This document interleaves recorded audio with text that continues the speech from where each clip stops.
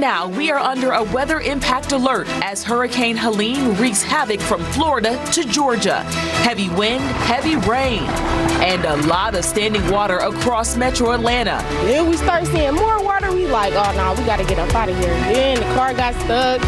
We ain't make it. Rescuing people stranded by floodwaters. There was water almost to the second floor of some of the buildings in the back. And it's just people are in hysterics. I mean, entire livelihoods are destroyed right now. We have live team coverage as Helene bears down on Georgia and the metro.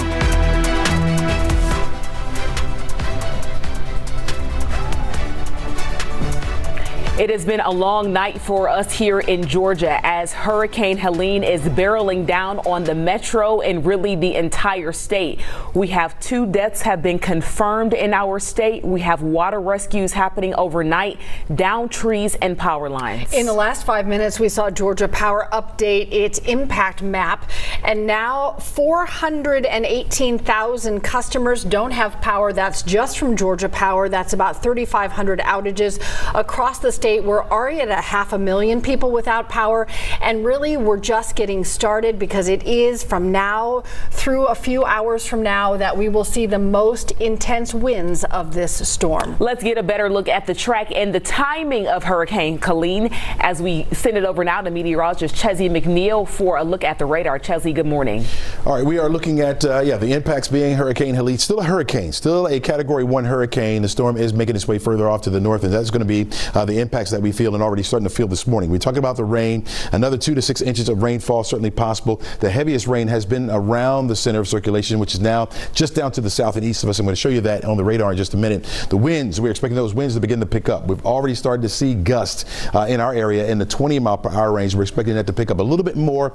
The good news is that the storm system has been a little bit further over toward the east of our area, which means our winds are on the lighter side. That's some good news there. Tornado threat very, very low around here. Most of that will be over toward the east as well. All right, so let's get right to it. As you can see, we still have that rain. We're inundated, folks, with that rain. We got little waves riding away from the center of circulation. So just bringing that heavy rain into the area at times. You got light rain at some point, and then you'll run into some heavy rain, even some breaks here and there. But for the most part, we're looking at that heavy rain around. Now, the heaviest over by that center. And you can see where it's just now starting to enter into the map right there, headed over toward the Augusta area. It has been moving up toward the northeast and now starting to take a little bit more of a jog back to the west. Our latest update said that it was mainly moving up to the north, so maybe headed toward the Athens area. Here's Atlanta here, headed more toward the Athens area as we go. Watching these moderate pockets around, you have some over into DeKalb County that extends down into northern parts of Henry County as well, over toward Forest Park, Covington as well. Notice that widespread yellow there. That's a widespread moderate rainfall coming down. So again, in and out, that rain is going to continue, which is going to lead to more flooding around our area. Got plenty of reports of flooding on our roadways, even in some of our apartments around the metro area. Now, here is the center of circulation. You can see where we had Dublin here. It's nice and dry, right? That's where the center of circulation is, becoming a little bit more widespread as the storm continues to weaken. The last update had those winds at about 75 miles per hour, barely a Category 1 hurricane.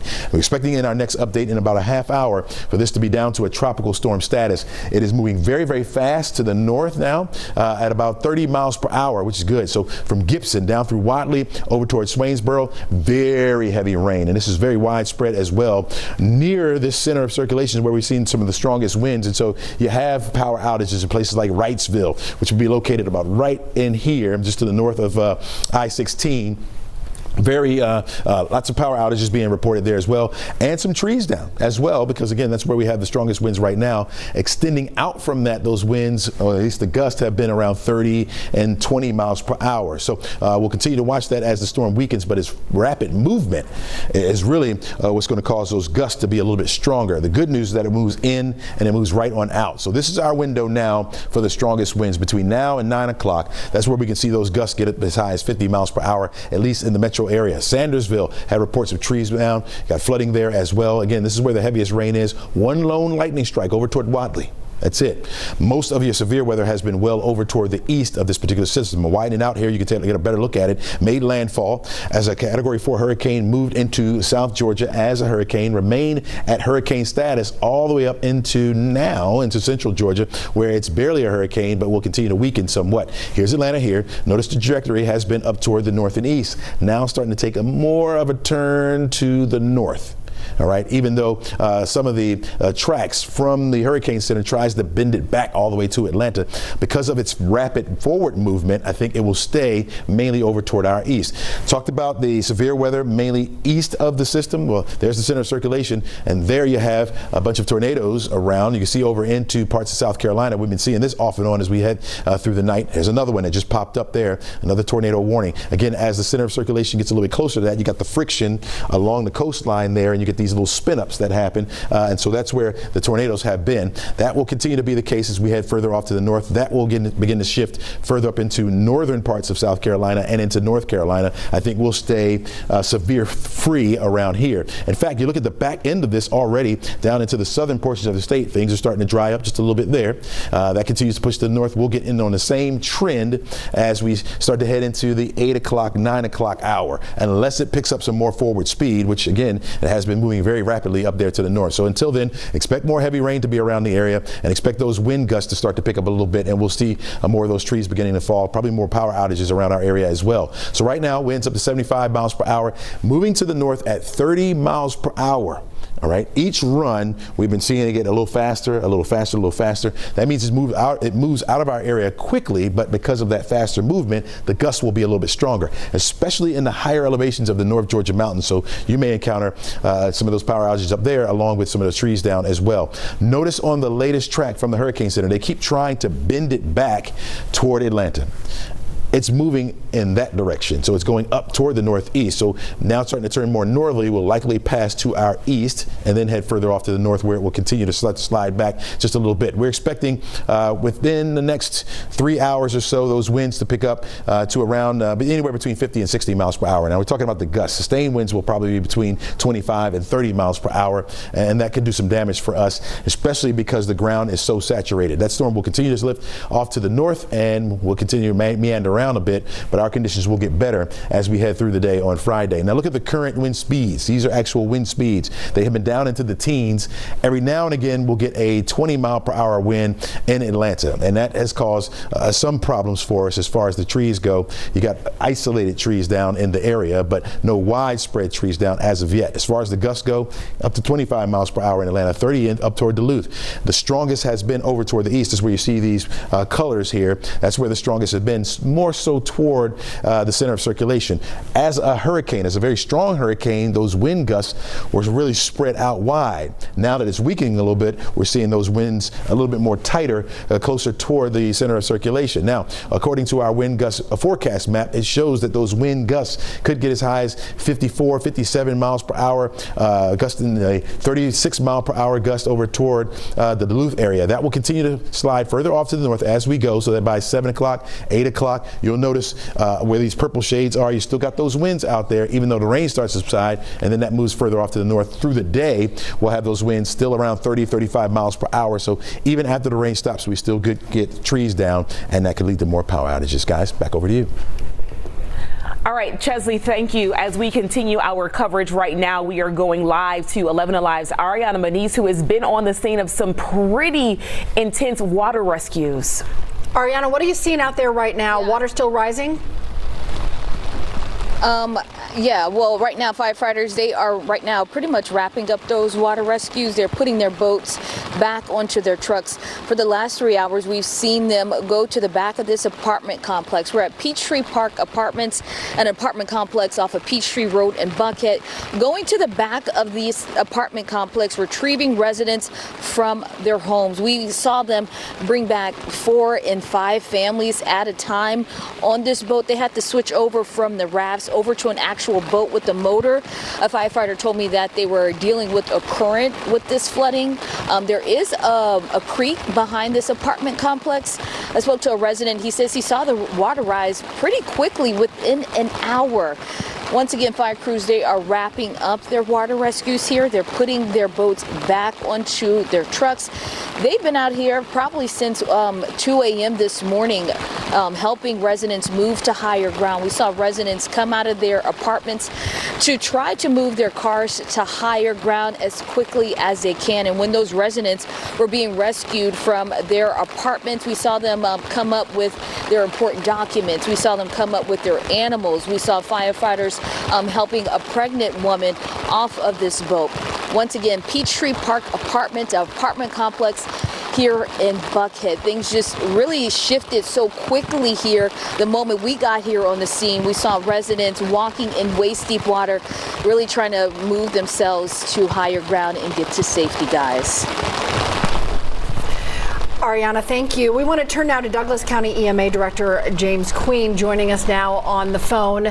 Talk to us about the number of calls you're getting in and sort of the priority there in Douglas County.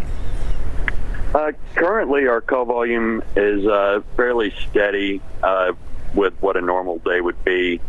Now that people are starting to get out on the roads, we're expecting to see some higher call volume reference to car accidents because of some standing water on roadways.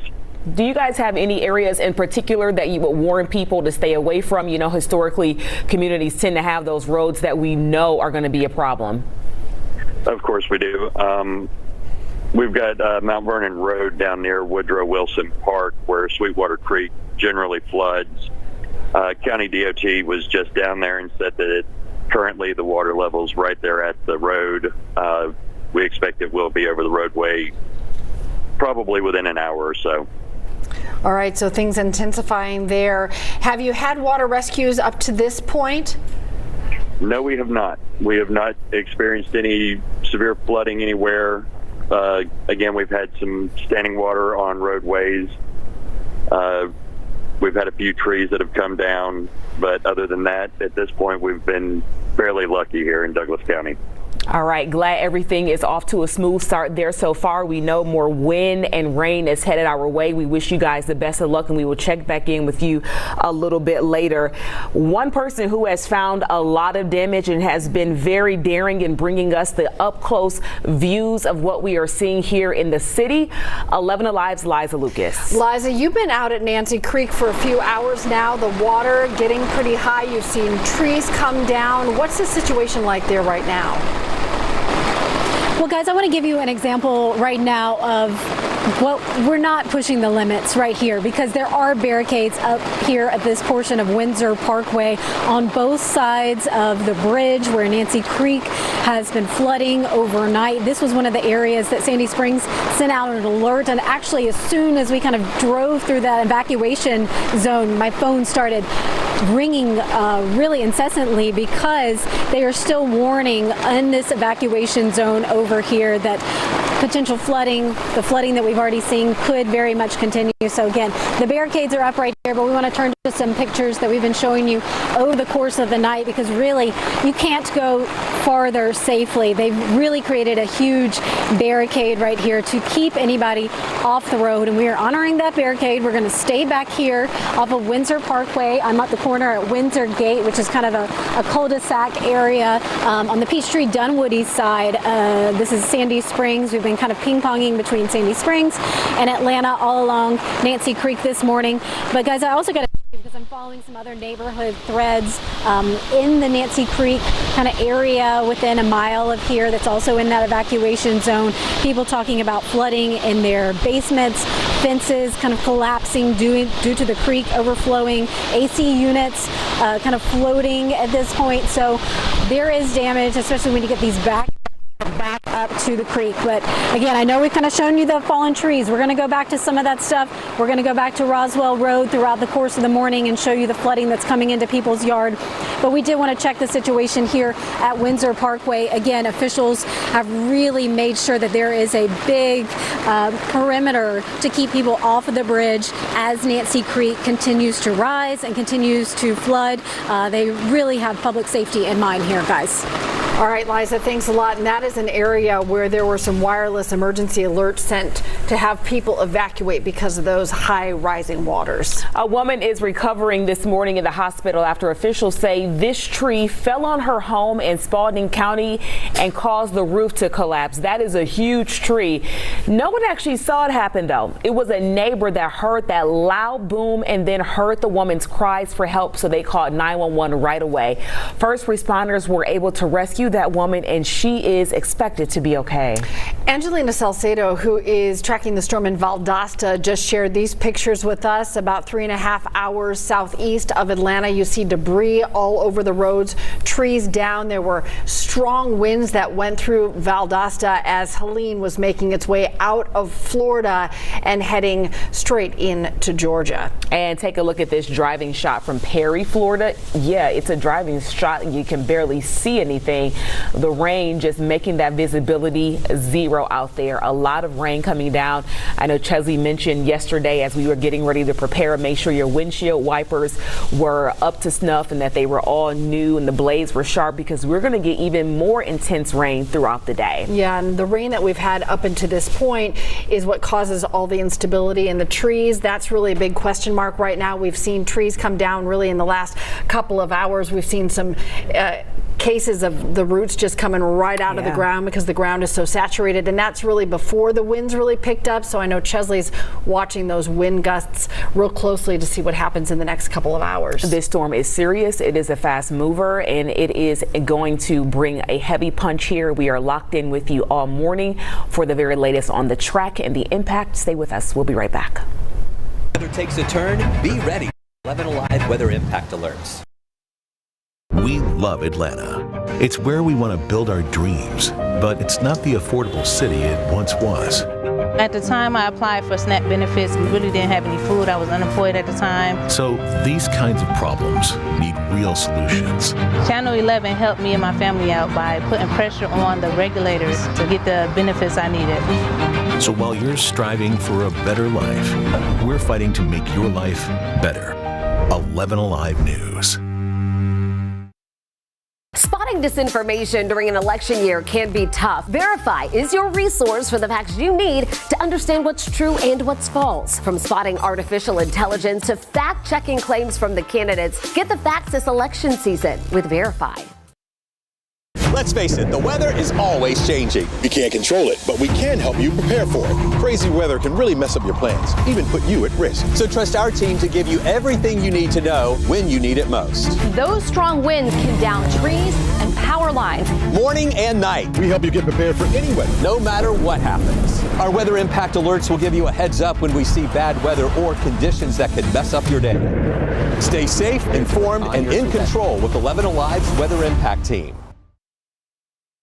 Friday nights are all about Team 11. The best highlights, viral plays, star-studded recruits. Because at Team 11, it's all about high school football. Maria Martin hosts Team 11 Friday night at 11:15 on 11Alive, sponsored by Sonic. We love Atlanta. I love the activity, the life, the parks, the nightlife, the people. It's home. That's why we're dedicated to making it the best it can be. Finding solutions that affect us all. Solutions that help us not just survive, but thrive. Solutions that help make our daily commutes easier and communities safer. Because we believe in Atlanta and its bright future. See solutions to make your life better on 11Alive News. Don't get caught off guard by Georgia's changing weather conditions. 11Alive Weather Impact Alerts show you what's coming, the impact, and how you can prepare. As folks are making their plans, you need to know this, folks. When weather takes a turn, be ready with the 11Alive Weather Impact Alerts. We love Atlanta. It's where we want to build our dreams, but it's not the affordable city it once was. At the time I applied for SNAP benefits, Welcome back. We are taking a live look from Savannah, Georgia right now, where we see the windy conditions has that camera shaking. The camera lens is wet as that rain continues to hammer down. We know that area has already seen some intense flooding, wind and rain, and that is surely what is headed our way. Aisha, you mentioned the camera shaking. Good for people to remember as they're waking up starting the day this morning that the wind impact really going to be a factor through 9 a.m. So the next couple of hours, that timeline is really important as you think about being safe and taking the precautions that you need to take. That's the view from Savannah. Crash Clark watching the roads all around the metro. This is a lot of water already starting to pond on a lot of the roadways out there, Crash. Yeah, and this is from my dash cam right here. If you look down, that's Georgia 400 southbound. I was coming from Sandy Springs into Buckhead, and you can look at some of that water there. I had both hands on the wheel because you never know when you're going to get a couple of inches of water there, and you will start sliding. So as we continue to get more and more of this rain, in fact, we hear it right here above on our roof at 11Alive. Let's go to another camera. I've got something else on my maps I want to show you right here. A little hard to see here because of this rain, but look at these traffic lights right here. They have been swaying in the wind. I'll step out of the way so you can get a good look. That's just outside of Augusta off of I-20, and if you look towards that parking lot on the right, you could see those waves of wind there just blowing through. At one point, one of those traffic lights was just kind of swinging upside down. So we've got a long way to go, folks, and if you look at my overall maps, all those blue triangles, those are areas of flooding,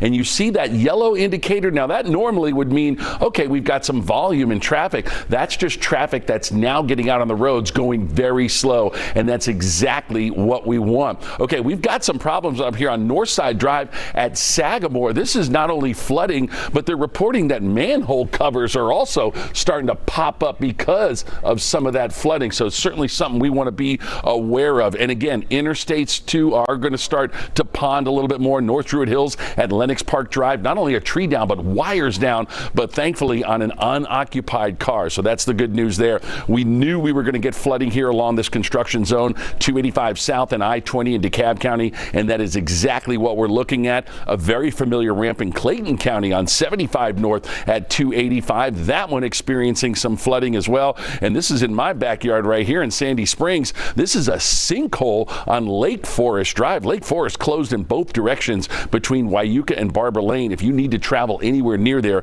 use Roswell Road. Look at this rain coming down. This is along West Wesley and North Side Drive, and we are getting reports of some flooding along North Side Drive. And I'm going to change my cameras real quick here, so bear with me because I want to show you this right here. Not only do we have power outages, but you're going to also encounter a lot of this, a lot of traffic lights that are blinking. If they're blinking, you're on the red side. You have to give way to folks if they have the yellow side. If that intersection is completely dark, treat that as a four-way stop. But again, we're not done yet. Look at all that water towards the bottom of your screen there, all that running off the road. That's probably going into neighborhoods. So again, we've got a lot to cover out here. We've still got a long way to go. More of this wind is going to be kicking up. So if you absolutely have to drive, please make sure you just take it slow. Keep the phones down. Pay attention. Don't be blasting the radio. I kept both hands on the wheel from Sandy Springs all the way into Buckhead and Midtown, because occasionally you'll hit that little pond, that little stretch of water where your tires start to spin. So Cheryl and Aisha, you know, we're safe here in the studio, but as we get a little bit later on in the morning, folks are going to want to venture out. So please be careful. All right, Crash, thank you. Let's check out this new video from Lenox Road in Fulton County there in Atlanta. So oftentimes when we do have these tropical systems to hit, this being a Category 1 hurricane, people, you know, judge the severity with the Waffle House index, right? This might seem like kind of a silly way to track a storm, but FEMA actually uses Waffle House to gauge local conditions. Our crews at our sister stations in Florida and throughout South Georgia, they're sharing these videos of the Waffle House saying we are closed, and that's indicative of the severity of this. When Waffle House closes, you know. Yeah, meteorologist Chesney McNeil, that is a whole other level of a weather impact alert. You know, I don't have that in my arsenal, a Waffle House index. I don't have that in my arsenal. I gotta get one of those. We're looking at, that's a good point though. We're looking at the rain continuing, folks. It's soggy outside already, and we're gonna see more of this rain. In fact, we're expecting it to intensify just a little bit as that center of circulation gets closer to our area. Winds will start to pick up a little bit more. We're already starting to see some of those gusts in the 20 and 30 mile per hour range. And so that's knocking down some trees, especially over toward the east of the city of Atlanta. So as it gets a little closer, we're expecting that to take place here as well. Been tracking that as the storm has begun to progress further off to the north. Not much of a tornado risk here. That has been mainly over toward our east.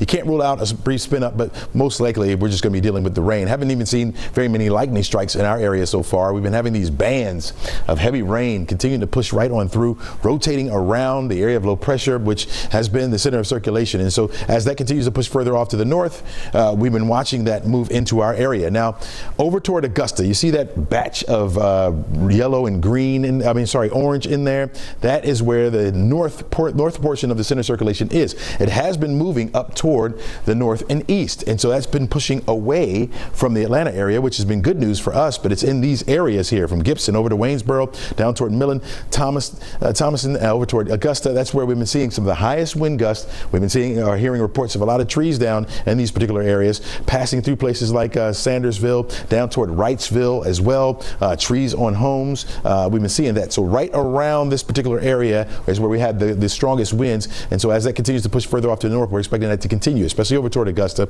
up toward Washington as well, and over toward Edenton. Your rain is light right now, but expecting that rain to begin to pick up. It has been very strong here, so we've been watching it. Here is the edge of that center of circulation. The winds so far have been, as our last report, up to 75 miles per hour. So we're expecting this to weaken a little bit.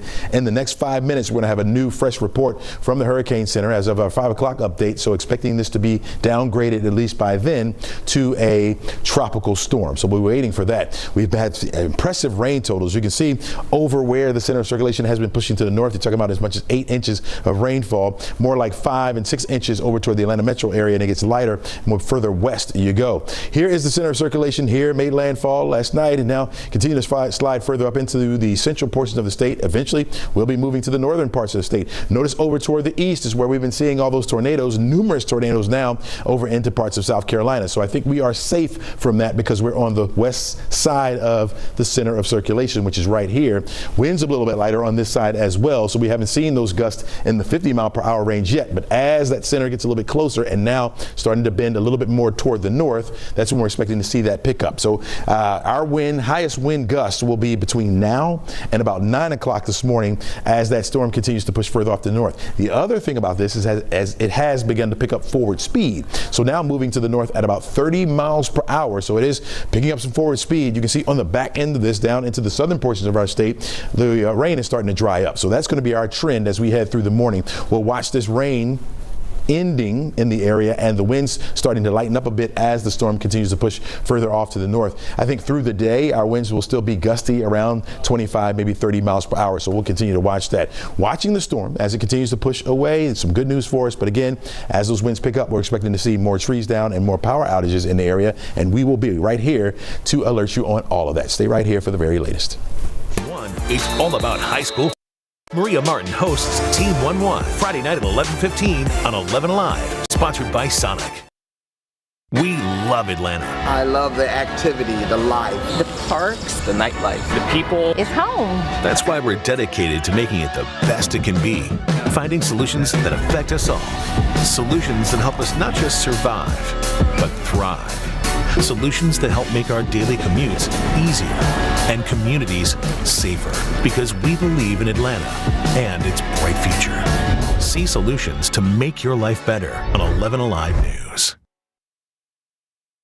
Don't get caught off guard by Georgia's changing weather conditions. 11Alive weather impact alerts show you what's coming, the impact, and how you can prepare. As folks are making their plans, you need to know this, folks. When weather takes a turn, be ready with the 11Alive weather impact alerts. We love Atlanta. It's where we want to build our dreams, but it's not the affordable city it once was. At the time I applied for SNAP benefits, we really didn't have any food. I was unemployed at the time. So these kinds of problems need real solutions. Channel 11 helped me and my family out by putting pressure on the regulators to get the benefits I needed. So while you're striving for a better life, we're fighting to make your life better. 11Alive News.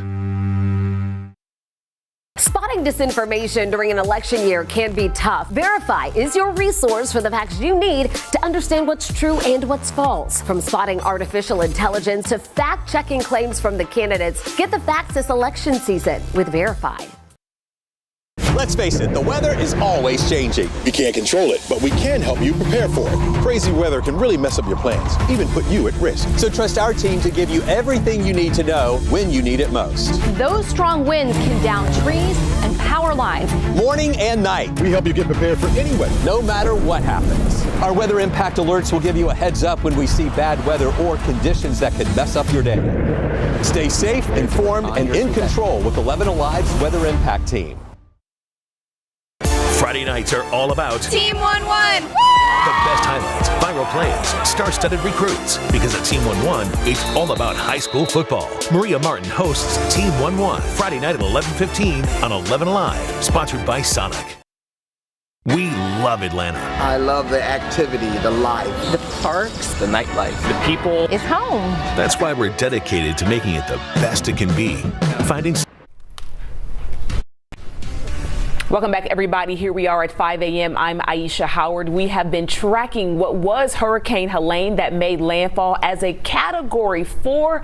That 5 a.m. update just came in. This system has been downgraded to a tropical storm, a little bit on the high end of a tropical storm with wind speeds of 70 miles per hour. And that wind really is the focal point from now through that 9 o'clock hour as the winds will pick up and the ground is saturated. We've been watching the Georgia power map because power outages have been a major concern.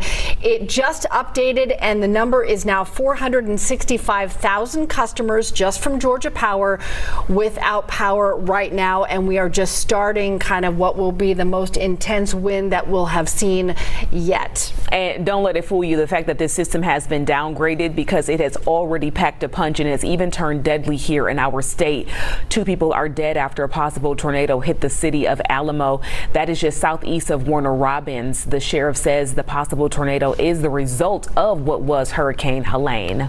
Right now, a shelter is open in Newton County. That shelter's at Cousins Middle School. That's on Geiger Street in Covington. Let's take you now to some new video shared by hurricane hunters of Helene as it approached Florida. Look at this video. A tower camera in Jacksonville, Florida, capturing what appears to be transformers blowing overnight. Wow, you can see it popping and shaking there. The bridge lights going out as those blue lights lit up the night sky. That was pretty intense, and our Liza Lucas said she heard some popping going on where she was off of Roswell Road. Unsure if it was trees falling down or transformers blowing. That is absolutely intense.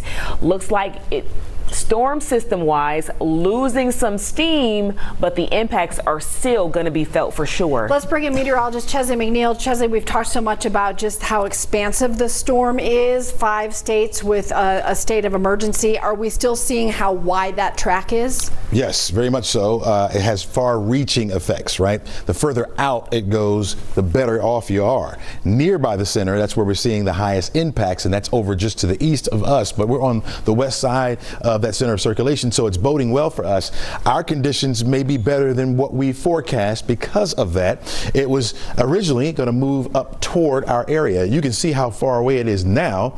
Down toward the Augusta area is where you'll find that center of circulation losing its punch as it moves up to the north, but because we're on that west side track, better for us. And so you're still looking at wind gusts maybe up to about 35, 40 miles per hour, 50 miles per hour at times. The further east you go, that's going to be a little bit higher. So isolated down trees in our area, of course. Now, even after the center of circulation begins to move away from us, we're still going to have that wraparound flow, so our winds will still be in the 35 mile per hour gust, and that could still knock down some of those trees. But I do think it's going to be a little bit more isolated, not as widespread as earlier predicted, as we thought the center of circulation would be a little bit closer to us. So some good news there with that storm system now further over toward the east. Even that heavy rain shield is starting to shrink back just a little bit. In fact, I'll take you over there right now. This was really widespread, a little bit further down to the south. That would be over toward Sandersville, where we have the northern part of that center of circulation. Just to the north of that is where we have that heavy rain shield. So from Augusta to Washington, down toward Gibson, Waynesboro, where you see that orange in there, it looks widespread, very heavy rain, probably coming down about 3 inches per hour, 5 inches per hour closer to Gibson, where we have that magenta in there. Few lightning strikes associated with it. You can see over toward Waynesboro, you can look at a few lightning strikes there, and then further over toward the east. Now, let me widen this out a little bit just to show you the difference, right?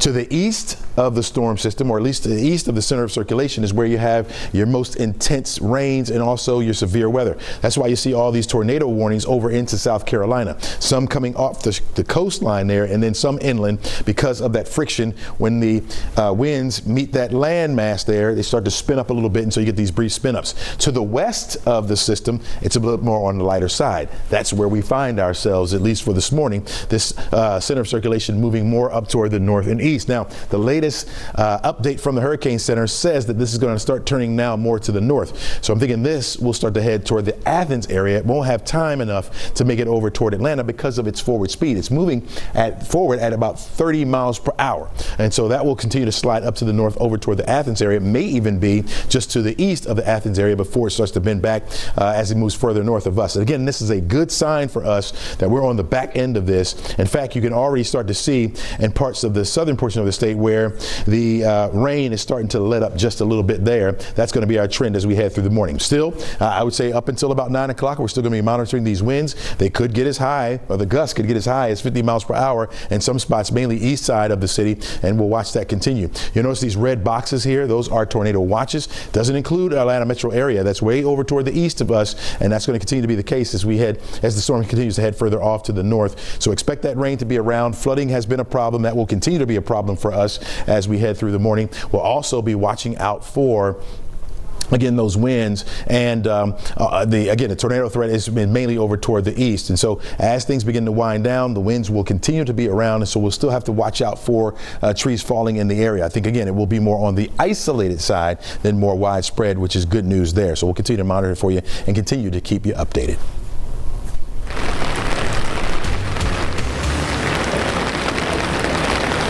I'm meteorologist Nicole Hartford. I'm outside here at our studio in Midtown, monitoring the rainfall, the winds that Chesley has been talking about. So far, rain has managed to stay pretty consistent. We've been seeing this heavy and light rainfall throughout the last 48 hours, really. The winds have been a little less consistent, but I have noticed they've started to pick up every so often. We'll get a couple little gusts, a little breeze that kicks in. There's nothing sustained at this point yet in at least metro Atlanta that is leading to any type of consistent wind or strong wind, but we're going to have to watch very closely the next couple hours as these winds start to pick up and as they become more consistent. Our forecast wind gusts through the next couple of hours will range from about 40 to 60 miles per hour across North Georgia. Now, the strongest wind gusts, those are going to be closer to the center of circulation of Helene, which will likely end up being across our eastern counties, so stretching from Eatonton up towards the north, towards the Athens area,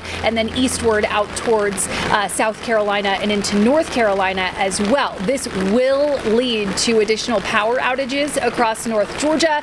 We'll see gusty winds that are able to easily topple over trees, leading to not only power outages, but also debris in the roadways, tree limbs in the roadways. So another reminder just not to get out on the roads. Throughout the next couple of days, we will continue to monitor the flood risk, and that's primarily what we've seen so far is flooding across North Georgia. We have various flooding photos that have been coming in of rising water in Peachtree Hills at the Garden Brook condo complex there. There's rising water. We've also seen flooding throughout Nancy Creek in the Sandy Springs area. And as these winds continue to pick up, our focus will really shift exclusively from a flood risk to more of a risk for toppled trees as well as power lines that are down because of the winds. I mentioned that they've started to pick up a little more. I've noticed just in the last couple minutes a little bit more of a sustained breeze. Again, this is just the start of our winds that we'll be picking up in the next couple hours. I'll keep you updated out here of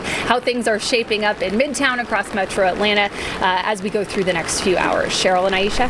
All right, thanks a lot, Nicole. Definitely a morning you need a wide umbrella. Yeah, and really everything Nicole mentioned impacts the roads. We're talking about down power lines, down trees, rain collecting on the roadways. Crash Clark joining us now with a check of the conditions on our roadways. Crash, good morning. Good morning, ladies. And yeah, we got to pay attention out here. This is my driving shot here from about 3:30 this morning. I was coming in from Sandy Springs towards Buckhead, and the good news is no major ponding or pooling on the roads or extreme flooding. Well, I've got a couple areas for you, but obviously the windshield wipers were working, and you could see down on the road there that there are some areas where those tires are going to have a little bit of trouble trying to take a grip. Let's get out to my stuff here because I want to give you a shot. That is Hartsfield-Jackson International Airport, and that is 285 on the south side, and you could still see that water kicking up. We are long from being done with any water out on the roadways. All right, I see a little red icon to the far upper right of your screen there in Lawrenceville. Looks like we've got something along I-85. I will check that in just a moment,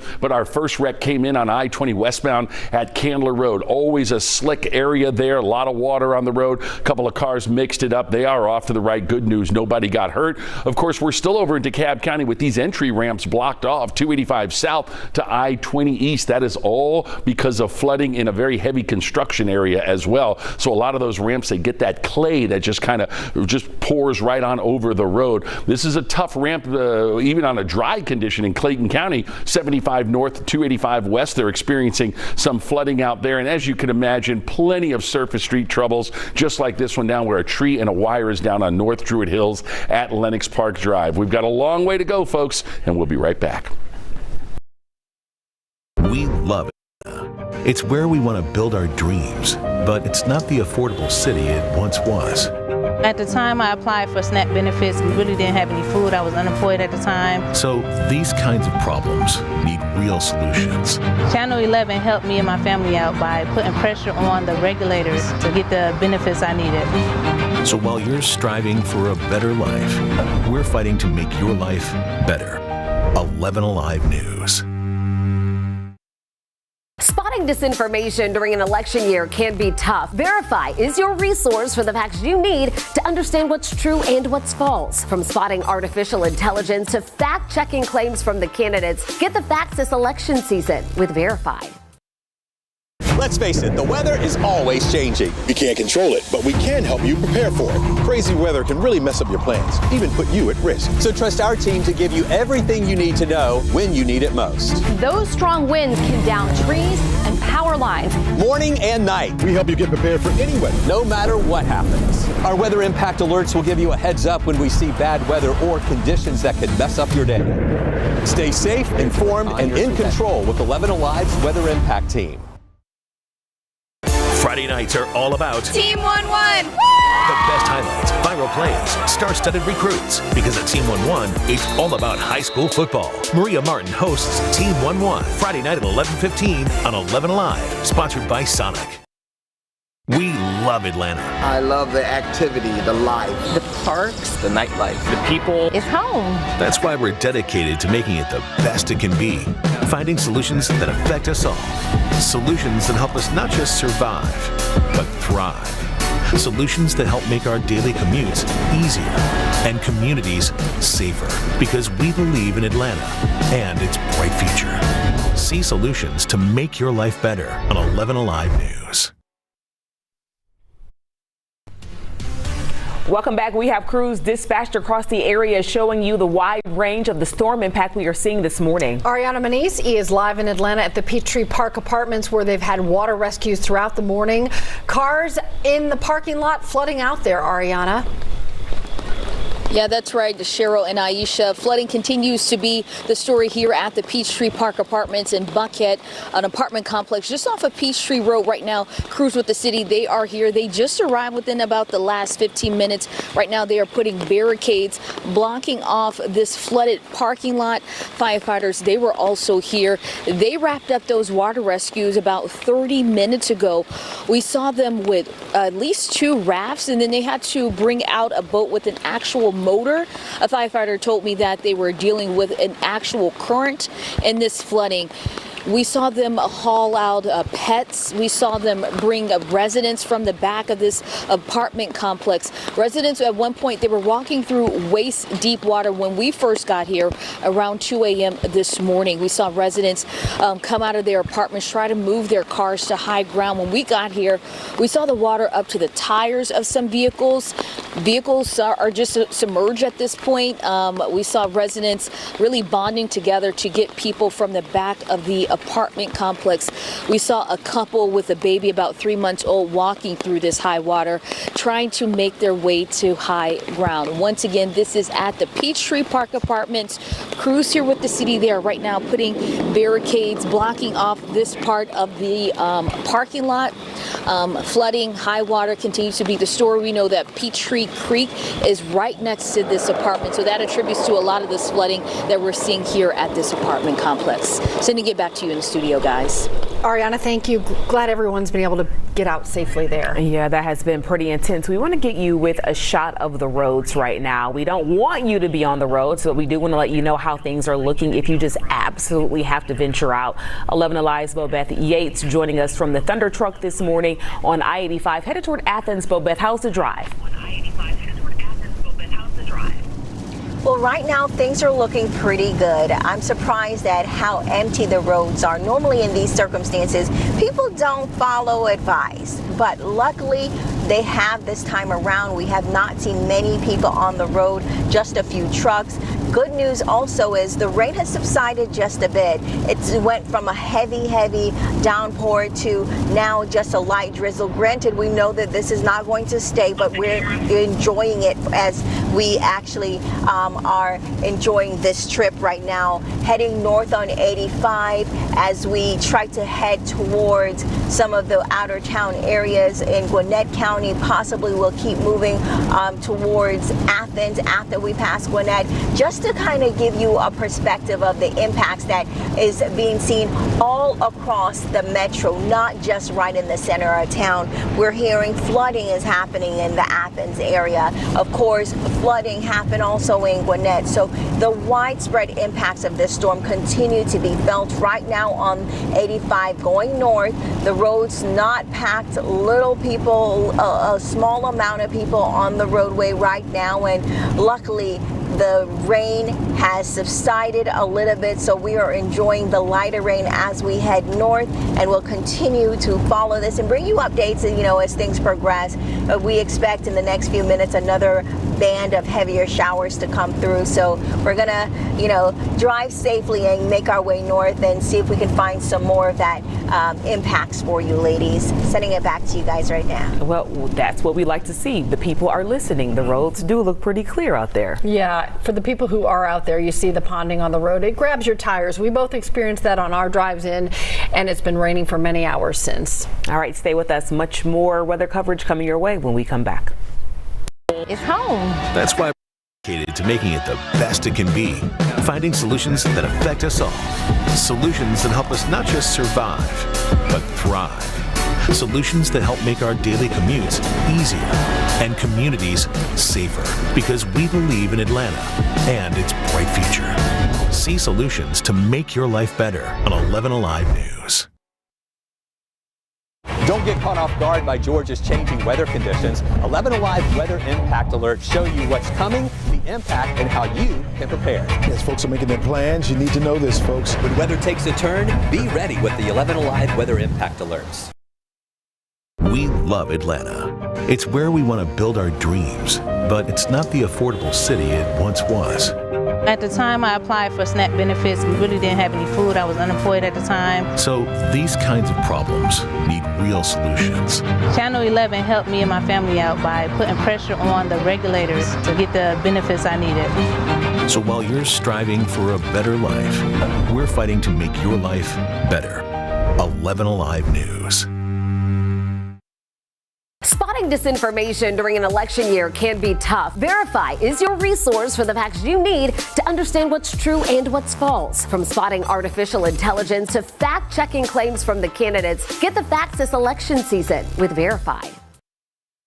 Let's face it, the weather is always changing. We can't control it, but we can help you prepare for it. Crazy weather can really mess up your plans, even put you at risk. So trust our team to give you everything you need to know when you need it most. Those strong winds can down trees and power lines. Morning and night. We help you get prepared for any weather, no matter what happens. Our weather impact alerts will give you a heads up when we see bad weather or conditions that could mess up your day. Stay safe, informed, and in control with 11Alive's weather impact team. Friday nights are all about Team 11. The best highlights, viral plays, star-studded recruits. Because at Team 11, it's all about high school football. Maria Martin hosts Team 11 Friday night at 11:15 on 11Alive, sponsored by Sonic. We love Atlanta. I love the activity, the life. The parks, the nightlife, the people. It's home. That's why we're dedicated to making it the best it can be. Finding solutions that affect us all. Solutions that help us not just survive, but thrive. Solutions that help make our daily commutes easier and communities safer. Because we believe in Atlanta and its bright future. See solutions to make your life better on 11Alive News. Don't get caught off guard by Georgia's changing weather conditions. 11Alive weather impact alerts show you what's coming, the impact, and how you can prepare. Yes, folks. Good morning. Back, we want to give you a wide range view of how this system has been impacting our community. So we've been checking in with emergency management directors from across the community, taking you now to Pike County this morning. Jimmy Totten joining us now on the phone. So Mr. Totten, you're about an hour south of Atlanta if you were taking I-75. What's it looking like there? We know the storm is moving from you basically to us. Yes, ma'am. We've had, of course, a lot of rain. Luckily, the wind has stayed pretty minimal down here. Very little impact with the winds, maybe about 10 trees down on the roadways that we were able to get cleaned out pretty quickly. Just minor flooding on the roadways, maybe 4 roads closed down at this time. But we've been very, very fortunate tonight. Yeah, sounds like you guys are doing pretty good there. So no rescues or anything like that? No severe damage to homes that we're seeing so far? No, ma'am, we don't have any reports of any damage to any homes at this time, and absolutely no rescues. Wow, that's very fortunate. 10 trees down, but they've all avoided damaging homes or cars, and we're glad to hear everybody's okay. Yes, ma'am. Thank you. Yeah, we've had a really fortunate night here. We were very lucky. And that is exactly what we like to hear, especially seeing how Helene has been, packing a punch as it came into Georgia. So we are glad. It seems like your community has been spared for the most part. As we continue to track more rain coming in and winds picking up, we'll check back in with you a little bit later in Pike County to see how things are there. Thank you so much, Mr. Totten. Thank you. It is fortunate, as we've been talking about this overnight storm, in the darkness of night, you might hear a tree come down. You're not sure what the impact's going to be. So we hope that is the case in more areas than not. We have been keeping an eye on the Georgia power map. We've got about 500,000 people in the state of Georgia without power right now. So we're continuing to monitor that as well. We want to turn now to Liza Lucas. Liza, you've been out there all night long covering the storm damage. What are you seeing right now in terms of another car underwater? That's right. Again, this is a result of the Nancy Creek flooding. I'm going to step out of the way right here because this homeowner basically has the creek in their backyard, and a lot of the creek does back up to people's backyard. So this is really the first vantage point that we've seen of really the creek bed overflowing, and you can see that car partially underwater right there, and you can see also the movement of the water. We're next to the bridge here on Wyuka Road at West Wyuka, and this bridge is a little bit higher than some of the other spots that we've gotten, so we're not seeing the water kind of spill over like we did in earlier portions of the night. But again, you can see just evidence of the damage right there, and there's a lot of ponding on the road here. We see a lot of people that are driving through, really moving at speeds they should not be, and then surprised by hitting some of this ponding of water and spray going over their cars. And as we have been kind of circling this whole area around Nancy Creek overnight, there have been several times where we've had to throw on the brakes because suddenly we'll be up against a tree that has fallen. So really, as we continue to deal with the night hours, we want to caution people to stay off the roads because you just don't know when you turn the corner. And those trees and down power lines can really sneak up on you. They definitely snuck up on us, and we're moving through the area pretty slow. Now the good news is that we're kind of having a little bit of break from the rain. It's a little bit lighter, but it's been on and off throughout the course of the morning.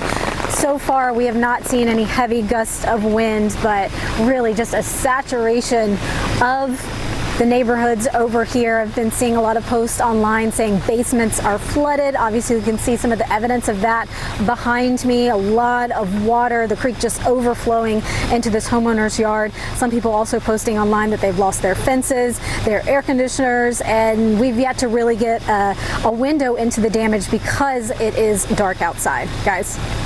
All right, Liza, thank you. Chesley's been saying there's so much water, just no place for it to go. We're certainly seeing that. Let's take you to Florida. This is video of Hurricane Helene's landfall in Florida. It's the strongest hurricane on record to make landfall in Florida's Big Bend region. Stronger than 2023's Idalia, which made Category 3 landfall with 115 mile-per-hour winds. Helene is the third hurricane to make landfall in Florida's Big Bend in that region in just under 13 months. Let's get some pictures this morning from Pasco County, Florida. That's near Tampa, where the sheriff's office tells us that they have already had to rescue 40 people from that flooded area. And you can just see how intense that water was as the hurricane moved through the region there. And that is what we are anticipating and bracing for here, as we know our winds are going to pick up and the rain is actually going to get a little bit heavier. So downgraded to a tropical storm, but still talking about 70-mile-per-hour winds. And the timeline for that wind is between now and 9 a.m. Meteorologist Chessie McNeil and the team watching that closely for you, because that is the impact, especially when we talk about damage with trees coming down or bringing down power lines with them. As we continue to keep track of this system, we'll have much more coming up on the other side of the break. Stay with us. We can't control it, but we can help you. Crazy weather can really mess up your plans, even put you at risk. So trust our team to give you everything you need to know when you need it most. Those strong winds can down trees and power lines. Morning and night. We help you get prepared for any weather, no matter what happens. Our weather impact alerts will give you a heads up when we see bad weather or conditions that could mess up your day. Stay safe, informed, and in control with 11Alive's Weather Impact Team. Friday nights are all about Team 1-1. The best highlights, viral plays, star-studded recruits. Because at Team 1-1, it's all about high school football. Maria Martin hosts Team 1-1 Friday night at 11:15 on 11Alive, sponsored by Sonic. We love Atlanta. I love the activity, the life. The parks, the nightlife, the people. It's home. That's why we're dedicated to making it the best it can be. Finding solutions that affect us all. Solutions that help us not just survive, but thrive. Solutions that help make our daily commutes easier and communities safer. Because we believe in Atlanta and its bright future. See solutions to make your life better on 11Alive News. Don't get caught off guard by Georgia's changing weather conditions. 11Alive Weather Impact Alerts show you what's coming, the impact, and how you can prepare. As folks are making their plans, you need to know this, folks. When weather takes a turn, be ready with the 11Alive Weather Impact Alerts. We love Atlanta. It's where we want to build our dreams, but it's not the affordable city it once was. At the time I applied for SNAP benefits, we really didn't have any food. I was unemployed at the time. So these kinds of problems need real solutions. Channel 11 helped me and my family out by putting pressure on the regulators to get the benefits I needed. So while you're striving for a better life, we're fighting to make your life better. 11Alive News. Spotting disinformation during an election year can be tough. Verify is your resource for the facts you need to understand what's true and what's false. From spotting artificial intelligence to fact-checking claims from the candidates, get the facts this election season with Verify. Let's face it, the weather is always changing. We can't control it, but we can help you prepare for it. Crazy weather can really mess up your plans, even put you at risk. So trust our team to give you everything you need to know when you need it most. Those strong winds can down trees and power lines. Morning and night. We help you get prepared for any weather, no matter what happens. Our weather impact alerts will give you a heads up when we see bad weather or conditions that could mess up your day. Stay safe and Helene hit Florida last night as a Category 4 storm, and it came on shore in the Big Bend area of that state. NBC's Jay Gray joining us now live from Tallahassee, Florida, with a look at the damage. What are you seeing out there this morning, Jay? Hey, Cheryl, Aisha, tough to get a real grip on that until the sun comes up, but we do know, and you see some of the old oaks here, the canopy of trees with the moss. We know some of those have come down. They're on structures, they've pulled down power lines, and the damage is extensive, not only here, but across the state. Let's talk a little bit about this storm and what it's left behind and what it's going to continue to bring as it continues to push inland. We know it was the most powerful storm to ever make landfall in Florida's Big Bend region, a Category 4, sustained winds of 140 miles an hour. That's saying something. That's kind of an on-ramp for a lot of these storms moving into the Panhandle area of Florida. This was the third in the last 13 months. So a powerful storm and a massive system, the largest we've seen in the last century in the Gulf. 1.5 or so without power here right now. I think that number is going to go up, and this storm is going to continue to cause problems. You guys have seen it in Georgia. It was still a Category 1 when it made its way into Georgia. Now a tropical storm. That's still sustained winds of 70 miles an hour and a big rainmaker. We're going to continue to see rain. Flooding is going to be an issue as it moves into the Carolinas. Tennessee's going to take a lashing. And right now, ladies, 60 million people across 12 states under watches or warnings concerning Helene. So it's got a lot of staying power. This is an historic storm, and it's going to continue through the weekend to cause some major problems. And Jay, we know you've been doing this for a while for NBC. We see you all the time, and you are here, you are there. Where would you personally rank this system in your experience of covering storms like this? Yeah, Isha, I mean, I'm old, I appreciate you pointing that out, but no, this thing was massive. I mean, it was a huge storm, and that's what strikes me, just the wind field, how big the footprint of this storm was, and the energy, the staying power to still be a 1 as it entered Georgia. This is up there. This was a big storm. Jay, I think I was more so saying you are surely one of the greats. You're one of the best to ever do it. It's about experience, not age, Jay. Yeah. Jay, thank you. You're Jay, too sweet. Jay Gray in Tallahassee, always doing a great job. Ladies. I think what sticks out to me is it's not raining there anymore. Yeah. But Jay talked about just the size of this storm. We're going to bring in Chesley here. Chesley, we're talking about states of emergency in 5 states, Georgia, Florida, North and South Carolina, and Virginia. This is just massive. Yeah, especially as a Category 4 hurricane, right, when it made landfall, but now starting to weaken. We talked about how when a storm moves on land, it starts to lose a lot of the feeding power, right? It doesn't have the warm waters to feed it any longer, so it starts to diminish, and quickly, and we saw that. It was a Category 4, then jumped down to a Category 1, now down to a tropical storm as it moves over toward the Augusta area. So well east of us this is different from the original track that we've been looking at yesterday and this morning. And so now you can see the heaviest rain over toward Thomas, over toward Augusta, Clarks Hill, over toward Washington. That's where you have the heaviest rain. The center of circulation is just to the south and east of that. Pull this out a little bit here, and you can see it a little better. There's where we have the center of circulation. There's where your heaviest rain is. We get heavy bands that are moving over into the metro area, but your severe weather side is over toward the east of the center of circulation, where we have a tornado warning over there in the Columbia area into South Carolina. Now, as we go out a little wider here, you'll be able to see that trajectory has been up toward the north and east, and now, as of the latest information, now it's going to start to take a jog up to the north. So that puts it well east of the city of Atlanta. So that means our winds will be a little bit lower, which is good for us, but still with the saturated ground, wind gusting 25, 35 miles per hour could knock over some trees. So certainly not out of the woods as far as any devastation as far as power outages, things like that. Good news here that it's moving about 30 miles per hour up to the north. So it's going to take now more of a northerly jog up to the north here, and it will be absorbed by another area of low pressure up there, and it will just become a regular system at that particular point, probably post-tropical by the time we get to this afternoon. You'll notice even some of the heavier clouds, the thicker clouds are now pushing over toward the east as well, so drying for us.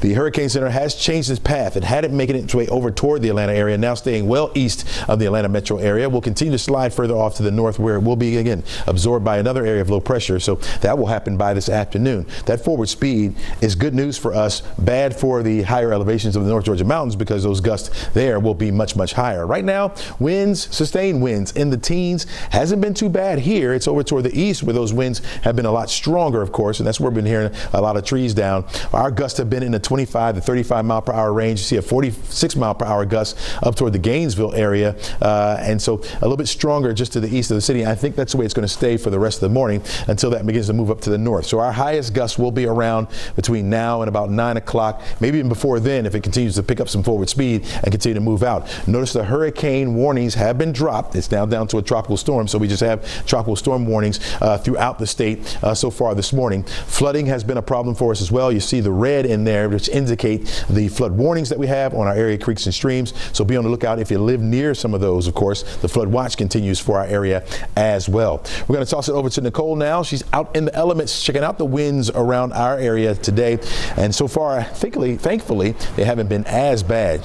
How's it looking out there right now, Nicole? You know, Chesley, just in the last couple of minutes, I would say within the last 2-3 minutes, I've noticed more of a sustained breeze. Now, it's nothing crazy at this point. It's enough wind to blow around your hair, maybe blow the umbrella a bit, but it's not really doing all that much. This is just the start, though, of what will be more impactful wind as the day progresses. This is our sustained wind that's starting now. A couple gusts may be possible through the next hour or so, up to 25, 30 miles per hour, but these will steadily increase as the morning progresses. We're talking gusts across North Georgia of about 40 to 60 miles per hour, and we will see the strongest gusts likely across portions of our eastern counties, where the center of circulation of Helene will end up going. So those stronger wind gusts will really start to kick in within the next couple hours. I've already noticed that little uptick in the breeze. The trees around me still not moving around too much, but that will change, especially with how saturated the ground has been. It will not take very strong winds to topple over trees and lead to downed trees, tree limbs, as well as power lines. Those winds will be the strongest through about 10, 11 o'clock this morning, and then they will start to calm. We're not going to completely get rid of the gusty winds, though. We'll keep a little bit of a breeze around even long after the rain has ended, with wind gusts still up to 15, 20, 25 miles per hour, even through this afternoon. So I mentioned that possibility of toppled trees with the gusty winds we're anticipating, and the consistent rainfall that we've been experiencing is really going to make that worse. It loosens the soil. It allows for these roots to essentially pull up from the ground and for trees to topple over. That will lead to power outages. In fact, widespread power outages are expected across portions of North Georgia. We've already seen a few so far, but this is going to get worse in the form of wind speeds before we start to calm. So when will this all end? We'll start to see the rain wind down as we get closer to 9 or 10 o'clock this morning. A few showers may linger into the afternoon, but that rain starts to clear out. The heaviest of the rainfall really over as we get closer to 9 or 10 o'clock. The winds will be a little bit slower to calm. We'll still see breezy winds later this afternoon that could blow around not only the trees, the power lines, but it could lead to random debris in the roadway as well that you will need to be on the lookout for. And Crash, I'm sure you're watching that closely this morning. Absolutely, Nicole, we are. And you know, the one thing is a lot of folks are starting to get out on the roadways now. Well, this was me out on the roadways a little bit earlier, about 3:30 this morning, on my way in from Sandy Springs into Buckhead. And you can see the windshield wipers are hard at work. I got both hands on the wheel, by the way, because if you look down, you could see Georgia 400, some of those slick spots, and that does kind of slide you around, even though I got brand new tires, folks, so you got to keep it slow. Let's get over to the maps because we do have some situations out here. Unfortunately, as folks are going to start waking up and kind of venturing out, maybe you do have to go to work. This is 316, and unfortunately, 316 is shut down eastbound right as you're approaching Sugarloaf Parkway, so that's going to be a problem for you if you're heading into Lawrenceville. Do yourself a favor. Highway 120 Duluth Highway will certainly get you around it. Keeping an eye on some other problems here developing on 75 northbound. This is close to Delk Road. They're talking about multiple lanes blocked. You see a little bit of orange building already. You know, you always have Cobb Parkway. Just avoid those brake lights if you got to roll up into Marietta. Coming inbound, not bad. 10 minutes from Barrett Parkway to the perimeter. 14 out of Alpharetta on 400. As I just showed you, 10 minutes from 316 to the junction. I think as we get a little bit deeper into the rush hour here, officially for a Friday around 6:30, we'll start to see more cars out on the road and unfortunately more wrecks as we take a live look. This is I-75. That wreck I'm talking about at Delk Road's a little bit further down the road, but certainly something to keep an eye on, and we've got a lot more to go. We're back after this. That's why we're dedicated to making it the best it can be, finding solutions that affect us all. Solutions that help us not just survive, but thrive. Solutions that help make our daily commutes easier and communities safer, because we believe in Atlanta and its bright future. See solutions to make your life better on 11Alive News. Don't get caught off guard by Georgia's changing weather conditions. 11Alive Weather Impact Alerts show you what's coming, the impact, and how you can prepare. As folks are making their plans, you need to know this, folks. When weather takes a turn, be ready with the 11Alive Weather Impact Alerts. We love Atlanta. It's where we want to build our dreams, but it's not the affordable city it once was. At the time I applied for SNAP benefits, we really didn't have any food. I was unemployed at the time. So these kinds of problems need real solutions. Channel 11 helped me and my family out by putting pressure on the regulators to get the benefits I needed. So while you're striving for a better life, we're fighting to make your life better. 11Alive News. Fighting disinformation during an election year can be tough. Verify is your resource for the facts you need to understand what's true and what's false. From spotting artificial intelligence to fact-checking claims from the candidates, get the facts this election season with Verify. Let's face it, the weather is always changing. We can't control it, but we can help you prepare for it. Crazy weather can really mess up your plans, even put you at risk. So trust our team to give you everything you need to know when you need it most. Those strong winds can down trees and power lines. Morning and night. We help you get prepared for any weather, no matter what happens. Our weather impact alerts will give you a heads up when we see bad weather or conditions that could mess up your day. Stay safe, informed, and in control with 11Alive's Weather Impact Team. Friday nights are all about Team 1-1. the best highlights, viral plays, star-studded recruits. Because at Team 1-1, it's all about high school football. Maria Martin hosts Team 1-1 Friday night at 11:15 on 11Alive, sponsored by Sonic.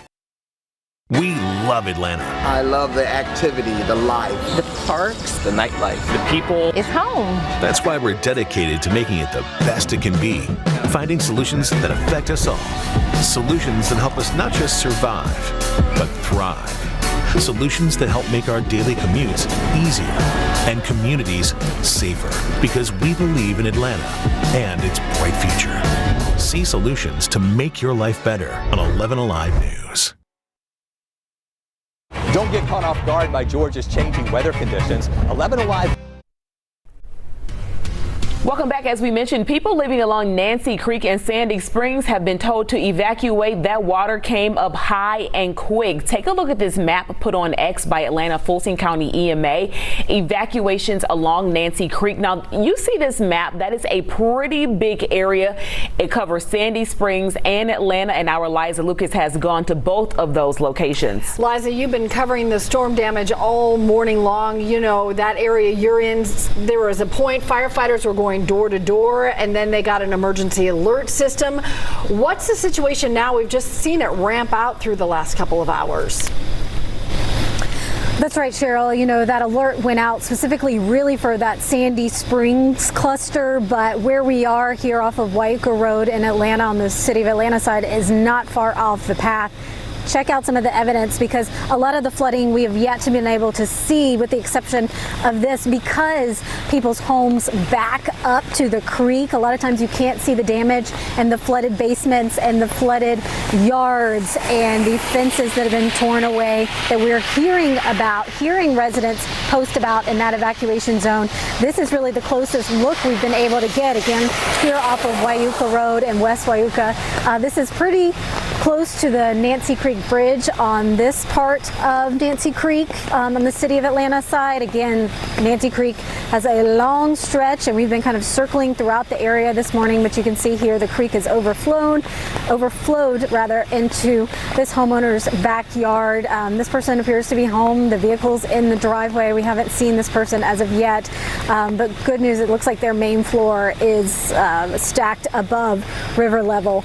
So we're going to continue to keep a watch on it here, but obviously some damage to cars, and we have continued to hear about flooded basements and crawl spaces. I saw in some posts that there was 4 feet of water in some people's basements, so pretty significant damage, and that's just been in the last couple of hours. We'll get a better look, of course, as it gets light, but this has really been some good perspective for us this morning to bring you about how Nancy Creek overflowing and those floodwaters have really had an impact on these homes. Guys. All right, Liza, thank you. Staying in the city of Atlanta this morning, even more water rescues happening at a complex right off Peachtree. All right, Ariana Manise is watching that all for us this morning. Good morning, Ariana.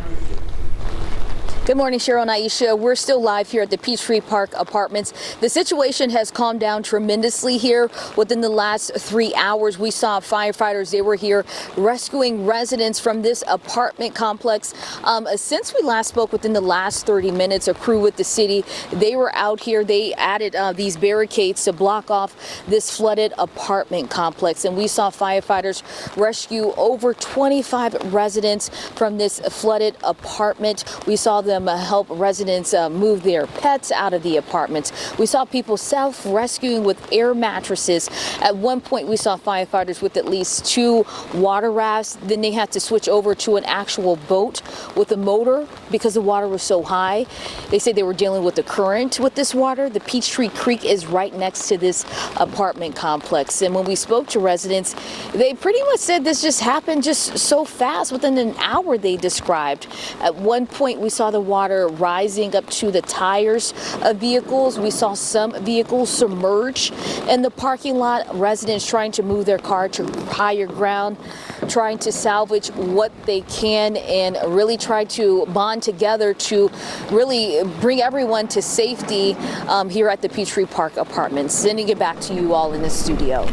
All right, Ariana, thank you. We just do want to mention that MARTA buses are being used out there for those civilians in that area as the flooding continues. So it's an all hands on deck situation. All right, we're going to continue our coverage here of tracking Helene in just a moment. Dedicated to making it the best it can be.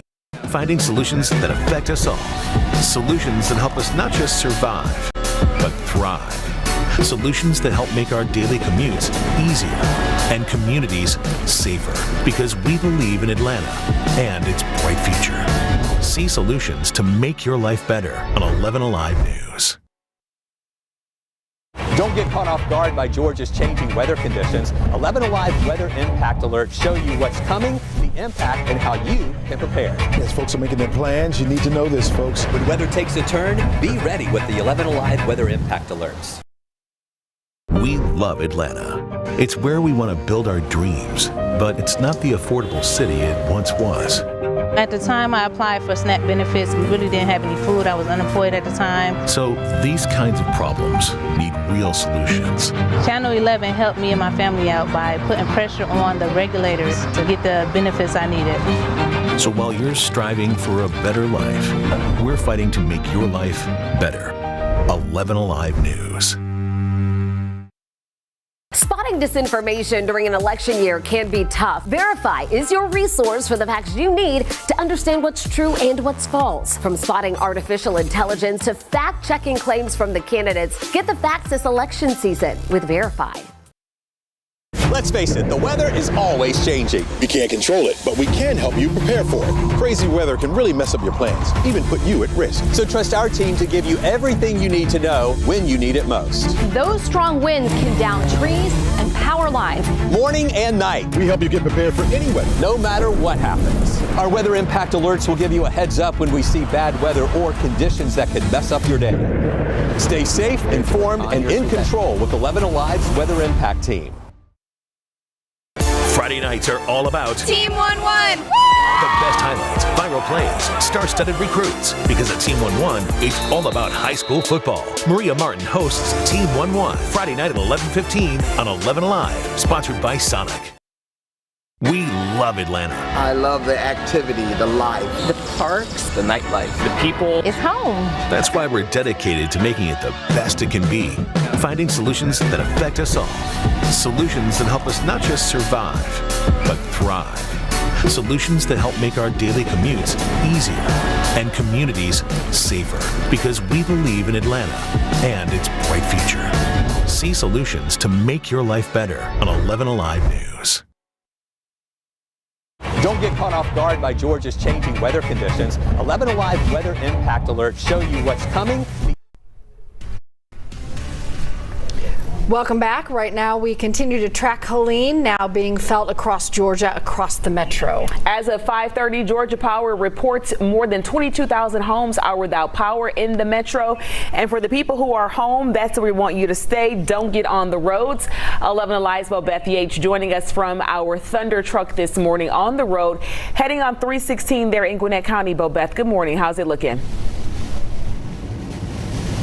Good morning. Well, we saw the last hit. I told you how the rain had kind of subsided a little. Let me switch the camera. So what we're seeing now is the rain starting to pick back up. It's also important to note when we were on 85 heading north trying to get onto 316, that intersection was actually closed. So to get onto 316, we had to go around, go through Sugarloaf, come down Duluth Highway 120 and get back on 316. Now we're back on 316, heading towards the Athens area, where we're hearing some of the storm impacts are being felt a little bit more. So right now, the rain is starting to increase. The more we go east, the more we're starting to see the rainfall increase. The drops are getting larger. The frequency, the heaviness of the rain, all starting to increase. And here on 316, there are a lot more people on the roadway, not really adhering to that sense of stay indoors while the system passes through.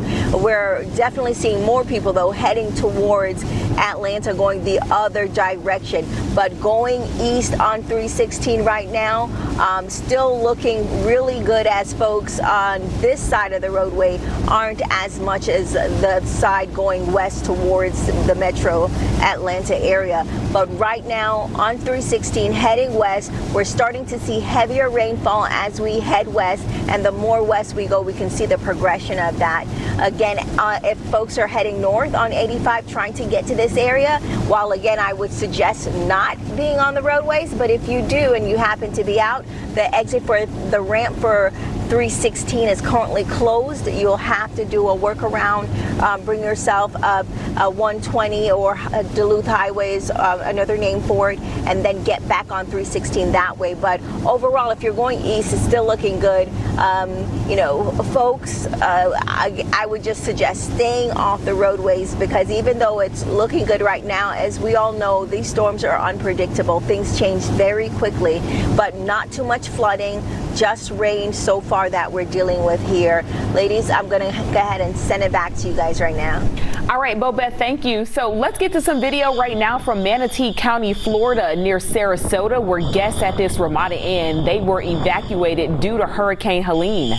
All right, now to some video from Cedar Key, Florida, from the Chiefland Fire Rescue Team. As you can see, the water from the ocean slosh across the road there. You can also see the strong winds.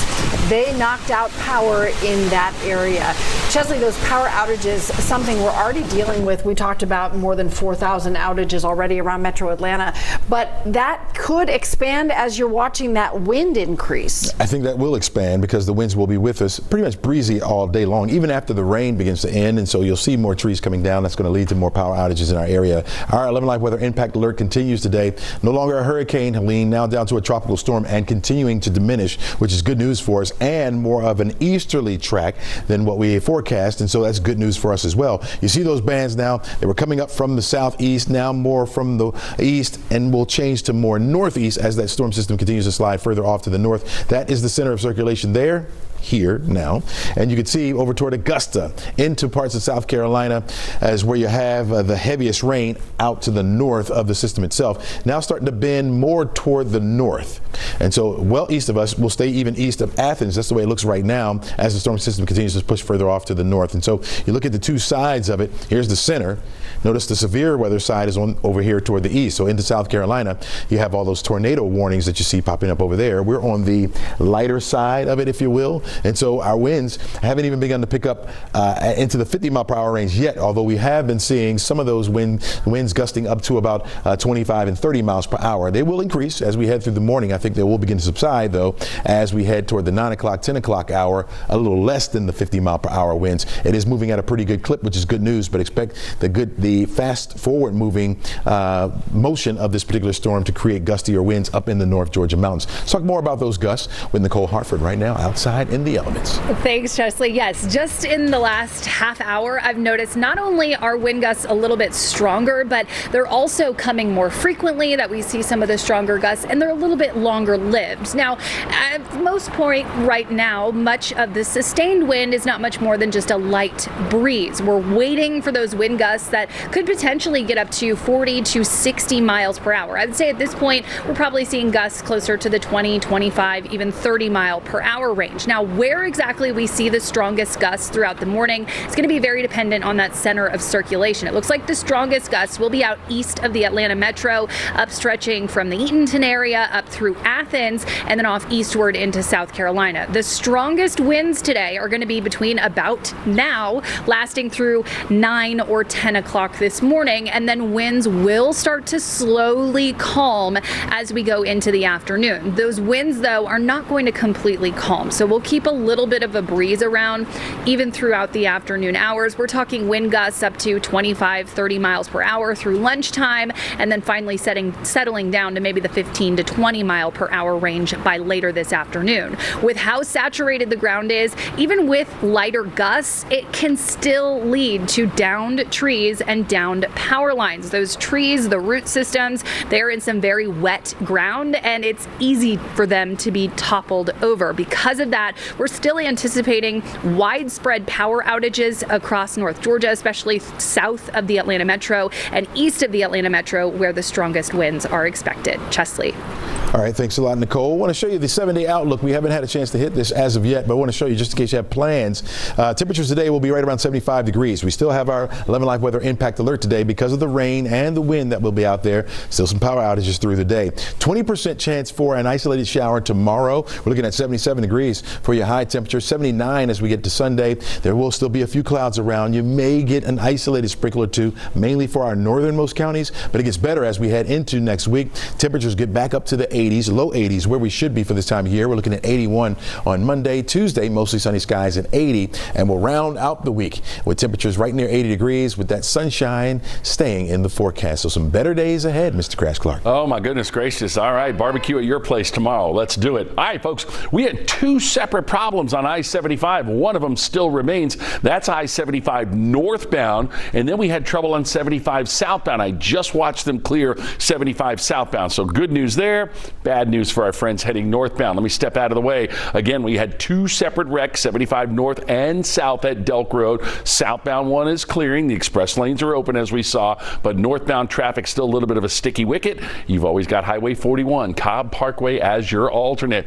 All right, as Bobeth Yates was heading out towards Athens, she unfortunately got stuck in this one. 316 eastbound still closed as you're approaching Sugarloaf Parkway. Pretty serious wreck out there, and pretty much did what I'm telling you to do. Highway 120 Duluth Highway will get you around that and get you into Lawrenceville. We'll give you a look there. There it is on 316. Unfortunately, eastbound near Sugarloaf Parkway completely blocked off. Folks, I know more and more of you have to get out and do your thing. Those roads are still going to be slick for you. The big three are in pretty good shape. Inbound 75 still only 10 minutes from Barrett Parkway to the perimeter. 400 pretty decent out of Alpharetta and Roswell. We showed you my drive and shot a little bit earlier if you were with us. I came across a couple of puddles. I wouldn't say it was ponding or flooding, but that doesn't mean we won't have flooding. In fact, we're hearing reports of flooding on 285 southbound near Cascade Road over on that west side. So when we come back from break, I'm going to go ahead and see if I can get a camera on that. But again, flooding reported 285 southbound near Cascade Road. As we take another live look here, the Sky Tracker, you can still see plenty of slick streets, plenty of rain to go. As Nicole has been mentioning, that wind starting to kick up a little bit. So if you have to get out and do any kind of traveling, please, folks, slow it down, both hands on the wheel, and certainly pay attention because we don't want to see any more of this. But 75 northbound wreck, Delk Road, and this one here, 316 eastbound at Sugarloaf Parkway. A couple of problems out there on the roadway. Starting to see a few more cars out there. If you look off in the distance, you can see obviously some tractor trailers that are out there. And don't be surprised if you see tractor trailers off to the side of the road. When the conditions get too hazardous, they will pull off to the side of the road, put their flashers on. That's why I want you to pay attention if you're heading out. And folks, we're coming right back after this. Any food, I was unemployed at the time. So these kinds of problems need real solutions. Channel 11 helped me and my family out by putting pressure on the regulators to get the benefits I needed. So while you're striving for a better life, we're fighting to make your life better. 11Alive News. Spotting disinformation during an election year can be tough. Verify is your resource for the facts you need to understand what's true and what's false. From spotting artificial intelligence to fact-checking claims from the candidates, get the facts this election season with Verify. Let's face it, the weather is always changing. We can't control it, but we can help you prepare for it. Crazy weather can really mess up your plans, even put you at risk. So trust our team to give you everything you need to know when you need it most. Those strong winds can down trees and power lines. Morning and night. We help you get prepared for any weather, no matter what happens. Our weather impact alerts will give you a heads up when we see bad weather or conditions that could mess up your day. Stay safe, informed, and in control with 11Alive's Weather Impact Team. Friday nights are all about Team 1-1. the best highlights, viral players, star-studded recruits. Because at Team 11, it's all about high school football. Maria Martin hosts Team 11 Friday night at 11:15 on 11Alive, sponsored by Sonic. We love Atlanta. I love the activity, the life. The parks, the nightlife, the people. It's home. That's why we're dedicated to making it the best it can be. Finding solutions that affect us all. Solutions that help us not just survive, but thrive. Solutions that help make our daily commutes easier and communities safer. Because we believe in Atlanta and its bright future. See solutions to make your life better on 11Alive News. Don't get caught off guard by Georgia's changing weather conditions. 11Alive weather impact alerts show you what's coming, the impact, and how you can prepare. As folks are making their plans, you need to know this, folks. When weather takes a turn, be ready with the 11Alive weather impact alerts. We love Atlanta. It's where we want to build our dreams, but it's not the affordable city it once was. At the time I applied for SNAP benefits, we really didn't have any food. I was unemployed at the time. So these kinds of problems need real solutions. Channel 11 helped me and my family out by putting pressure on the regulators to get the benefits I needed. So while you're striving for a better life, we're fighting to make your life better. 11Alive News. Spotting disinformation during an election year can be tough. Verify is your resource for the facts you need to understand what's true and what's false. From spotting artificial intelligence to fact-checking claims from the candidates, get the facts this election season with Verify. Let's face it, the weather is always changing. We can't control it, but we can help you prepare for it. Crazy weather can really mess up your plans, even put you at risk. So trust our team to give you everything you need to know when you need it most. Those strong winds can down trees and power lines. Morning and night. We help you get prepared for any weather, no matter what happens. Our weather impact alerts will give you a heads up when we see bad weather or conditions that could mess up your day. Stay safe, informed, and in control with 11Alive's weather impact team. Friday nights are all about Team 11. the best highlights, viral plays, star-studded recruits. Because at Team 11, it's all about high school football. Maria Martin hosts Team 11 Friday night at 11:15 on 11Alive, sponsored by Sonic. We love Atlanta. I love the activity, the life. The parks, the nightlife, the people. It's home. That's why we're dedicated to making it the best it can be. Finding solutions that affect us all. Solutions that help us not just survive, but thrive. Solutions that help make our daily commutes easier and communities safer. Because we believe in Atlanta and its bright future. See solutions to make your life better on 11Alive News. Don't get caught off guard by Georgia's changing weather conditions. 11Alive weather impact alerts show you what's coming, the impact, and how you can prepare. As folks are making their plans, you need to know this, folks. When weather takes a turn, be ready with the 11Alive weather impact alerts. We love Atlanta. It's where we want to build our dreams, but it's not the affordable city it once was. At the time I applied for SNAP benefits, we really didn't have any food. I was unemployed at the time. So these kinds of problems need real solutions. Channel 11 helped me and my family out by putting pressure on the regulators to get the benefits I needed. So while you're striving for a better life, we're fighting to make your life better. 11Alive News. Spotting disinformation during an election year can be tough. Verify is your resource for the facts you need to understand what's true and what's false. From spotting artificial intelligence to fact-checking claims from the candidates. 11Alive Morning News starts now.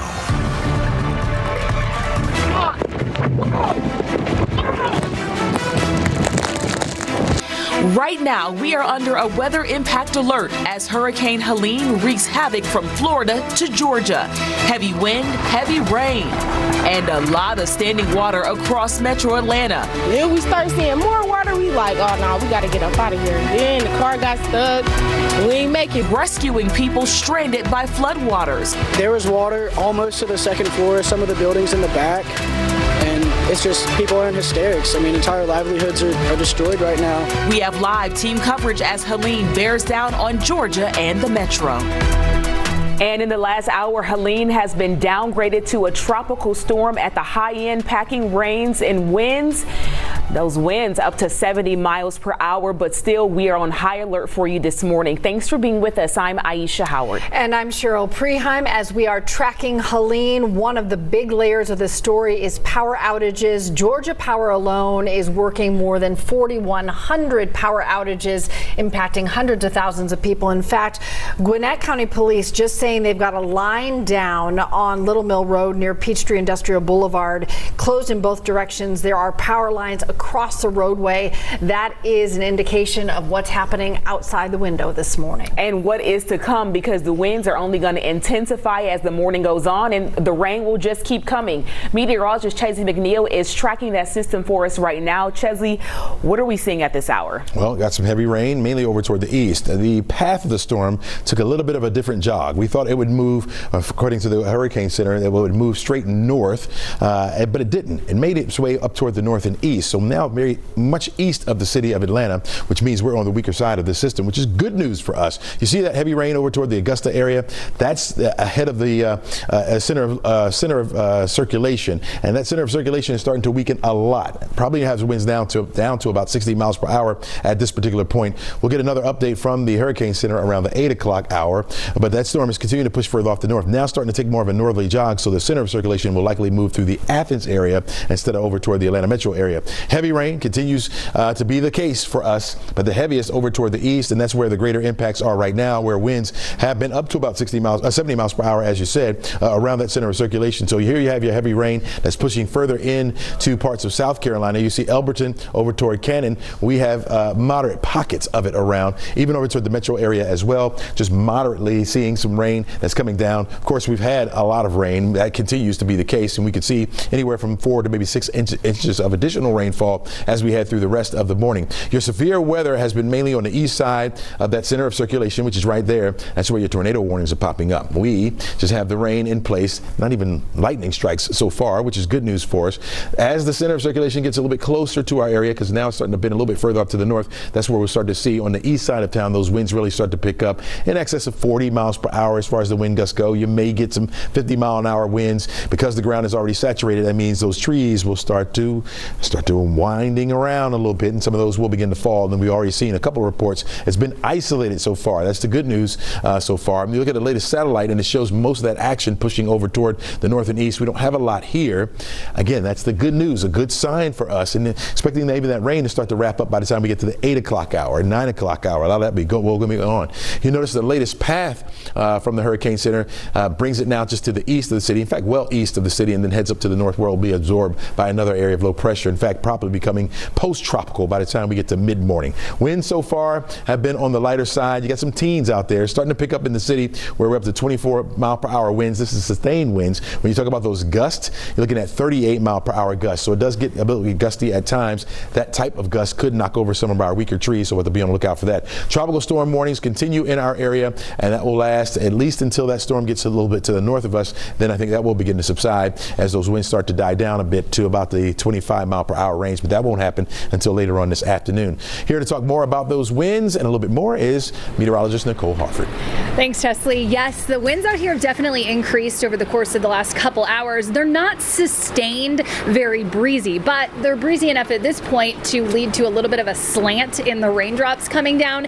It's the gusts that are really what we're watching out for. Every so often, we'll get a much stronger gust up to 30, even close to 35 miles per hour, and we'll continue to watch that expand across the area through the next couple of hours. Now, the strongest winds will likely stay east of the metro area, closer to Athens. That's where we could see some stronger gusts through 7, 8 o'clock this morning. Those wind gusts will be the highest off towards the east. So the further west you go towards the Alabama border, the lower your wind gusts will be. But even with wind speeds of only 25, 30 mile per hour gusts, that is still enough to lead to those downed trees because of how saturated the ground is. Winds will stay breezy even into the afternoon. The worst of the winds will be out of here by about 9 or 10 o'clock this morning, and then we'll hang on to a little bit of a breeze. The winds will slowly, steadily calm into the afternoon hours, staying breezy, but not doing much of anything in the way of damage for the second half of the day. Throughout the morning, though, we are monitoring that risk for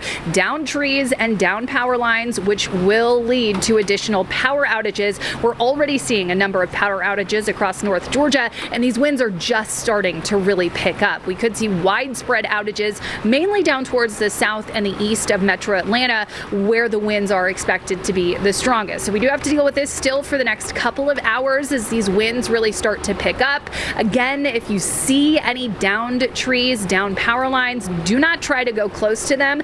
We will continue to watch this throughout the morning. In addition to the trees, the power lines that you need to look out for, there may just be debris in the roadway, which is another layer to the risk if you do have to get out on the roads this morning. The flood threat, the winds picking up, which will lead to debris and downed trees and power lines. Crash, a lot to look out for on the roads this morning. Absolutely. Plenty to look out for, and that's what we're doing right now. We're looking out for trouble in Cobb County. You got to look off to the left of the screen there. You can see kind of like a blob of lights. You see that one car that's got flashers on, but we've had multiple wrecks. This is 75 northbound. Right as you're approaching Delk Road, we did have trouble on 75 south. That's been reopened. The express lanes are open, so good news if you're heading into town, but watch out if you're heading northbound. Now you can get a better picture. You can see a lot of those flashing lights. Multiple lanes are blocked. This is northbound 75 as you're approaching Delk Road. So plenty of brake lights starting to accrue as you make your way up into Marietta, and you know you've got your best alternate right there is Highway 41 Cobb Parkway. Still dealing with all lanes shut down on 316 eastbound between I-85 and Sugarloaf Parkway. Pretty serious wreck. A lot of folks are having a detour, and that detour is going to be Highway 120. So a little bit of good news there that you have a pretty simple way to get around it, but no ETA when they're going to get that cleared. This one just came in from Gwinnett. Highway 78 shut down in both directions with wires down. This is just going to be east of Rosebud Road as you're rolling in and out of Loganville. So again, we are far from being out of the woods as we take another live look here on 316. You can see no movement coming at you. Folks are having to peel off 316 eastbound right there at Sugarloaf. Looks like a tractor trailer also off to the side of the road as well. Now we are getting numerous reports of flooding, as you can imagine. Every one of those little blue triangles on my map is a sign of flooding or trees down or wires down. Obviously, a lot of that is concentrated in those neighborhoods. But again, the interstates, we're going to start seeing more and more folks out on the roads, and we've got to slow it down. Ladies, over to you. All right, Crash, you're talking about flooding. One of those areas is Nancy Creek. And it has been widespread. Nancy Creek covers a lot of ground across Atlanta and Sandy Springs. That's where we find Liza Lucas, just giving us a greater pulled out perspective of how much water has collected there. Liza, good morning.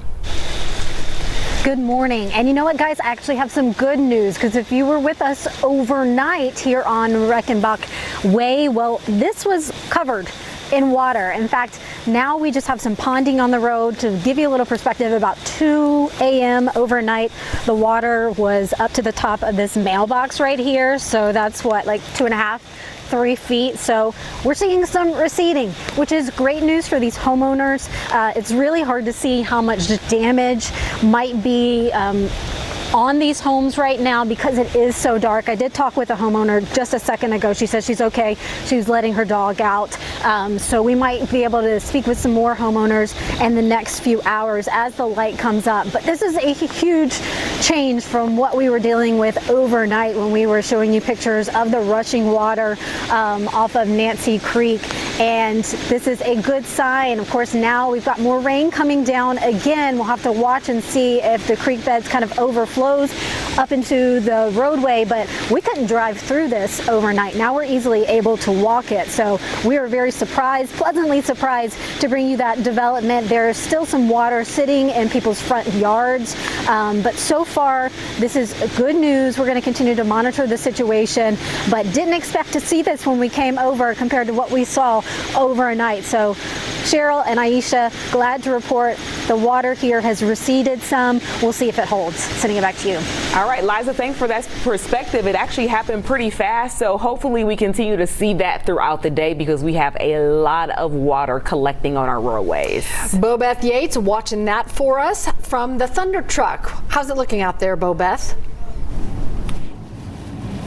Well, ladies, since we last spoke, we through a couple phases where the rain came down very, very heavy and then not at all. Let me take you to a look on the actual roadway. You can see for yourself Right now, back to a light drizzle as we head east towards Athens on 316. The drive so far has not been that bad, and not too many people on the roadway, just a handful. So it appears on the eastbound side, people are following instructions and staying off the roads. On the westbound side, a different beast, okay? We saw a lot more cars on the opposite side of the road heading towards Metro Atlanta. As we got onto 316, that exit ramp to get onto 316 from 85 northbound was closed, so that was a little bit of a detour. We had to go on Duluth Highway, that is Highway 120 or State Road 120. It wasn't a bad drive. Got onto 316 from 120 and back towards the eastbound lanes on 316 right now. Things are looking good. Not seeing much flooding, not seeing much activity. We have seen a couple accidents. Driving past police crews that are aiding someone who was spun out or spun off the road. So we saw 2 accidents where the person seemed like they missed the highway and ended up, somewhere in the bushes. But for the most part, there isn't a lot of flooding on the roadways that we have seen, and it's been a very clear drive. And as the rain is sporadic, heavy at times, light at times, it's seeming as if this is almost like, when you get, oh, it's not so bad, let me go outside. No, folks. Still hunker down until we, of course, get the all clear from officials. But right now, it does appear that it's getting a little lighter. I feel like as we continue to go east towards Athens, though, things will change slightly. For the most part, still really good here. And we'll continue to monitor this and, of course, bring you updates as we drive towards the storm. Ladies, setting it back to you guys now. All right, Bobeth, thanks a lot. Live there on 316. Now a live look at the world's busiest airport. Over 100 flights have been delayed and canceled out of Hartsfield-Jackson International Airport. Those delays and cancellations started more than 24 hours ago. So we know people have had some trouble, and the airport was ready. They were ready if anyone was stranded. They were going to have places for people to stay, cots on hand, food on hand. Certainly, they are weather aware right now at 6:15 in the morning because the wind's still an issue and that heavy rain continues. And before making its way to Georgia, hurricane at that point, Helene, made landfall in Florida and brought a lot of flooding and damage to the Tampa area. This is a look at the damage from Eric Glasser with our sister station there. Well, the winds have definitely started to subside, and we're not seeing nearly as many of those heavy rain squalls moving through the area. But there is no question that Hurricane Helene has left its mark on Tampa. Bayshore Boulevard, for example, we may have seen what we have never seen along that stretch of road. A storm surge higher than the walkway's railing, with waves crashing over the road itself. To the south on Davis Islands, hurricane flags waving violently over the Seaplain Basin. The surge leaving high water on the south end and inundating Tampa General Hospital. The bridges were cut off by high water, forcing emergency vehicles to use one lane in and out. Downtown docks flooded, and the Riverwalk became part of the river at Ashley and Brewery, and barriers carried away by currents. And on Tampa's west side, a relentless storm surge. Countless homes in that area, several feet underwater. In fact, one man told me that the water at his house came up to his hips. And it's likely going to be a story that we hear over and over as the water recedes. As we get our first light, it is likely to reveal quite a bit of damage. From what people tell me, to their knowledge, simply unprecedented. In Tampa, Eric Glasser, 10 Tampa Bay. Thanks a lot, Eric. Really appreciate that. Folks, we've been monitoring the storm, and it's getting better for us. That's just the bottom line. As the storm has continued to push a little bit further over toward the north and east. Good sign for us. Picked up some forward speed. Good sign for us. Now, the rain has been an issue, and it continues to be an issue for us because we have all this flooding that's taking place. The center of circulation now just to about the east, almost aligned with the city of Atlanta, but well over toward the east, enough that the heaviest rain shield now has pushed into South Carolina, as you can see. Anderson, Greenwood, over toward McCormick. That's across the border into South Carolina. The rain for us on the light side, just outside the center of circulation, which is still in Georgia, as you can see, almost adjacent with the city now. All right, that center of circulation has become a little bit more widespread, as you can see, where we had it very tight before as it was moving up through the state. Now it's becoming a little bit more widespread. Another good sign that it is weakening, headed up toward the Athens area, and will start to bend a little bit back further toward the west, where it will become absorbed by another area of low pressure that's up there. Notice over toward the metro area right now, the rain is still pretty heavy. All right, so if you had plans to get out now, you want to wait. It's like 6:18. Maybe you were planning on leaving around 6:15. Hold off a little bit if you can. Wait for some of this heavy rain to move outside of the city, and it'll start to slide a little further over toward the east. But right now you can see in the city of Atlanta, southward down toward Peachtree City, over toward the northern portions, just north of Jackson, over into the northern portions of Butts County, and that extends all the way down into Thomaston, where we have that heavy rain. Yellow indicates moderate rainfall. The orange indicates that heavy rain. You got a little specks of red in there, which indicates lots of heavy rain that's coming down. This will move over toward the east, and you'll notice down here to the south, look down toward LaGrange. You see where the rain is letting up just a little bit there? As that area of low pressure starts to slide further off to the north, we'll get some drying that takes place already down into Macon. Already starting to see the rain begin to let up there, and that's going to be our trend as we head through the morning. So I suspect that this rain, heavy at times, will be with us at least through about 9 o'clock this morning. That's when the rain will begin to subside. We were anticipating the center of circulation to be a little bit closer to the Atlanta metro area. Now it's well over toward the east. And so right about now, we were expecting our heaviest wind gusts to be in this area, but now we're seeing things a little bit better, right? So we do have some 40 mile per hour gust here. So even 30, for generally speaking, 30, 40 mile per hour wind gusts. Stronger over here toward the east, and that's where you have the greatest impact, right? East of the center of circulation, where you're going to have the greatest impact as far as tornadoes go. That orange shore flow, the strongest winds are on that side. We're on the weaker side of this, which is a good sign for us, and things are starting to calm down a little bit as far as the rain goes. We see down here to the southern portions of the state. Again, like I said, that will be our trend as we head through the rest of the morning. Now, this system was a little bit tighter down here to the south, right? And as it began to move up, or it's beginning to move up, starting to become a little broader, starting to widen out just a little bit. So a good sign of weakening. Those winds now probably down to about 60 miles per hour, and it is rapidly diminishing.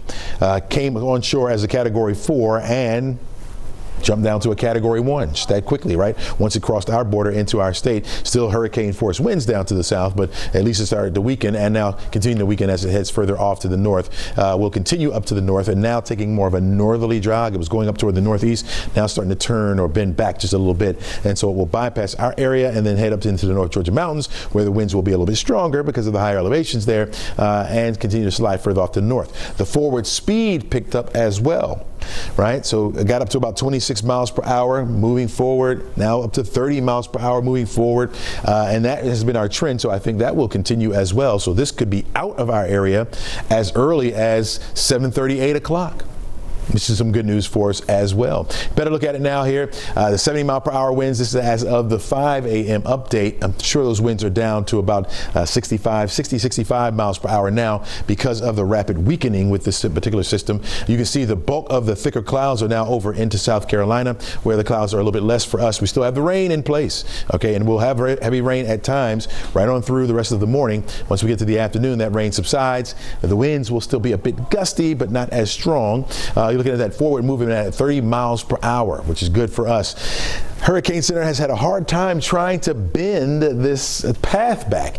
They had it kind of bending back west, almost over toward us, but as we've been seeing it starting to slide further off to the north now, they have more of an easterly track east of the city of Atlanta as it's being drawn further off to the north, which is a good sign. And again, it will be sucked up by another area of low pressure, which is up here to the north, becoming post-tropical likely by this afternoon as it pulls further into Tennessee. So that's another good sign for us as well. Winds right now in the teens for the most part. You do have some 20 mile per hour sustained winds. Folks, that is enough to drop trees down. So far, the trees in our area have been very isolated. We haven't seen like very many paths of trees down like they have down in the southern portions of the state and over toward the east. Ours has been on an isolated side. You get a weaker tree that can't withstand some of those 20 mile per hour winds, and they'll fall right down. They'll blow right over. It's still dark outside. We're not expecting the sun to rise until we get to about 7:30, a little after that. And so you'll be able to assess some of the damage. It still will be a bit breezy, so be very careful going outside. You got to look around your surroundings, folks. If you feel that wind blowing up, you might want to go ahead and back into your sturdy structure because, again, that could topple over some trees and maybe even blow around some limbs. Gust-wise, we've been seeing those gusts up to about 35, 40 miles per hour at times. Places like Gainesville into Atlanta down toward Peachtree City. You see Thomaston with a 43 mile per hour gust. And so that's going to continue. But you notice the stronger wind gusts have been over toward the east. Again, on the eastern side of that eye or center of circulation, that's where it has been the strongest. And so fortunate for us. Now we still have the tropical storm warning that remains in effect for now. They have dropped the hurricane warning, of course, as the system started to downgrade. No longer need that. We don't see winds over 100 miles per hour any longer, but winds in some spots, again, made over to the east, can get up to about 70 miles per hour around that center of circulation. Take a look at the flooding. Well, it has increased. As far as the flood warnings, they're all in the red. I know this looks like a Christmas map right here. That light green indicates some of the warnings along some of our area creeks and streams. So far, they have been moderate. Yesterday when we had this, we were talking about minor flooding, but now as that water begins to run off, and Liza in our live shot showed you where the water is receding. Where do you think it's going? Well, it's going to our area creeks and streams, and so they will continue to flood their banks. So if you live near some of these areas, you definitely need to be on the lookout. Widespread flood warnings indicated by that red there, all the way up through the Atlanta metro area where we currently have heavy rain on top of us, and so that rain has nowhere to go. It's just piling right on up. Severe weather threat has been off to the west, to the east of us, and so we're no longer concerned about that at all. I don't think we'll see any tornadoes around here. Got to talk about the how things are going to improve. All right, Nicole has been showing us this map. Want to show it to you once again. Can't show it enough. We're looking at heavy rain and flooding, of course, and that's going to continue. Even after the rain stops, we're still going to be dealing with flooding along some of our rivers and streams. All right, the rain clears out by the time we get to about 8 o'clock, 8 or 9 o'clock. I'm thinking that rain starts to clear out of the area. You'll notice it from the south first, heading up to the north. The rain starts to subside a little bit. No longer that heavy rain, steady rain like we have been experiencing. Most of that in the area right now will be ending around 8 or 9 o'clock. So that flood threat will linger right on through the evening, though, because as I said, that water has to go somewhere, okay? And so it's going to go into our river, creeks, and streams. As far as the wind go, we only had a short window. We were talking about through 4 o'clock through about 8 or 9 o'clock, all right? And currently we're at 6:30. And so we have about a good 2 more hours left where we could see those wind gusts up to about 40 miles per hour, maybe up to 50 miles per hour before they begin to subside. Most of the strongest winds are, well, east of us, okay, and that will linger through about 10 o'clock or so. Still will be breezy as we head into the afternoon, but no longer looking at those gusts that high. And because of the wind gusts that we have out there right now, it's weakening some of those trees. So even if they don't fall, after the rain is over and the sun starts to lighten up the skies a little bit, some of those trees could still fall because even with a 25 mile per hour gust, that could go ahead and knock over some of those weak trees.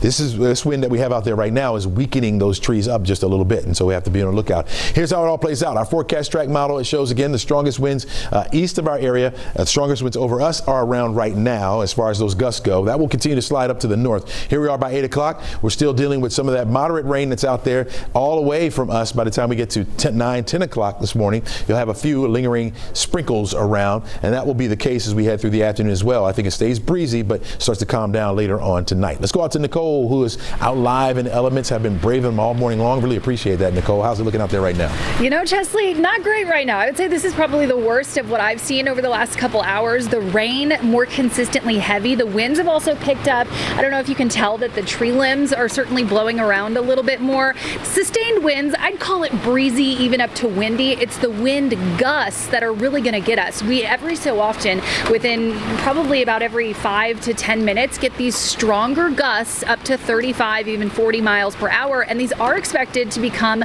even stronger through the next hour or two as the center of circulation of Helene moves up towards the north. So this is just the start of those stronger wind gusts. They will linger through about sunrise. I think finally starting to settle a little bit by about 9 or 10 10 o'clock in the morning, and we'll hang on to a little bit of a breeze even as we go throughout the afternoon. So we're talking wind gusts across North Georgia that range from about 40 to 60 miles per hour, and I would say closer to the center of circulation, so east of Metro Atlanta, stretching from Eatonton up north through Athens. That's where we could see wind gusts up to about 70 miles per hour. That is certainly strong enough to knock down the already very vulnerable trees, because the root systems right now are saturated with rainfall, and that lets them fall very easily. Those wind gusts will stay up to about 25 to 30 miles per hour, even into the early afternoon. And then I would say we return to just breezy conditions by the end of the day today. So this is really the start of what will be more impactful weather over the next couple of hours when it comes to the rain as well as the winds. With the trees, with the power lines, with these gusty winds, we will see additional power outages. There are already power outages that stretch across North Georgia, and we'll add more as the day progresses. Our power outage risk is going to be the highest through Metro Atlanta down towards the south, and of course off to the east, where the heaviest rainfall and the strongest winds are expected. In those locations, widespread power outages are possible. As we go through the next couple of days, we'll still have to recover as we watch the rainfall recede and the winds slowly calm, but it will be a slow clear out of the rainfall and the winds. The rain will be the first to go. Right now, I would say, is among some of the heaviest that we're starting to see across Metro Atlanta and down towards the south as that center of circulation moves in. Rainfall will continue pretty widespread, but not necessarily consistently heavy through about 9 or 10 o'clock. That's when we'll start to see much lighter rainfall as well as less widespread rainfall. We'll clear from the south down up through the north, and another reminder that even when the rain ends, we still have the risk for some flooding as the streams and creeks continue to swell from additional runoff. The wind gusts of 40 to 60 miles per hour expected. Those will continue as we go through the morning as well through about 10 o'clock, and we've definitely felt some of those stronger wind gusts out here. If we want to come back out live to me, I don't know if you can still see those tree limbs that are blowing. I want to say a reminder, as you go up higher in the atmosphere, the winds are the strongest up higher. So we usually see the strong wind gusts, of course, at the surface, but with those really tall trees, the wind gusts will be even higher there. You can tell that the rain is coming down. I don't know if you can see that it's pretty much completely sideways at this point. Up until now, I wouldn't have described it as windy, but now it's definitely windy outside, and we'll continue to see those gusty winds. A reminder that if you do come across standing water, if you come across down trees or power lines, do not try to go anywhere close to them. It's just not safe, and we'll continue to deal with this, likely with some debris in the roadways from these gusty winds, even for the next 24 hours to come. Chesley. All right, thanks a lot, Nicole. Really appreciate that. We are looking at the rain continuing to come down, folks, as that area of low pressure, or center of circulation, as we call it, starting to slide a little bit further over toward the east. And it will go east of the Athens area even. So even further east than what we were forecasting before, where the National Weather Service was trying to bring it over into our area. This has been fortunate for us as far as the winds go. Now, I can't say that about the rain. The rain continues, and it's pretty heavy as well. Heaviest of which has been over here toward the east. You see all that red in there?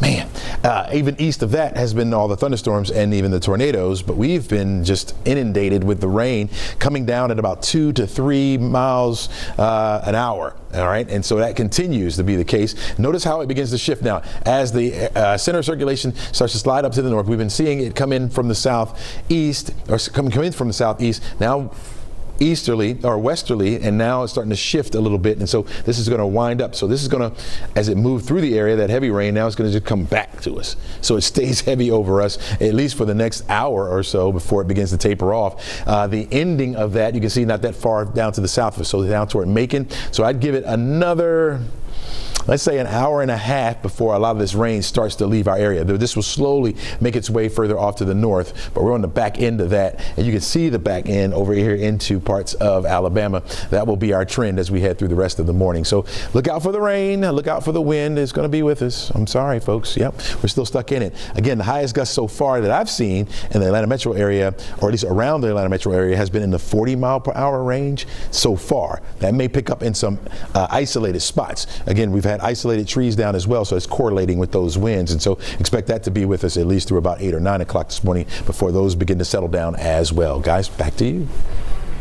All right, Chesley, thank you. So right now, a lot of you waking up wondering about Helene. Let's get you up to speed. While you were sleeping, the storm made landfall in Florida as a Category 4 hurricane on Thursday night. Here at home, we're seeing this theme with these creeks really causing this dramatic flooding. We've seen water rescues, Peachtree Creek, Nancy Creek. We have a crew on the way right now to Bowler Road and Cross Creek, where more families have been rescued from those rising floodwaters. And this, of course, all happening overnight in the darkness, so an element of uncertainty built in just there. Right now, that storm being felt across Georgia and the metro, heavy rain, and we heard Nicole talking about for the first time she really feels that wind picking up. It's toppling trees already. It's causing flooding, as you mentioned, in a number of different places, and pretty widespread power outages. The storm's being blamed for at least 3 deaths in Georgia. We know more than 24 people have been rescued in the Peachtree Creek, Peachtree Battle area already. We also know water is starting to recede at Nancy Creek. That's some progress that we saw in the Sandy Creek area where evacuations had been in place. And at last check, Georgia Power is reporting more than 22,000 households without power, and EMC is working to restore power to more than 223,000 households statewide. Crash Clark joining us now with a look at the roadways as that water is starting to collect. You got to be weather aware out there for sure. Hydroplaning, windshield wipers, Crash. It's a little bit of everything to watch. Yeah, Aisha, and unfortunately, we've got a situation in Marietta. We just heard from Marietta PD. They're asking folks to avoid 75 northbound, basically between Windy Hill and Delk Road. This was an earlier wreck we were telling you about. At one point, all lanes were completely shut down. Well, now they are conducting an accident investigation, and that leads me to believe that things were not good with this wreck, possibly severe injuries or unfortunately worse. So they're going to be out there conducting this, and as you could see, barely 1 or 2 cars trickling by. So you're going to need an alternate. Some folks have to get out, even though we don't recommend you traveling 75 north. Again, this happened at Delk Road a little less than an hour ago. We brought this to you. In fact, there was a wreck on 75 south at Delk Road as well. They've cleared that up, but this northbound situation is going to be out there for quite a while. You know, you've got the great alternate 41 Cobb Parkway, and the good news is we're not seeing a lot of folks on the road, which is good news. So Highway 41, a great alternate. A lot of times in the middle of a big rush hour, a lot of folks jump on Cobb Parkway, and then that becomes too full, and you want nothing to do with it. I think right now you're going to be fine. If you got to head up from Windy Hill towards Delk Road and the loops into Marietta, keep using Highway 41 Cobb Parkway. There's no ETA when they're going to be wrapped up with this. They're telling us could be 2 to 3 hours. So certainly something we need to keep an eye on. Unfortunately, this part of 316 is still shut down. This is eastbound between I-85 and Sugarloaf Parkway. In fact, Bobeth Yates, who was on her way to Athens, got stuck in that one, had to use Highway 120 as an alternate, and that's what I want you to do too. If you got to head into Lawrenceville, just keep going up 85 north, just exit right there at 120 Duluth Highway, and then you can head back either towards 316 or out towards Lawrenceville. This is going to be just west of Loganville. They're reporting wires down and both sides of Highway 78 shut down just to the east of Rosebud Road. So obviously a situation you definitely want to avoid when there's wires down. Georgia Power having a tough time getting to all these situations with trees and wires down. This wreck, Highway 78 westbound right at I-285. And you see a lot of that yellow on my maps indicating that we do have some folks getting out on the roads now. We're seeing some congestion. We're getting past 6:30 here, getting up towards 7 o'clock. So as that sun comes up, folks are going to want to take a peek out and see if they have any damage in their roads, or maybe you just have to go to work today. The downtown drive in pretty good shape. If that's where you need to head, 9 minutes from Brookwood to that south side. Going to give you condition green. Coming up from the south side, that's where we always see a little heavier flow of traffic. Even though it says condition yellow, that's not the end of the world. 10 minutes from that 166 split all the way up into Midtown with a good average speed of about 46 miles an hour. That's not bad. This right here is 316, as we could see, still shut down eastbound at Sugarloaf Parkway. A lot of response out there, but the volume is light enough where you can just take Highway 120 Duluth Highway. I'm going to switch my cameras up real quick, so just bear with me here while I do that, because I want to get back. Whoops, that's the same camera. I want to get back to this Cobb County situation, because again, this one could be out there. They're telling us 2 to 3 hours. There's the big red arrow that's going to point the way.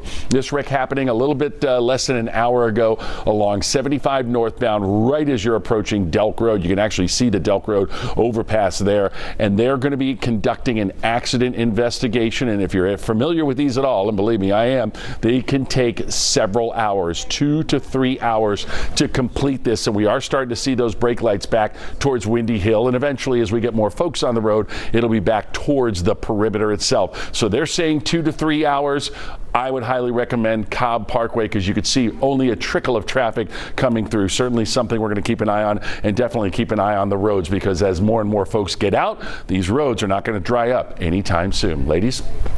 All right, Crash, thank you. A trickle of traffic is what we want to see, if any at all. Taking you to the roads up north this morning. All right, Bobeth Yates in Athens near the University of Georgia campus. How are things looking a little bit north of the city there? Well, the wind has picked up as we were driving, but what we are now seeing is not that much rain, not much flooding. Let me get you a shot of the roadway. This is on Broad Street, just by College Avenue. You know, those famous arches as you get to University of Georgia's campus, right over there. You see not much activity when you look outside. The rain is on the windshield, but just enough to wet the roadway. I want to also point out, you know, this is actually when it is the worst. People always think it's when the rain is coming down heavy, but actually the road is slippery when it's light rain, because it doesn't have enough volume to move off like some of the grease and some of the oil that may come from cars. So this is really when it's the worst, when you have that light drizzle that has, you know, just kind of gets stagnant on the roadway. But right now, not much going on as far as rain wise, but it's been sporadic. You know, through our drive, we saw no rain, heavy rain, drizzle, and that cycled through. Now we're back to the light drizzle as, you know, we drive around the downtown Athens area, just past Broad Street and College, where University of Georgia campus is, and we're going to continue to go down Broad. Right now, you can see downhill how, you know, not much people, how many people on the road, not many, but there are some, you know, not heeding to that warning of staying indoors. But things are really lightening up, so I can see why people want to venture out and kind of see what's going on.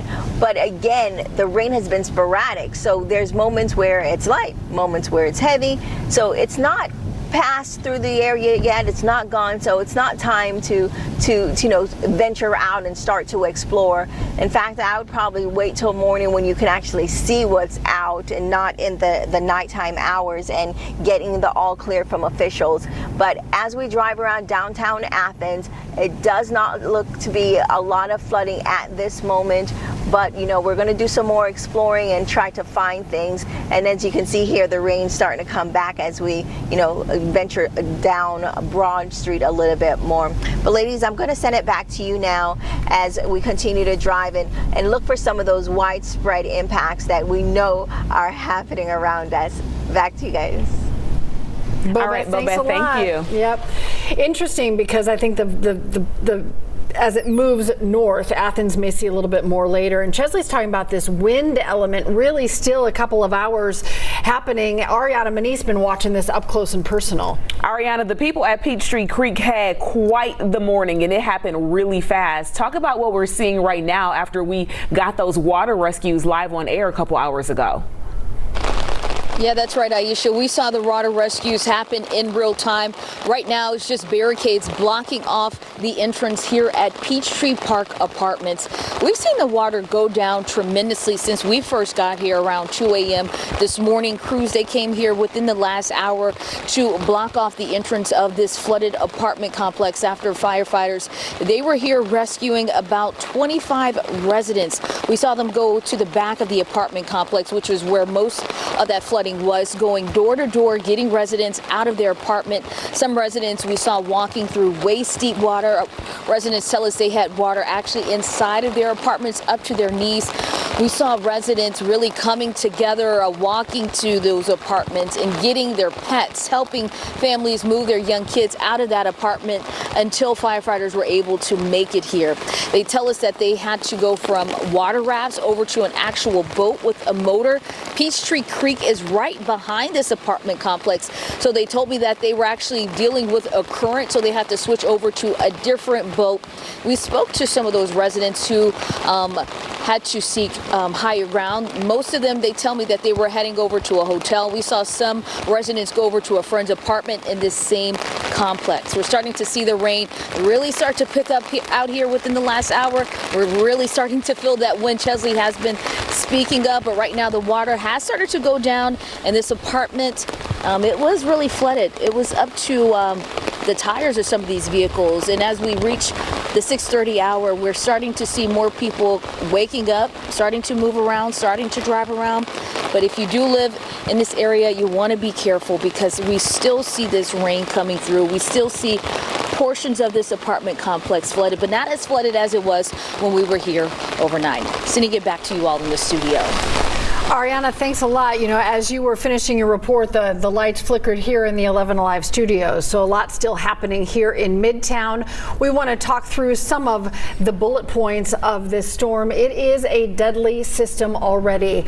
The storm being blamed for at least 3 deaths in Georgia. We know more than 24 people have already been rescued. We've been watching those water rescues happen at times live here on the air at Peachtree Creek, Peachtree Battle area, where Ariana has been working much of the morning. We also know water is starting to recede at Nancy Creek in the Sandy Creek area, where there had been a lot of evacuations in the overnight hours. Now the Georgia Power numbers are changing. It's a pretty fluid situation. We know that the power outages are already widespread. Georgia Power reporting more than 22,000 households without power, which represents a lot more people than that, and EMC working to restore power to more than 223,000 households across the state of Georgia. And if you just got an emergency alert on your phone, that is because the National Weather Service has issued yet another flash flood warning that is in effect for our area until 12:45. Now, what we've noticed from Liza and Ariana, locations where they saw a lot of flooding within the last couple of hours starting to recede. However, we don't want you to let your guard down because another wave of heavy rain is coming our way. So those areas that are already seeing the problems, we could kind of see them ebb and flow a little bit throughout the morning. Chesley keeps talking about this sponge idea. You know, when the sponge is full, it's going to overflow. And think about that's really the situation on the ground right now. You think about how long it's been raining, how much water has fallen. It is soaked, and there's just nowhere for that water to go. So that flash flooding is top of mind for many hours perhaps to come. And this tropical system getting ready to hit us pretty hard here in the next couple of hours. Going to send it back over right now to meteorologist Chesley McNeil, who is tracking that system, getting us up to speed. Chesley, how are we looking right now? Very soggy, very, very soggy. That rain pretty heavy right now in the metro area. As you can see, things are wrapping around the center of circulation. So you see how it starts to move over toward the west, and now it's starting to bend back up. And so that's the heavy rain that's on top of us now will stay there for, I'd say, the next hour or so before it begins to wind down.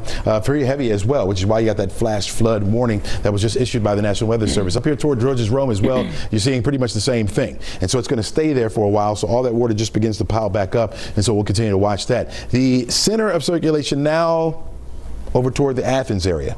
And so you see things calm there, barely any rain around that at all. It's very widespread, not much form to it at all. It's losing strength. The winds around this area, probably around 60 miles per hour as that continues to push to the north, and it is weakening as it goes. We'll get another update from the Hurricane Center right around the 8 o'clock hour. That'll be an intermediate update, their largest update. They probably are not going to put out another one of those, as the system will probably be post-tropical by then. Now, that's going to continue to slide further off to the north. It has been on an northeasterly track, okay, which helped us out tremendously because it kept us on the west side of the center of circulation, which is the weaker side.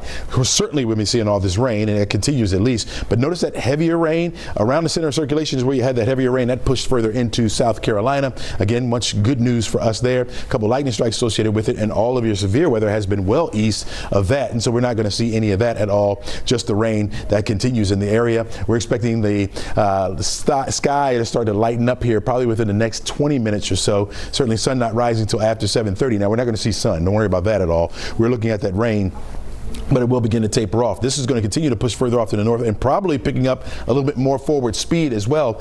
Each run, we've been seeing it go a little faster, a little faster, a little faster. Now up to about 30 miles per hour, maybe 35 miles per hour, moving up toward the north. Now moving due north, so headed toward, or at least closer to the Athens area, and then we'll continue to slide further off to the north before it begins to bend back a little bit here. So we'll watch this rain, heavy right now, become a little bit more lighter as we go. So by the time we get to 8 o'clock, 9 o'clock, a lot of that lifting out of the forecast area, and so that rain will begin to subside. Winds are a different story. They have been stronger over here toward the east. There is the center of circulation over toward Washington, headed up toward Elberton. Most of that activity now into South Carolina. The heavy rains that you see there with the oranges over toward Anderson, South Carolina, over toward Lawrence and up towards Greenville. For us, we're on the lighter side, and so you're only seeing light rains over into Athens. In fact, barely seeing any rain in the Athens area right now. Gainesville light, Dahlonega light down toward Loganville. It's in the Atlanta metro area right now that we have the heaviest rains for our particular area. And again, expect that to stick around at least for another 45 minutes to about an hour.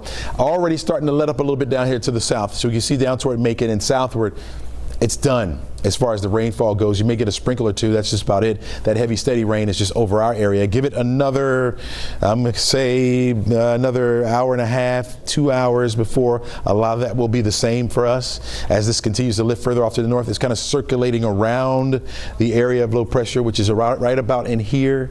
Again, over toward the Athens area, over toward Washington, between Washington and Social Circle. Not very well defined, but that will continue to lift further off to the north and maybe start to slide over toward the west as it goes up. There's another area of low pressure up there to the north that's going to bring this in and combine with that particular system. But by the time it's well up there, a lot of this rain would have subsided for us. Winds probably at their strongest right about now, especially over toward the east. It has been very strong. But here, our wind gusts have been in the 40 mile per hour range. I did hear of a 43 mile per hour gust up into White County so far. They've got some very heavy rain up there as well. Trees coming down in some spots. It's been very spotty as far as the trees toppling over, some of those blocking some roadways around the area, but not very widespread so far.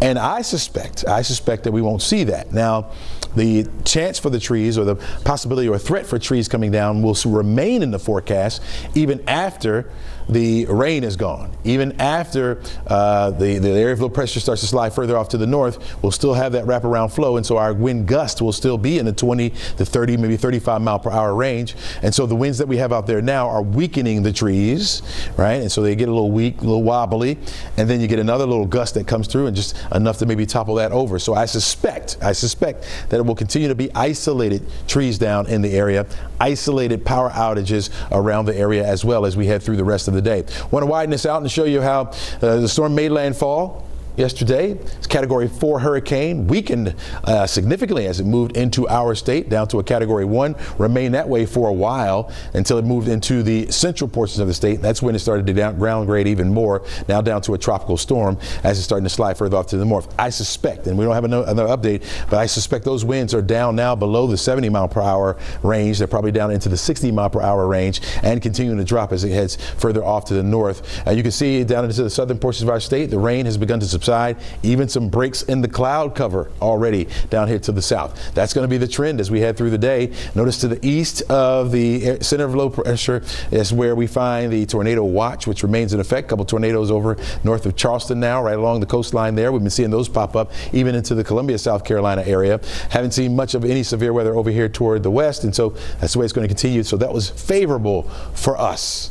Yes, nice. That area of low pressure, or the center of circulation, continues slide further off toward the north and east, and now it's starting to bend back to the north. So staying on the west side of town for us, or at least the west side of the storm for us. It's good news. Good news. There is the storm there. Again, the latest update showing 70-mile-per-hour winds, but I suspect that those winds are even down even further. This was as of the 5 a.m. update. We're coming up now on 7 o'clock, and so I'm sure those winds are down into the 60-mile-per-hour range around the center of circulation there.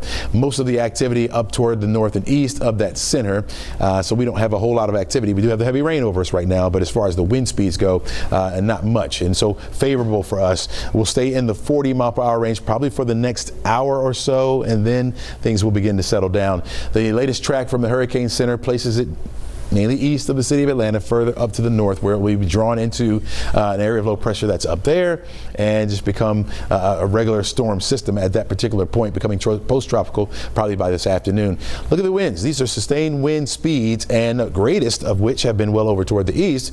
Ours have been in the teens so far, getting up to about 25 miles per hour sustained winds at times in the city of Atlanta. Gusts have been in that 30 to 40 mile per hour range, and that's what we're seeing right now, strongest over here toward the east. And for the metro area and northward have been in the 20 to 30 mile per hour range, and that will continue at least for the next hour or hour and a half. Tropical storm warnings remain in effect for much of North Georgia until it gets lower. As far as the sustained winds around that area of low pressure drop below tropical storm force winds, this will remain in effect because the storm is here in North Georgia. Now, the rain. Again, that has been the biggest nuisance for us, and that continues. We talked about the flash flood warnings that have just begun to erupt in our newsroom. We can hear the sirens going off because of that heavy rain that's over us right now. So it's adding to the flood warnings that we have out there. That's in the color red. Notice it's like a Christmas graphic here. That green that you see is where we have a flood watch that remains in effect. These little light specks are the flood warnings that are on some of our area creeks and streams. So far have gotten up to the moderate category, could get up to the high category as more of that rain begins to run off. It has nowhere to go. All right, and so it's coming down, flash flooding because it's piling up in the streets. But as our reporters have been telling us, it may get high and then it starts to recede off quite quickly. Where do you think it's going? It's going to our area creeks and streams. So they will begin to flood their banks as well. So if you live near some of those creeks and streams, especially ones that we've been showing you that are flooded, or if you know it's flooded, be on the lookout. All right, especially backing up to your back door there. General threat for severe weather over us. Again, I don't think we have to worry about that much at all. A lot of that has been well over toward our east. So timing now, all right? So rain starts to clear around 8 or 9 o'clock this morning. By 10 o'clock, certainly, I think that rain will be out of the way. The flooding is going to linger because, again, that rain is running off. All right, hits the ground. It is piling up, but eventually it has to run off. It will start to recede where we have some of that flash flooding, but it's going to go to the creeks and streams. So that flooding is going to continue even after the rain ends, even after the winds start to die down. We'll still be dealing with some of that flooding in our area. Winds, the gust up to about 40, 50 miles per hour. Haven't seen very widespread 60 mile per hour gusts, but locally there have been some up to even 70 miles per hour. The strongest have been down to the south of us. For example, into Douglas, Georgia, clocked a 92 mile per hour gust. That's a little bit further down to the south of us, down toward Statesboro area, down toward I-16. That's where we saw those strongest winds. That's where the storm was a little bit more powerful, and then it moved up here as it began to weaken a bit. Most of the strong winds have been well east of the area, but we'll stay breezy as we head through the rest of the afternoon. So a lot of that starting to subside around 10, 11 o'clock, where those winds will start to back off a little bit. Forecast track model shows, again, that heavy rain that's over us right now as we speak over the Atlanta metro area. That's going to continue to let up as we head toward the 8 o'clock hour. So we're approaching 7 o'clock hour now, but once we get toward the 8 o'clock hour, expect a lot of that rain to begin to would have tapered off by then. In fact, I think a lot of that would have lifted to the north of us, and so maybe our model overdoing it just a little bit as far as that rain goes. But notice the center of circulation is now up into about Rayburn County by this particular time, and so the rain starts to let up a little bit, but our winds stay a little bit breezy by then, and then by the time we get to noon today, rain's gone. Right? Except into the far north, we'll have the clouds around, still a bit breezy, looking at our winds up to about 25, 35 miles per hour, and they'll stay that way right on through the rest of the afternoon. Keep in mind, in the higher elevations of the North Georgia mountains, those winds will be higher. Okay, the higher we go, the stronger those winds will be. And with that forward speed of the storm, 30 mile per hour moving forward. That's going to add to the strength of those winds up in the higher elevations, okay? And so that pushes further off the north by 4:30 this afternoon. Here's what we're looking at. Partly sunny skies by then. Still a bit breezy. Those winds change to more southerly as we head into Saturday morning. If you got plans, maybe even to clean up around your area from the rain and the winds. At least the rain have subsided. Winds still a bit breezy. I'm thinking in the teens, maybe up to about 20. We'll have some sunshine to start off. Partly sunny skies to start the day, but then you notice those clouds fill right back in, and we'll have a 20% chance for an isolated shower or two. Those clouds will be with us on Saturday. We're going to call it a mix of sun and clouds, and we'll see the same as we head into Sunday. Start you off with a little sunshine. Clouds will mix in once we get to the afternoon. We'll hold on to a small chance, a 20% chance for an isolated shower. Our weather continues to get better as we slide into next week with mostly sunny skies, and temperatures start to climb back up into those 80s by then. Nicole Hartford has been kind enough and brave enough to brave some of those elements out there. She's had the wind. She's had some of that rain. Is it still windy out there right now, Nicole? It is, Chesley. And you know, you actually caught me right at one of the stronger wind gusts that I've felt over the course of the last hour or so. The winds are blowing the trees around. You can kind of see even the pooling that we have out on the weather patio here. The winds are blowing around a lot of that rainfall as well. And the tree limbs, if you look up towards the trees, are certainly blowing as well. Now, the winds have really picked up just in the last hour. Wind gusts are coming stronger and also more frequently. So we'll continue to track these winds as we go through the next few hours. This is the start of what is likely going to be the strongest of the wind gusts. Now, Chesley was talking about how some of those stronger wind gusts are mainly off towards the eastern portions of our area. So the center of circulation, as we expected, moved up towards the east. So it really extended through the Eatonton area, Putnam County, and is now moving up into Athens. And as this continues to push up towards the north, the strongest winds will go with that. So the strongest wind gusts through the next few hours will be off towards our eastern counties, a little bit closer to the South Carolina border. That's where our wind gusts of up to 50, 60 miles per hour are more likely. The further west you go, further away from the center of circulation, the less impactful the winds will be. Now, we'll still see wind gusts, even in those areas, up to 30, 40 miles per hour, which, given how saturated the ground is, given how much rain we've seen over the course of the last couple of days, our trees are just not set up for it. The root systems are vulnerable, and it really doesn't take much to see those trees go down. In fact, we were seeing downed trees long before the winds even picked up in North Georgia, and we'll continue to likely see not only downed trees, down power lines, but also some debris that is blown out into the roads, either people that did not secure any outdoor items or anything of that sort, that you have to be on the lookout for throughout the day today and even into tonight. Chesley mentioned that the flood risk still lingers through tonight, and our winds will stay breezy as well. So this is certainly the worst of the winds. The rain has been coming down out here really hard for the last about hour or so. In fact, so much rainfall, my first rain jacket got soaked and I had to switch into a different one. We've got a lot of rain still upcoming, but conditions will start to improve a little bit as we get closer to 9 or 10 o'clock. So still a couple more hours where we will see additional trees down. We could see down power lines, and we'll be monitoring for that potential for some additional power outages as well. Cheryl and Aisha.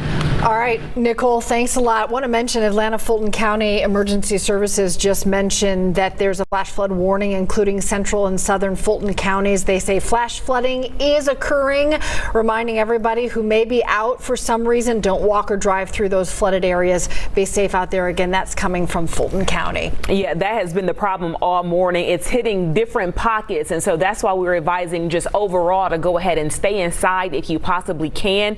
These creeks and streams in our community have really just started to rise. They'll go down, but we know more rain is coming. And right now we are just really taking a look at the scope of this storm and what we are seeing. We understand that 3 deaths have been connected to this storm here in the state of Georgia. 3 people have lost their lives here. More than 24 people were rescued at one apartment complex, Peachtree Creek, right off of Peachtree Road in Buckhead, right behind the Benihana restaurant. The water is receding at Nancy Creek. That's where we saw 11Alive's Liza Lucas earlier in the morning. But again, we were shocked at how fast that went down, and now it could go back up. So we want to let you know to be on the lookout for that. Power outages is another big issue. When you put all the different power companies together statewide, we're talking about almost 1 million people at this moment who do not have power. You've got Georgia Power with a big chunk of that. They've got 22,000 households. That's just in the metro area. Think about households that represent a lot more people. And then on the EMC side of that, you have 223,000 people in metro Atlanta for EMC. So again, almost 1 million people in the state of Georgia don't have power right now. They expect that number will go up in the next couple of hours. Yeah, and we actually just got those numbers for you updated on 11alive.com as well. If you want to go and check out the outage map specific for where you live, Fulton County is seeing more than 9,000 customers without power at this hour. And so we know that is going to only go up throughout the day because the wind speeds are surely picking up within the next couple of hours starting now. The wind bringing down trees, which bring down power lines. Again, here's another look at this. 100 million customers without power statewide. There is a flash flood warning. Specifically, we just read the one that came out in Fulton County, and we understand a Georgia firefighter has been killed. We know that those power lines coming down is always a major implication when we have long sustained periods of rain. That is the case certainly right now, and that causes a lot of problems out on the roads too. Yeah, Crash, watching some major road conditions right now that we are seeing on our local highways. Crash, how are we looking out there? Yeah, Aisha and Cheryl, and it's unfortunate too. You know, hopefully we're not adding to that total of fatalities, but a very serious situation. In fact, a police investigation, which leads me to believe that this was a horrible crash on 75 northbound at Delk Road. Marietta police saying avoid 75 northbound between Windy Hill and Delk Road for at least the next hour and a half or so. We do see some traffic starting to squeak by here, but again, we want you to just kind of avoid that scene, and that's why we want you to not really do any travel if you don't necessarily have to be out. We know some of you may have to go to work, or some of you may need to restock something. We understand that, but for the most part, wherever you are, if you're home and you're safe, hunker down, stay there. This is the police investigation from an earlier wreck, 75 northbound at Delk Road. And again, I'm going to keep giving you Cobb Parkway. Cobb Parkway is wide open. Normally, when we have a wreck of this magnitude or a police investigation and we send folks over to Highway 41, that starts to fill up and becomes a nightmare on its own. That's not the case right now because there's not that many people on the road. So Highway 41, Cobb Parkway, you can take that from the perimeter, Windy Hill up to Delk Road as far as you need to go. All right, a little bit of good news. We cleared the wreck on 316 eastbound at Sugarloaf Parkway. All lanes have been reopened there, so definitely some good news. This one here is going to be a while till they get everything back cleared up. This is wires that fell down. Highway 78 was shut down in both directions just east of Rosebud Road. So heads up if you're heading in and around the Loganville area. Brand new wreck. GDOT telling me about this one. 2 left lanes are blocked, 285 north at Memorial Drive. And again, normally at 7:04 in the morning on the middle of a rush hour, we would see significant delays. That's not the case. You're able to get by that, but certainly expect some delays back towards Covington Highway. And here's an interesting thing right here. As we watch the heavy part of this storm move out towards Augusta, towards the northeast there, we're getting reports now of multiple trees down all along I-20 in both directions between Covington and Augusta. And you see all that red there. That's kind of where my map just stops as you're approaching Augusta. But a lot of red, a lot of yellow, and orange as they've got a lot of cleanup to do. And we're going to continue to see a lot of debris out here on the roads. Now, here's the big 3 inbound traffic. Again, not bad. Everybody kind of heeding the warning and staying home. 75, 400, and I-85 still condition green. But again, you look off to the left side of your screen there, you see that blob of lights. That's a police investigation underway for at least the next hour or so. 75 northbound near Delk Road. Back to you guys.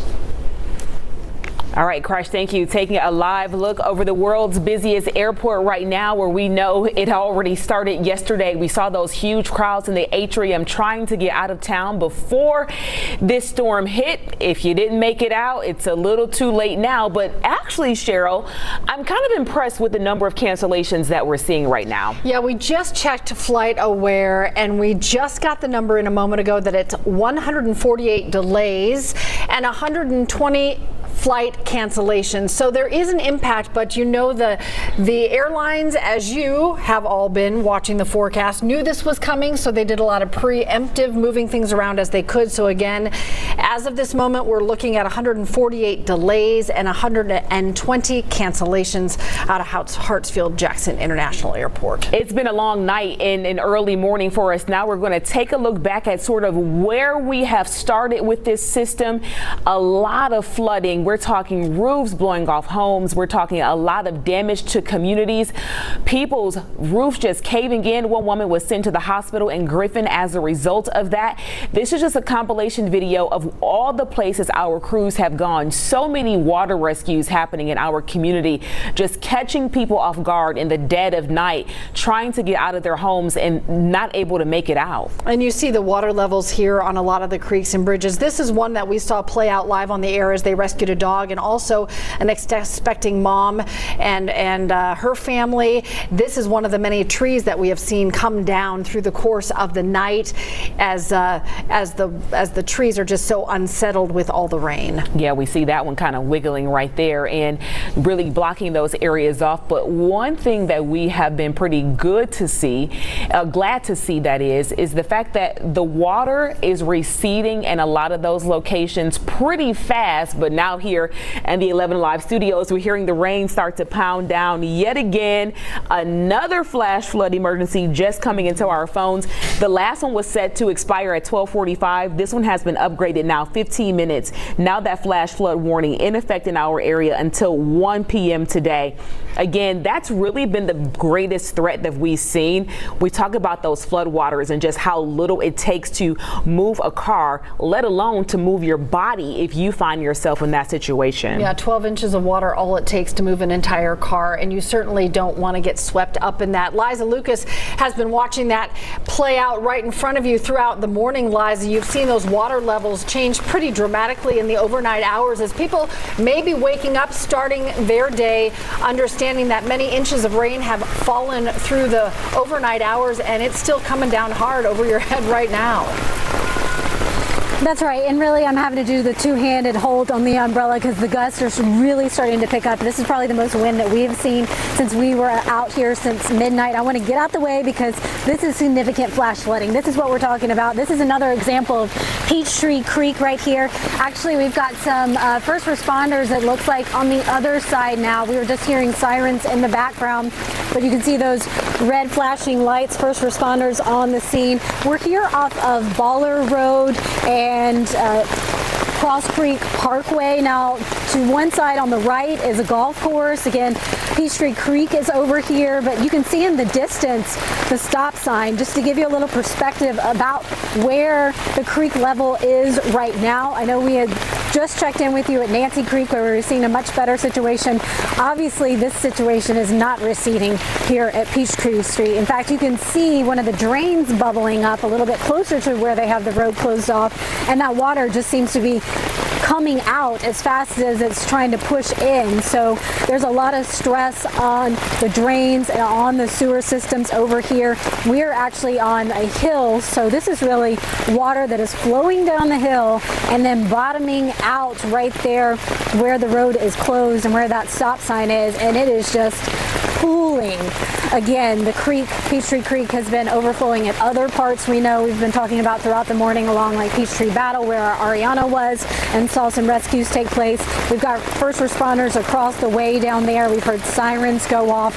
Actually, a local restaurant owner tipped us off that this was happening, but this is still an extensive scene when we talk about flash flooding, especially as we watch the rain continue to pound this neighborhood in northwest Atlanta. We've actually, because we are on a hill, we have to be really careful, watch over our shoulders because cars are coming down the hill and they don't don't know this is there. So there's a lot of sudden stops because right now they have caution tape up, but again, it's still dark. And if you're not prepared and you don't know this area, you may not realize that you are coming onto this flood zone really fast. So this is a situation we're watching closely. We're going to stay here for much longer and kind of keep an eye on it, see if we can get an idea of what the first responders are doing on the other side. Here we go. We got a car stopping with us right now. This guy's going to have to turn around too. So we'll keep you posted here. Again, I'm off Baller Road at Cross Creek Parkway. Significant flash flooding here from Peachtree Creek, guys. Just an incredible amount of water, Liza. As you were showing us those scenes, we were just talking to Chesley about how much water has fallen. He's saying 8 to 10 inches since it started raining, 36 hours ago. Yeah, and a lot of people don't realize that. Bobeth, are you ready? All right, we'll get to Bobeth now. She is heading back toward Gwinnett, coming from the Athens area. Bobeth, what are you seeing on the roadways? So we went through a moment where the rain really subsided all the way. We got back on 316, started heading back to Atlanta, and now we're seeing a drizzle once more.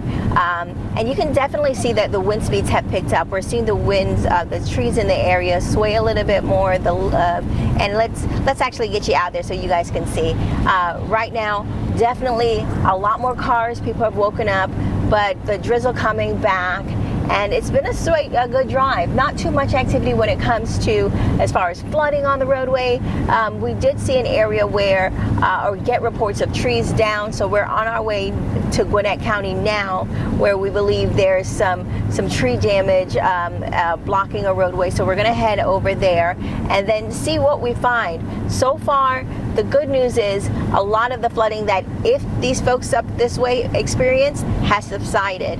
And we're now seeing the lighter rain. The grounds are still definitely wet, so even the drizzle for the next few hours could probably impact us. But the roadways really slick.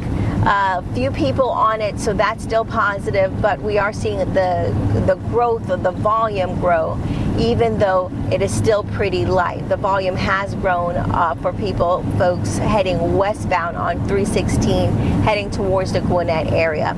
Now, as far as damage on 316, not much. A couple accidents where cars either spun off the roadway into the side, but for the most part, no flooding, no major damage on 316.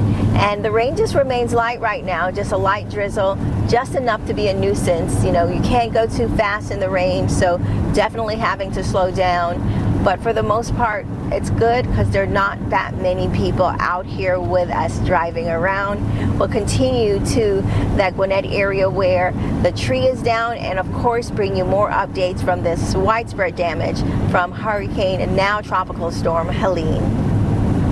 All right, Bobeth, thank you. We just got some information from our digital team, the 7 a.m. update for the power outages. Now, we want to keep in mind, Georgia Power, they really break down the numbers in multiple categories here. So they're reporting 644,000 total customers. That's total customers impacted right now. So that's Georgia Power alone. And then you go to the current outages by region for EMC. We're going to focus on Metro Atlanta. For EMC, that number is a little more than 30,000 customers impacted, but when you do total for EMC, that's at nearly 400,000. So those numbers really tend to be broken down by region, if it's your customers or the actual number of structures that are impacted. But that's just a preview of what's to come. As we saw both with Nicole and then we saw with Liza, both of those ladies said, hold on, wait a minute now. We're feeling the shift and feeling those winds start to pick up for us. Right, and when there's this much rain and the wind's still coming, it's not as if they can really be actively working on those outages right now. So it's kind of a hold steady, hang tight, get through the worst of it, and then the crews will get out and start to restore power. So those people who don't have power, and there are a lot of them, that could be a little bit of time before that power's back on. So that's something that will be really pertinent in the entire day ahead. And that's why we couldn't find a single flashlight in stores yesterday. That's exactly right. A lot of people anticipated being in the dark, and so hopefully everyone is prepared to sort of ride it out. Georgia Power is saying they're not going to come back out until at least daybreak. So that's really important too, because they have to stay safe as well. That'll be a starting point there. Crews have been busy for hours rescuing people. Our cameras capturing many drivers getting stuck last night trying to get through flooded waters on Oakville Road in Atlanta. Then we start seeing more water. We like, oh no, we got to get up out of here. Yeah. Then the car got stuck. We ain't make it. We like, we need to get through it, but man, we ain't make it. So we got to go home. What's your advice to, anyone out on the road tonight? Stay in the house. Stay in the house.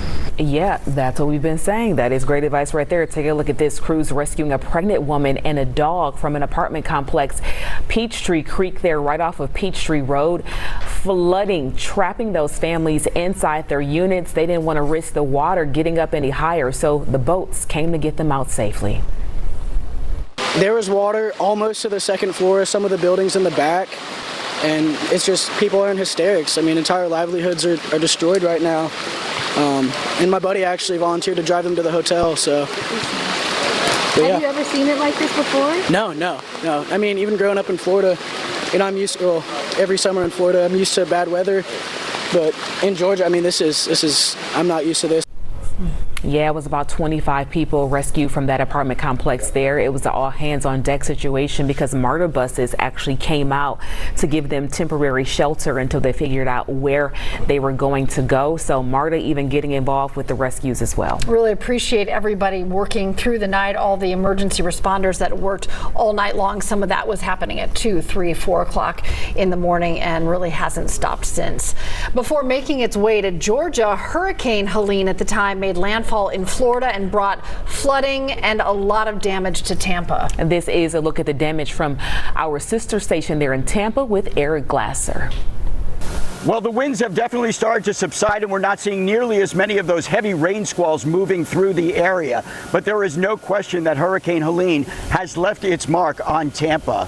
Bayshore Boulevard, for example, we may have seen what we have never seen along that stretch of road. A storm surge higher than the walkway's railing, with waves crashing over the road itself. To the south on Davis Islands, hurricane flags waving violently over the Seaplain Basin. The surge leaving high water on the south end and inundating Tampa General Hospital. The bridges were cut off by high water, forcing emergency vehicles to use one lane in and out. Downtown docks flooded, and the Riverwalk became part of the river at Ashley and Brewery, and barriers carried away by currents. And on Tampa's west side, a relentless storm surge. Countless homes in that area, several feet underwater. In fact, one man told me that the water at his house came up to his hips. And it's likely going to be a story that we hear over and over as the water recedes. As we get our first light, it is likely to reveal quite a bit of damage. From what people tell me, to their knowledge, simply unprecedented. In Tampa, Eric Glasser, 10 Tampa Bay. Eric, thank you. Taking a live look right now at the connector. This is 85 North at University Avenue, blocking 3 lanes southbound. Crash Clark standing by, watching this situation as we bring you the live cameras. You see these cars just inching by, but we are talking trees on the downtown connector. That's quite a bit of cars out there navigating its way around that. That is why we are asking you to please stay inside. This ground is saturated and the rain continues to come down, and these trees will continue to come down right along with it. And Cheryl, we know this system has turned deadly here in our state. Yeah, 2 people died in Wheeler County. That's west of Savannah, about 3 hours southeast of Atlanta. A possible tornado struck a mobile home in South Georgia there. And then we also have some more details about a firefighter killed in Blackshear, Georgia during Helene. A firefighter was killed early in the morning while traveling in the city of Blackshear. We don't know if the tree that fell on a personal vehicle or a fire truck, but that department mourning the loss of one of their own. This, Chesley, is a proven to be a dangerous system, and that has been your warning all along. Yeah, you don't want to play with systems like this. We have come out on the more fortunate side of what we were predicting because of the track of the system. Went more toward the east, which was good for us. Okay, not with the rain though, not with the rain. Still a whole lot of rain. Certainly we needed the rain. Prior to us receiving that rain 2 days ago, we were looking at a moderate drought and had severe drought up to the north. And so certainly this helps that, but this is all at once. Of course, you want something like this over a period of days. Then some of you may be saying, hey, no, give it to me all at once, get it out of the way, and give me the sunshine back. Well, now we got to do some cleanup. Got to do some cleanup. The rain already ending down to the south. So you see over toward Macon, over toward our southernmost counties now, Meriwether County, you see it starting to subside there. That rain's starting to end. That's going to be the trend for the rest of the morning. We are here now at about 7:20. We'll get another update on the center of circulation, where it is, how strong it is here at 8 o'clock. So in another 40 minutes or so, maybe even just before then, we'll get another update on that. Here is where that center is. Moved over toward the Athens area. So it was moving up toward the northeast, and it remained on that trajectory, not coming up closer to the Atlanta metro area. The closer it was to us, of course, the stronger those winds would have been. But those winds, gusty out there right now, gusting up to about 40 miles per hour. And we have the heaviest rain on top of us right now as well. Some very heavy rain. And notice how it's wrapping around that area of low pressure. That's going to continue to slide further off to the north, and this will wrap around it. And so this will lift back to the north over the next couple of hours. I suspect that by the time we get to 8:30, if you remember this, by 8:30, Atlanta won't have any of that yellow or orange on top of it. It will be more of the green, light green, and then tapering off from there.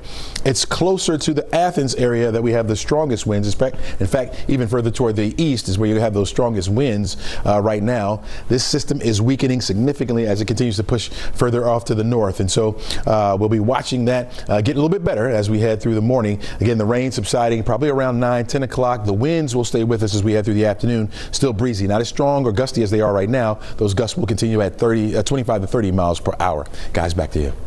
All right, Chesney, thank you. Joining us now on the phone is Zach Brackett, the EMA director with Hall County. Good morning, Mr. Brackett. Tell us, how are things looking there in Hall County right now? Well, we currently are working multiple trees down across the county, affecting roadways along with power line involvement. So right now our folks have been working through the night and continuing to do so to get the roadways cleared up and allow people to get on about their business. When you talk about trees down and power lines down, is there subsequent damage? We're hoping that hasn't been on top of homes or cars. I know in the darkness of night and early morning hours it's tough to see, but what can you tell us about damage that goes along with that potentially?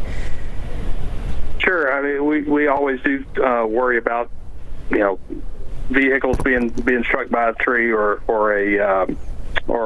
trees falling down on a home. However, overnight, really, our main impacts have been to the roadways, and then also power line involvement again, caused us a lot of power outages.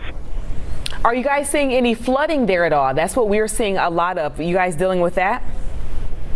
We only have one road closure right now due to flooding, and so we've been really fortunate in that regard overnight, and we're just hoping that we can avoid that as the system moves on through. All right. Well, we thank you for calling in this morning and letting us know how things are going as we, start to approach sunrise out there. The water is still coming down, so you guys stay safe there in Hall County, Mr. Brackett. Chesley, back to you. All right. Let's continue to monitor the radar here as we watch the storm continue to push further off to the north. You'll notice again those bands, at least that band that's over us, winding around or so before it starts to taper off a little bit there.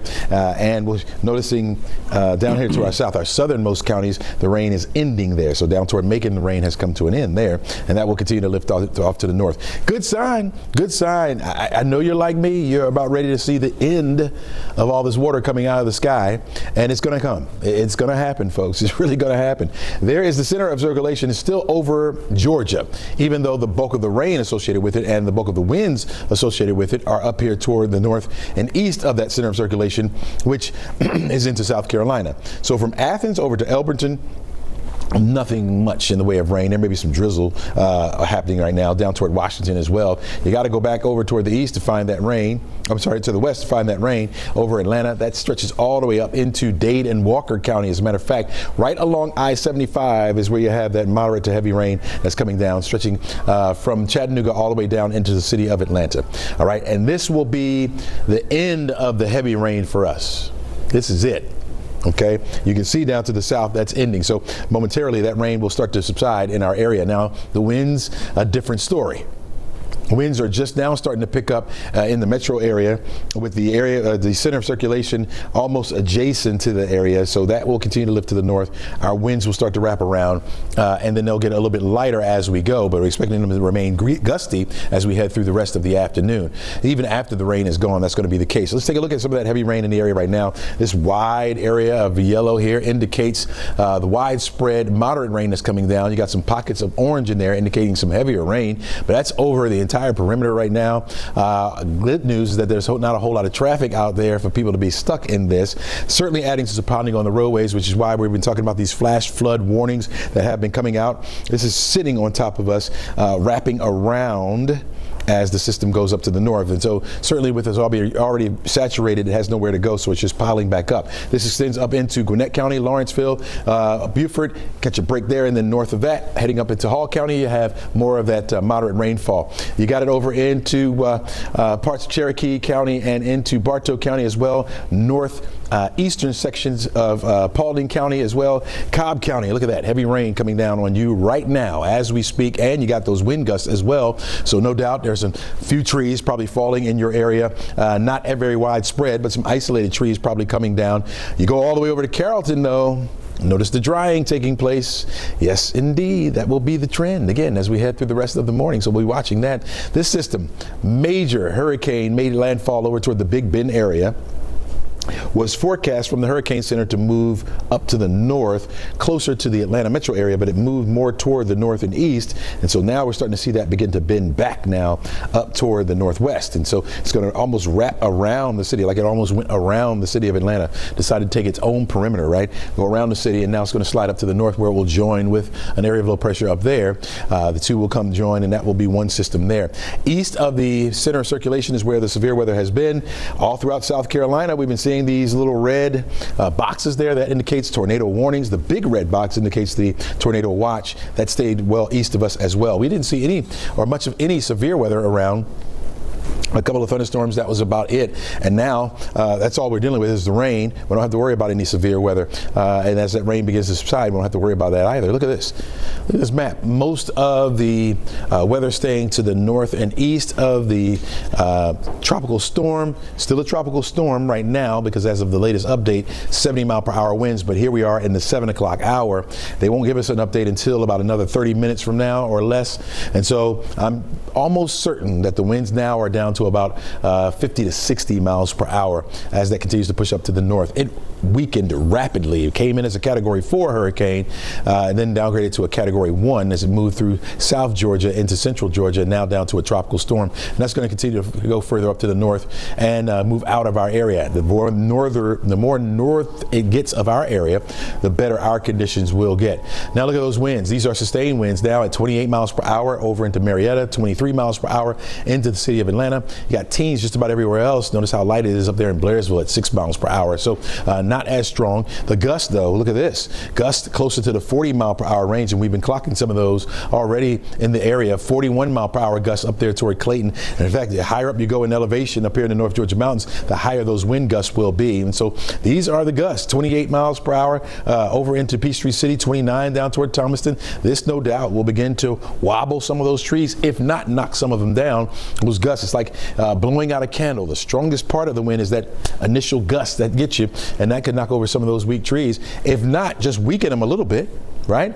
And even if they don't fall over and they're weakened this afternoon, as we get those gusty winds about 25 miles per hour, that could do the damage to knock some more of those over. So I think we'll hear that throughout the day, isolated trees coming down. Tropical storm warning remains in effect as long as those winds are at tropical storm force moving through the area. I suspect they'll drop that here momentarily as the storm continues to weaken as it moves up to the north. Talk about the flooding as well. We do have a lot of flooding taking place in the area. area. You can see this Christmas map, if you will. The red indicates the flood warnings that we have. The green indicates the flood watch. And where you have those little light green little specks there, those are the rivers and streams in our area that are already at flood stage in a lot of spots. In fact, yesterday when we saw those, they were at minor flooding. Right now they're at moderate to high flooding in some spots as well. Places like Big Creek and northern Fulton County, you know it floods. If you live over that area, typically moderate flooding won't come near your home, but once it gets high enough, that's when it starts to impact neighborhoods. So be very careful over there. Again, not worried about too much of a severe threat. Forecast track model shows that rain getting out of here. Here we are by 9 o'clock. Stop at 9 o'clock. We don't have to worry about any rainfall anymore. We will have a few sprinkles around, but that'll be it. The heaviest rain pushing well up to the north. Now we still have with winds as we head through the afternoon, despite the fact that the rain is gone. We'll still keep those winds in place up to about 20, maybe 30 miles per hour at times. Clouds will try to break up. We'll get a little bit of sunshine in here before it sets. Not much. Not going to see much today, and our temperatures will heat up into the 70s. We're in the 60s right now. I'm thinking right around 71 to 73 degrees. That's going to be our afternoon high temperature for today. And then, in fact, let me show you the 7-day outlook. We'll see things get a little bit better here. Looking at Saturday, Sunday, anywhere from partly to mostly cloudy skies on Saturday. Sunday, you're looking at partly sunny skies, 20% chance for the rain. By then, you'll be thinking about a football. We'll already have cleaned up, and now we're looking better. As we head into the work week, you got sunshine around. We'll hold on to it for much of the week. 81 for the high on Monday. Looking at 80 by Tuesday, 81 again Wednesday, and then Thursday we're looking at temperatures right near the 80-degree mark. I got a hint to you as I was talking to Nicole. We were back here working, and I showed her what it looks like next weekend, and I'm not going to tell you about it because you don't want to hear it. Nicole, over to you. Yes, and I mean, it's just gross out here. Our winds have really picked up just in the last hour and a half, 2 hours. Up until this point, this has mainly been a rain event. We've been watching as the heavy rainfall has led to areas of flooding. Heavy rain is still ongoing. It is coming down out here outside our studio in Midtown, and it's been coming down steadily for about the last hour. What we're starting to see, though, is more wind. So now this is transitioning from just a rain event to more of a wind and rain event. And you can really see those wind speeds picking up. Our branches behind me are really blowing around. The rain at times is coming down nearly horizontal, and we'll continue to see those winds stay gusty through the next few hours. Now, the rain, this is kind of the worst of it for Metro Atlanta before we start to dry out. That heavy rainfall moving up towards the north. Long after the rain ends, we'll still be dealing with the wind across North Georgia, and with how saturated it has been, that means that our root systems are loose and trees will easily fall over because of the saturated ground. We've seen gusts already, Chesley was talking about, up to 35, 40 miles per hour. That'll continue to be the case. Now, the strongest winds will be across East Georgia up through the Rome area, where we could see wind gusts up to 50 or 60 miles per hour, perhaps even higher, and we could see gusts even up to 40, 50 miles per hour through all of North Georgia. The further west you go, further from the center of circulation, that's where our wind speeds will be a little bit lower, but even 30, 35 mile per hour wind gusts are going to be enough to topple some of those trees that are perhaps already weakened from the rainfall, or that maybe you should have gotten taken out within the last couple of months anyway. Our forecast wind gusts will stay pretty strong, and I mean, it's really picked up out here in the studio just outside. Our rainfall is coming down, the winds are gusting. We'll be dealing with these very gusty winds probably for about the next hour or two through Metro Atlanta before they start to subside a little bit. We'll see wind gusts still this afternoon up into the 20 to maybe 25 mile per hour range. So the strongest winds will be now through probably 9, 10, even 11 o'clock this morning. They'll stay gusty, but maybe not up quite to that dangerous limit. If you do need to be outside for any reason, I would definitely suggest just taking it slow on the roads. In addition to the flooding that's ongoing, we'll continue to see power lines as well as some trees that are down, debris in the roadways. In addition to just the safety aspect of it, it's not nice out here. You don't want to be outside, trust me. The rain is really coming down, the winds have picked up, and we will continue to to see some problems when it comes to the rain and the wind through the next couple hours. Cheryl and Aisha? Nicole, I have to hand it to you in Chesley because this is exactly the timing that you said that we would see a peak in the rain and wind, and we're watching it happen around Nicole outside, and the ground just cannot take any more of that water, which is why you may be getting some alerts on your phone right now. Fulton County Emergency Management sent out a safety alert about flash flooding, and then just a moment ago they sent out another one about high wind. And we are in the thick of it. We talked about that time frame of that 7 to 9 a.m. So here we go. It is 7:35 this morning. If you are just tuning in with us right now, here is what you need to know about Helene. The storm is making its presence known in Georgia. We are in a flash flood emergency in our area until 1 p.m. this afternoon. Some of the cities impacted: Riverdale, East Point, Atlanta, Tucker, and Decatur. There are about 1 million customers without power all across our state, and that storm is being blamed for at least 3 deaths in Georgia.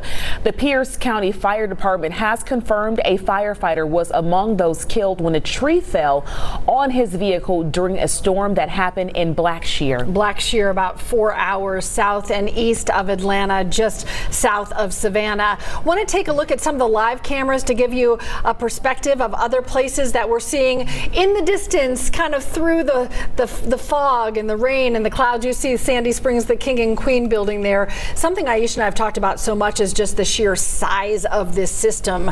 I mean, there are 5 states in a state of emergency, and really all of Metro Atlanta and much of our state impacted as we speak. So this is the perspective from Sandy Springs. We're kind of taking you on a tour of our cameras because we want you to stay inside and see what's going live now to Truist Park in Cobb County this morning, where we do know we got the the Cobb County camera from Truist Park. All right, looks like we don't have that one. That's okay, ladies. This is a live television fluid situation, but that snapshot just gives you a bird's eye view of how much rain is coming down out there, and truly just the ground being saturated. This started on Wednesday, but that system wasn't even a part of what was Hurricane Helene. We got rain before the storm even got here. So just imagine what our infrastructure is soaking in right now. I was going to say, that's like to the appetizer to the meal that no one really wanted to order. Yeah. Right? You know? Yeah. We're like, no, thank you. Exactly. And what we're seeing here in the metro area mirrored in a lot of other communities. We want to give you a live look at Asheville right now, North Carolina. It looks a little like Sandy Springs, doesn't it? Just kind of a heavy rain and just saturated. And we don't see any problems there on the roads right now. But, you know, as the system continues to move, there are so many parts of this region that will continue to be impacted with rain, wind, power outages, and damage. On the fly here, I kind of wanted to ask Crash Clark if we still had the connector being blocked with those trees down on the connector. If we do, can we get that camera pulled up so we can kind of see how that's looking over there here at home? The downtown connector, where the southbound's right, Crash? Yes. Southbound lanes, 3 lanes, they're blocked because we have trees on the downtown connector. It is a city of trees. And right now they're saying we have had enough and we're going down. Yeah, these are the days that you're really aware that so many of our highways are lined with these big, tall pine trees, and boy, they don't like a saturated soil that they've been going through the last couple of days, and some of those have been coming down. Also bringing down power lines with it, and the flooding has been a huge concern all morning for us. Let's get to 11Alive's Liza Lucas, who's kind of been taking a tour of all of these creeks, Liza, that are just bursting at the seams. What are you seeing right now? When you're feeling for sure? For sure, yeah. 2 hands on the umbrella right now. In the last 10 minutes here on Baller Road, we lost power, so the neighborhood is now dark. I'm going to get out of the way. I'm going to step out of the shot because daylight is starting to creep up, and we're starting to get a better vantage point of what's going on here. Some neighbors also coming out to get their own look now that daylight is coming up. But you can see that we are here off of Cross Creek Parkway, the Cross Creek neighborhood. There's a golf course normally right here. There's a pond right here, but you can't tell where any of that was or starts because Peachtree Creek is now completely taken over this area, and they have shut down the road. Cars are having to turn around here. There's a pretty big section that they have closed off of the Cross Creek neighborhood. We haven't seen anybody coming and going, and not sure how homeowners are doing inside the neighborhood. A lot of these homes are built up because of the creek that is over here, but hopefully we'll get some better indication from homeowners that they're okay as we kind of move throughout the morning. But right now it's really a mess. I mean, I'm going to have Hunter pan down for a second because we are on a slope and you can see the water just running. That's several inches of water that's just moving down, moving down. We can't see the top of the drains anymore where we could the last shot. Again, in the last 15 minutes or so, we've also lost power. My photojournalist Hunter saw a big flash. We didn't see a line fall, at least not in our purview, but we immediately lost power, and so did this whole street as far as we can see. Again, neighbors are still waking up, and we're seeing some come out of the subdivision prior to where this street closure is and have to suddenly turn around because they weren't aware that this part of the road was shut off. We've got in a big gust of wind right now that we're just kind of holding on to, but this is really a mess. You can see that speed limit sign, and that gives you a little perspective about the depth of the water. I actually just saw a big tree floating by in the water, so this is just a good reminder as we all start waking up, stay out of the water. Even as it starts to recede, the animals have been trying to find places on higher ground too. They're out and about and maybe in your yards and places where you normally aren't accustomed to seeing them. So again, don't walk through even when you have your waders or your boots on, because you just don't know what's in it or how deep it goes, guys. Liza, now that the sun's coming up, we wish, and it's getting lighter. Daylight. We're not seeing sunshine, but we are seeing daylight. It really strikes me how fast that water's moving. It's maybe the best perspective yet that we've been able to see, Liza, from these shots you've been giving us through the entire overnight hours. But now that we see a little bit in the light, we just see how fast that water is moving. Yeah, and I know that area very well, Liza, and it's unrecognizable. So that's why so many people are coming out like, where are we right now? All right, Liza, stay safe out there. Thank you. Yeah. Bring it back in now to the studio. Crash Clark. Connector shut down because trees are on the connector. Trees on the pavement, Crash. Yeah, and you know, you guys were talking about that. We are the city in the forest. So just because you're not in a neighborhood, or you're like, oh, I want to get on the interstates, that doesn't mean you're not going to get something like this. And let me step out of the way. It's hard to see. Obviously, the sun is up. We just can't see it with all the clouds and the rain. But that's 3 right lanes blocked with a tree that just came right down, broke over the fence, and landed. We don't know if it landed on any vehicles. We hope not. That's why we don't want you to get out there and travel, because even though if you're like, well, the interstates aren't completely flooded, I got things to do, well, this could happen. So we're going to gather more information. But as you can see, connector southbound right there at North Avenue at University, we have got those trees in the road. Now look at all these little icons. Every little blue icon you see out there, some of them it's a car with water underneath it. That means there's flooding. Others just indicate trees that are down in the area. So it is widespread. It is scattered throughout the state and throughout the metro area. Again, here's your trees down. Connector southbound at University Avenue. So if you're off to the airport, you got to tack that on a little bit. Now, this police investigation really started to take its toll as more folks get on the road. 75 north at Delk Road, you see that red. That's backing you all the way up towards the perimeter. Do yourself a favor. Cobb Parkway, I know you see a little bit of yellow there. And of course, you got to deal with the red lights, but it's a lot better than just sitting in traffic and wasting your fuel. At least on Cobb Parkway, you can move from the perimeter up towards Windy Hill and Delk Road and points beyond that. All right, we knew we were going to see some of this. Jackknife tractor trailer, 285 northbound right at Memorial Drive. 285 northbound at Memorial Drive, a jackknife tractor trailer. So obviously delays coming up through DeKalb County on I-20. So be prepared. And this is another one. We talk about trees down. Look at this. These trees are completely blocking Highway 78 westbound at Brockett Road. You might want to consider Highway 29 or even Memorial Drive if you're coming out from Stone Mountain, as we take another live look right here As soon as we get a little bit more daylight, maybe we could see it better. I'll move over here. These are trees down right here, connector southbound at University. Bobeth Yates has been out and about driving around in the Thunder truck, giving us a live look. She's up around Buford Drive now, heading up towards Buford. I know, Bobeth, you've been looking at 316. You went out towards Athens. You're kind of in the rain, then you're out of the rain, but either way, it's a little bit dangerous out there. What are you looking at now? Yes, we've made it to Buford or Lawrenceville. We're on Buford Highway as we are heading into another part of Gwinnett County over by Mills Road, where we were told a tree went down and there was some power outages because of it also took a power line. Before I go that though, I want to make sure everyone knows, stop calling the news station. I do have my seatbelt on. It's just because I'm so small, it gets really close to my chin, so I'm just holding it down.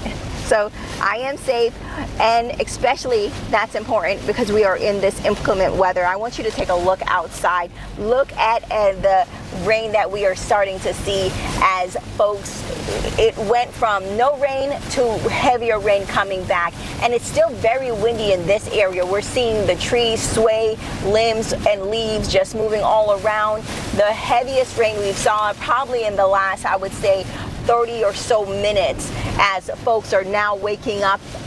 We're heading north towards again the Gwinnett County, in the Gwinnett County area by Lawrenceville as we head up Buford Highway. And we're definitely seeing the more rain, not as much debris on the roadway as I had expected. Some of the areas when we were in downtown Athens, even though the roadways were clear, there was debris from smaller branches, leaves, and things like that, you know, kind of settling on the road. Here, we're not seeing much of that as we are making our way towards Little Mill Road and Peachtree Industrial Boulevard. But right now, as we head north on 20, Buford, I called it the wrong name earlier. This is Buford Drive, not Buford Highway. Heading north on Buford Drive, 20, it is getting a lot more heavier rain. The winds continue to blow, and we're definitely seeing more activity on this roadway than we were previously when we were on 316 heading westbound. But I'm going to continue to follow this path. When we get to Little Mills Road, we'll tell you what we see. Again, over in that area, we're expecting to see some down trees and down power lines and some impacts, but we'll continue to follow that path and bring you updates as we get it. Sending it back to you guys. All right, Bobeth, thank you. So Governor Kemp up and responding. Yeah, we've just gotten an executive order from the governor. I'm going to read it along here with you. It says, as we continue to assess Helene's impact throughout Georgia, our hardworking response teams across the state are tending to casualties, widespread power outages, property damage, and flooding. This morning, I've issued an executive order authorizing an additional 1,000 Georgia Guard troops to assist in those ongoing recovery efforts as needed, in addition to the 250 heading into the field already. So that's 1,250 National Guards people who are helping with all of these needs that will just continue to accumulate throughout the day. We've been talking about the fact that if we just look at power outages, there are about 1 million people in the state of Georgia already impacted, but we're still in a flash flood warning, a high wind warning, and we've got a few hours yet to go. Yeah, and this is the timing of it, that 7 a.m. to 9 a.m. window when we're really expecting to see the rains give us another dousing and the winds really picking up right now. But let's tell you what we've been looking at just all through the night. Our crews have been a little bit of everywhere. We're seeing these water rescues, these cars going through floodwaters, which we advise not to do, roofs being blown off of homes, even causing some injuries there. We have seen the surf as, of course, it landed in Florida. We've seen swift water rescues throughout the night in Fulton County as people were rescued from their homes as the water was coming up in the middle of the night. We saw people and animals, even a woman expecting a baby on those rafts. All right, we're going to continue to track this now. The daylight has come. We're starting to see just the devastation that's being left behind. Let's get a look at some of the live cameras that we have around the area. We're looking at Sandy Springs, where we can barely see the King and Queen building. All that rain coming down, those clouds just thick, creating that fog out there. You know, this is even a tougher visibility than 10 minutes ago. I think it's just ramping up. We hear the rain on the roof here of our Midtown studio. So we want to get another look at Midtown as the rain has intensified and the winds and the gusts have picked up, maybe in the last half hour especially. Even in the midst of the storm, ATL, you're looking good. We're just trying to keep you safe. Taking you to Cobb County right now with a live look over Truist Park, where we know the lights are on. However, no activity happening there. The Braves and the Mets postponing their playoff contention matchup because of this impending weather that has arrived here in Metro Atlanta. Not just the rain on the lens that really puts an exclamation point on it, but the fact that the lights are on. You really see how thick the rain is when you look at it through the lights there, as we're really seeing our first daylight video of what's been a complete overnight event. And that's what makes it so scary. A lot of people were, probably woken up by those alerts that were coming to our phones about the high wind advisories, about the flash flood warnings. And that's why we have been on air around the clock, because those overnight systems, they're pretty scary, because that's when people tend to let their guards down and you just can't see a lot of what's going on, which is probably what led to a lot of those people driving through the floodwaters. You didn't know what to anticipate when you inch toward it. Helene, impacting everyone. So many people are not at work, not at school today. It's an inconvenience to everyone, whether it's just dealing with a lot of the rain or the power outages. But it's been dangerous, as you mentioned, for others, and it has proven to be deadly. We know of 3 people who've died already as a direct result from Helene. 2 people in Wheeler County, west of Savannah, and then a firefighter in Blackshear, which is about 4 hours south and east of Atlanta. Yeah, south of us getting hit pretty hard, but we're starting to see some of that arrive here. Meteorologist Chesley McNeil tracking the very latest for us. Chesley, good morning. Good morning to you. I want to give a shout out to all the public workers that are out there right now cleaning up the roads.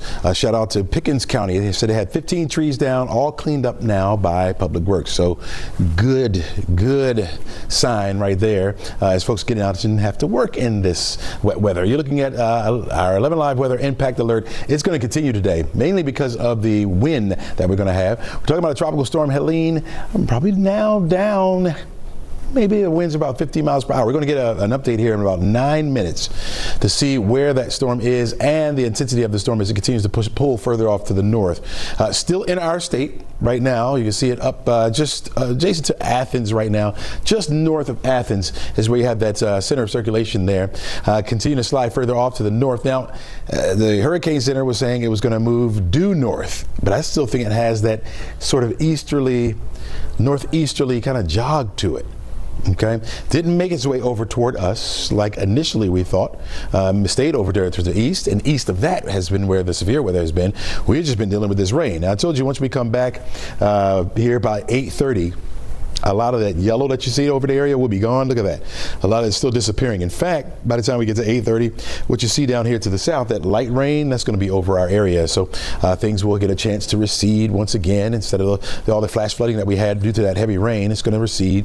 You see that moderate rainfall stretches all the way up into Dade and Walker County.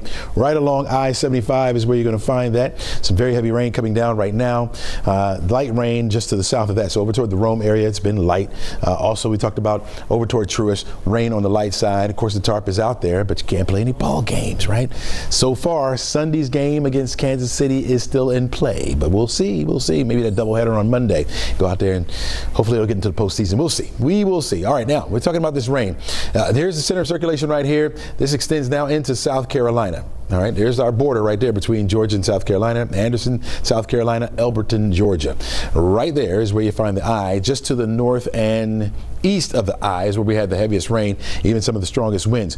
Our strongest winds right now are over here toward the east as well. Athens area down toward Washington, Madison, up towards Gainesville. We're talking gusts in the 30 to 40 mile per hour range. As you make your way over toward Atlanta, it gets to be more in the 20 to 30 mile per hour range. But our gustiest winds around right now, and as this storm continues to slide further off to the north, we'll see it still a bit gusty this afternoon, but not as strong as what we're seeing right now. The heavy rain, again, starting to subside, especially down here to the south. You got Macon, clear. Cloudy, but clear at least. Your rain is done down there. We'll join in on the party as well. Some of our southern counties already in it. You got Coweta County, for example. The rain has slacked off. You still have the clouds in place there, but that's about it. button was stuck, folks. I was trying to move in there. We're looking at Lawrenceville. This is the Gwinnett area, Gwinnett County. You got Beaufort here. There's Lawrenceville. South of that, we got some moderate rain coming down on the eastern side of the perimeter. The same right along I-20 where the two connect, up towards Roswell, up toward Canton as well, 575. Got that wet weather there. Again, this all lifting up to the north. So places like Dallas and Paulding County, light rain. Over into Powder Springs in Cobb County, light rain. Austell, light rain right now. We'll continue to watch that as it continues to push further into the north. We had some problems up in the northern parts of Atlanta, up into Buckhead. Ariana Manise is live there. She's been watching water rescues all morning long. Hopefully that water is starting to subside just a little bit. Ariana, how's it looking out there right now? Yeah, and Chesley, that's what I want to show you. We moved a lot closer to where we were when we first spoke to you all throughout the morning. We're standing where the water was knee deep at a certain point. Cars, they tried to, if you look at that white car right there, it tried to move to higher ground, but it got stuck at that point. We did see a resident try to come out and move this blue car, but they were unable to move their car. It was pretty much at the top of their tire there. You see that water has gone down tremendously. And if you look, I'm going to have our photographer Chris go back to the part of that apartment complex where we saw a lot of those rescues coming from. A lot of the residents that are in the second story, they decided to stay in their apartment, but we saw a lot of the water rescues happening at the lower level. Some people, they had water inside their apartment that was up to their knees. Some residents, they just wanted to get out before the water got too high and they were unable to do so. Now, as firefighters, they were here when they first started those water rescues. They had blow-up boats. We saw them shift to a boat with a motor because the current from the river that is right behind this apartment, they say they've started to feel that current in this flood water in a parking lot of an apartment complex. So it just shows you how high this water was at a certain point. And we really saw it reach its peak around 2:30 a.m. this morning.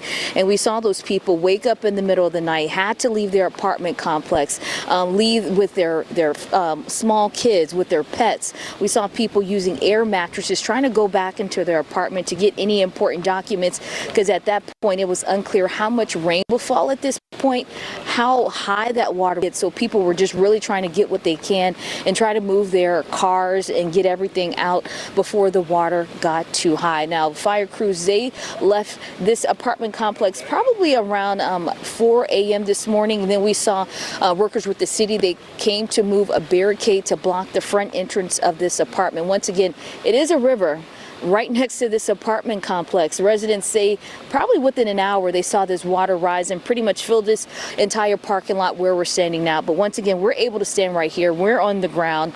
The water has receded tremendously, but please be careful when you come out here because you still see this water flowing here in this apartment complex in Buckhead. I'm going to send things back over to you guys in the studio. Chesley? I see that the power is still on behind you, or it appears that the power is still on. Are there still people there, or did they have to evacuate that area? Well, yes, the power is still on at these apartment complexes. As I mentioned, you do have residents still inside the apartments where we saw residents coming out of. The lower level is where we saw most of the people coming out of.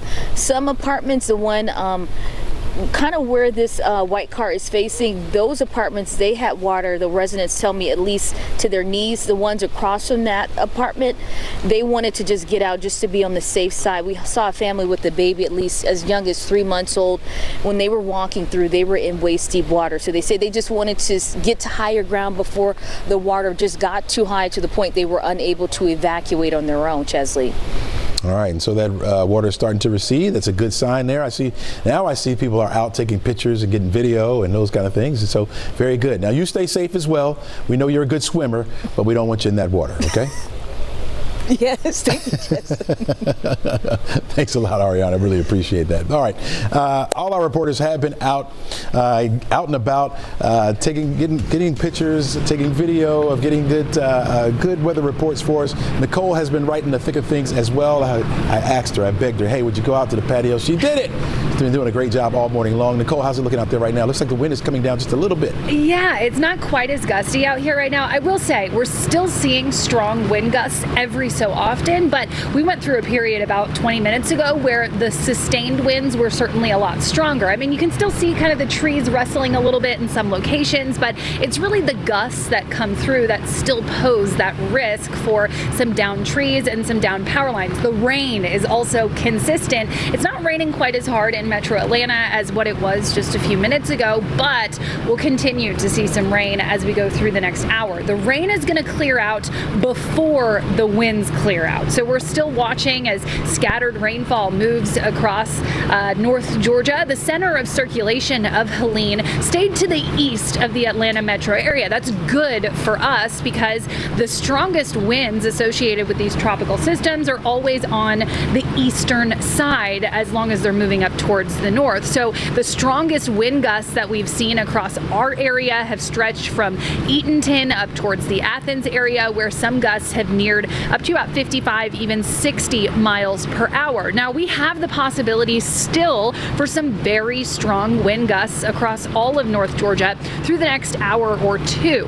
Our rainfall will steadily start to clear out and the winds will clear and calm behind it. So your forecast gusts by this afternoon are down to only about 15 to 20 miles per hour. So the worst of the wind is moving up now towards the north. We'll still see, as I said, those strong gusts, and because we do have very saturated ground, the root systems of these tall, old trees are very loose. That means it won't take much in the form of wind to really knock them over. There are already a number of power outages across not only the state, but here in North Georgia, and we'll continue to see some additional power outages, additional trees down throughout the next couple hours until winds start to calm. I mentioned some of those stronger gusts. They will continue to be the case through about 10 a.m. I think the rainfall will get out of here shortly, at least when it comes to the Atlanta metro. Up towards our northern counties, the rain, you still got probably an hour, maybe 2 hours left of it, but many of us, most of us, will be dry by about 9 or 10 o'clock this morning,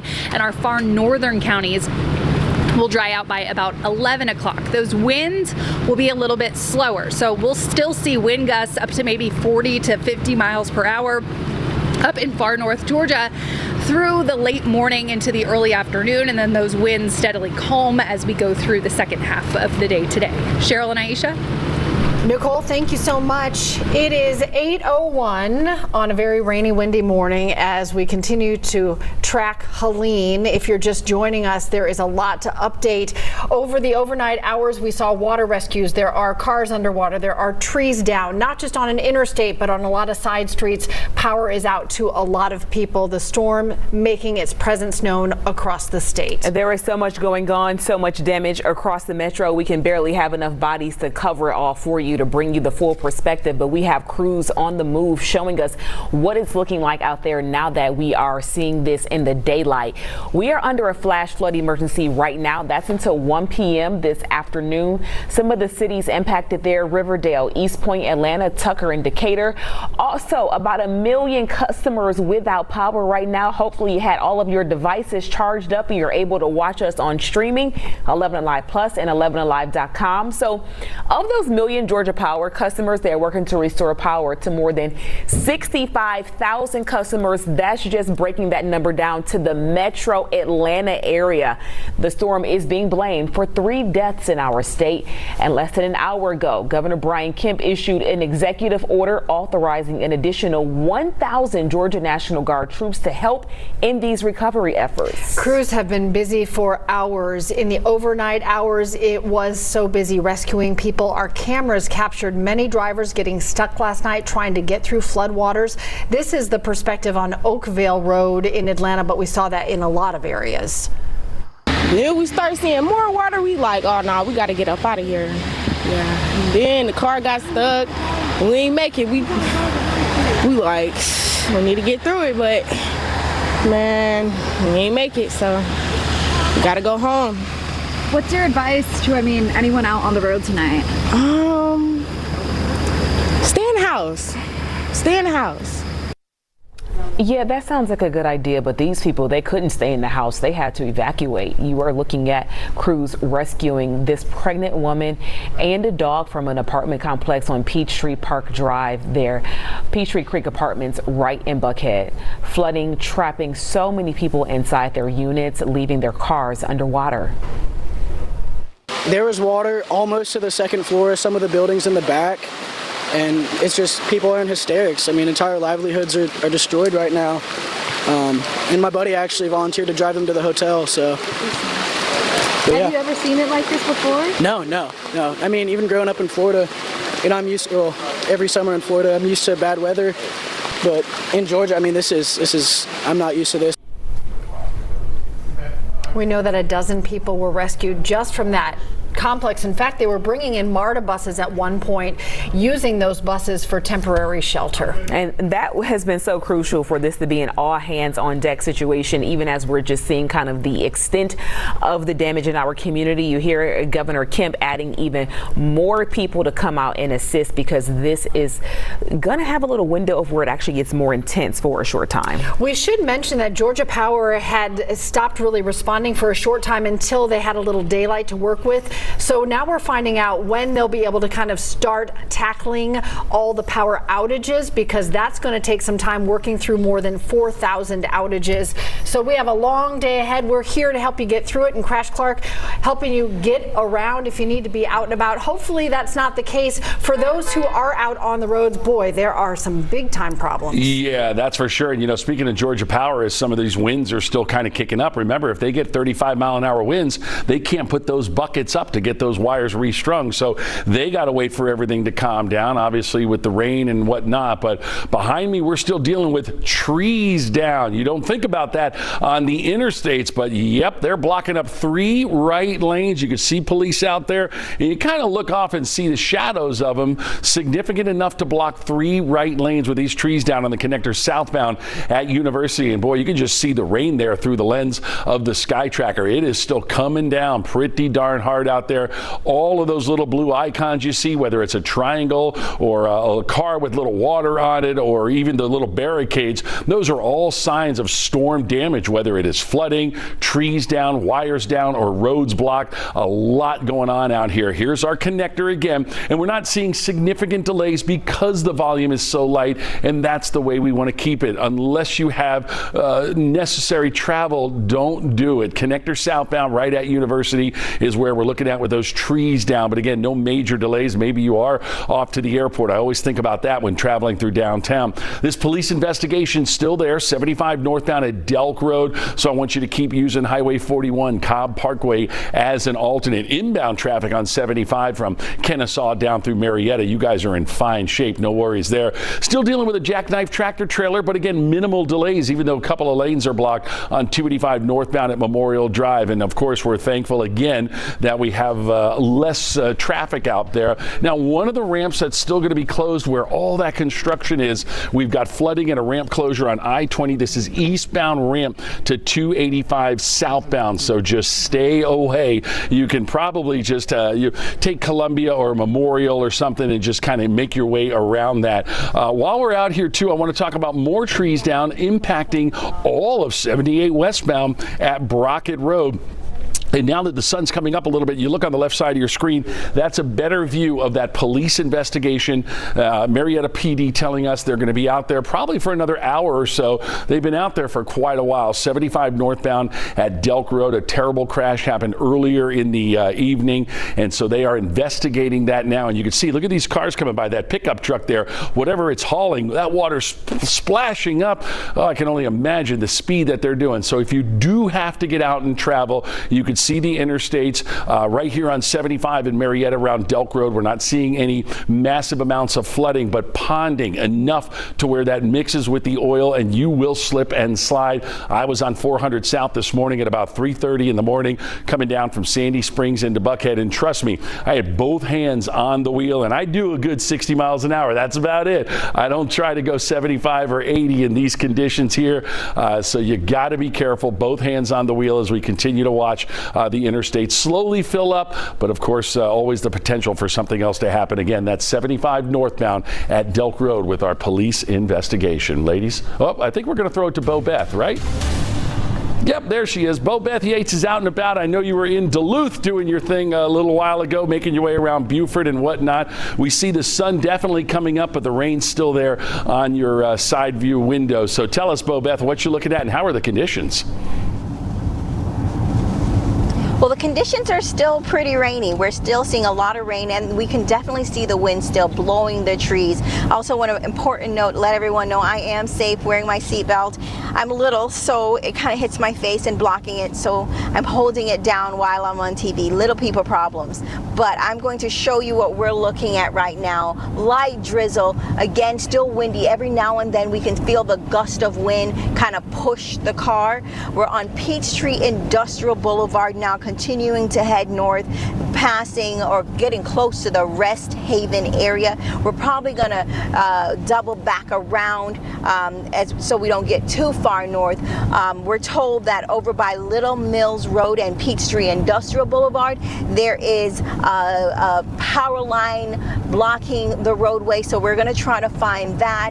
But wanted to give you guys a good perspective so you can see what the roadways are looking like. As the sun has come up, we're definitely seeing a little bit more pooling on the roadway, but nothing major, no major flooding, just small pooling as we're trying to, make our way north.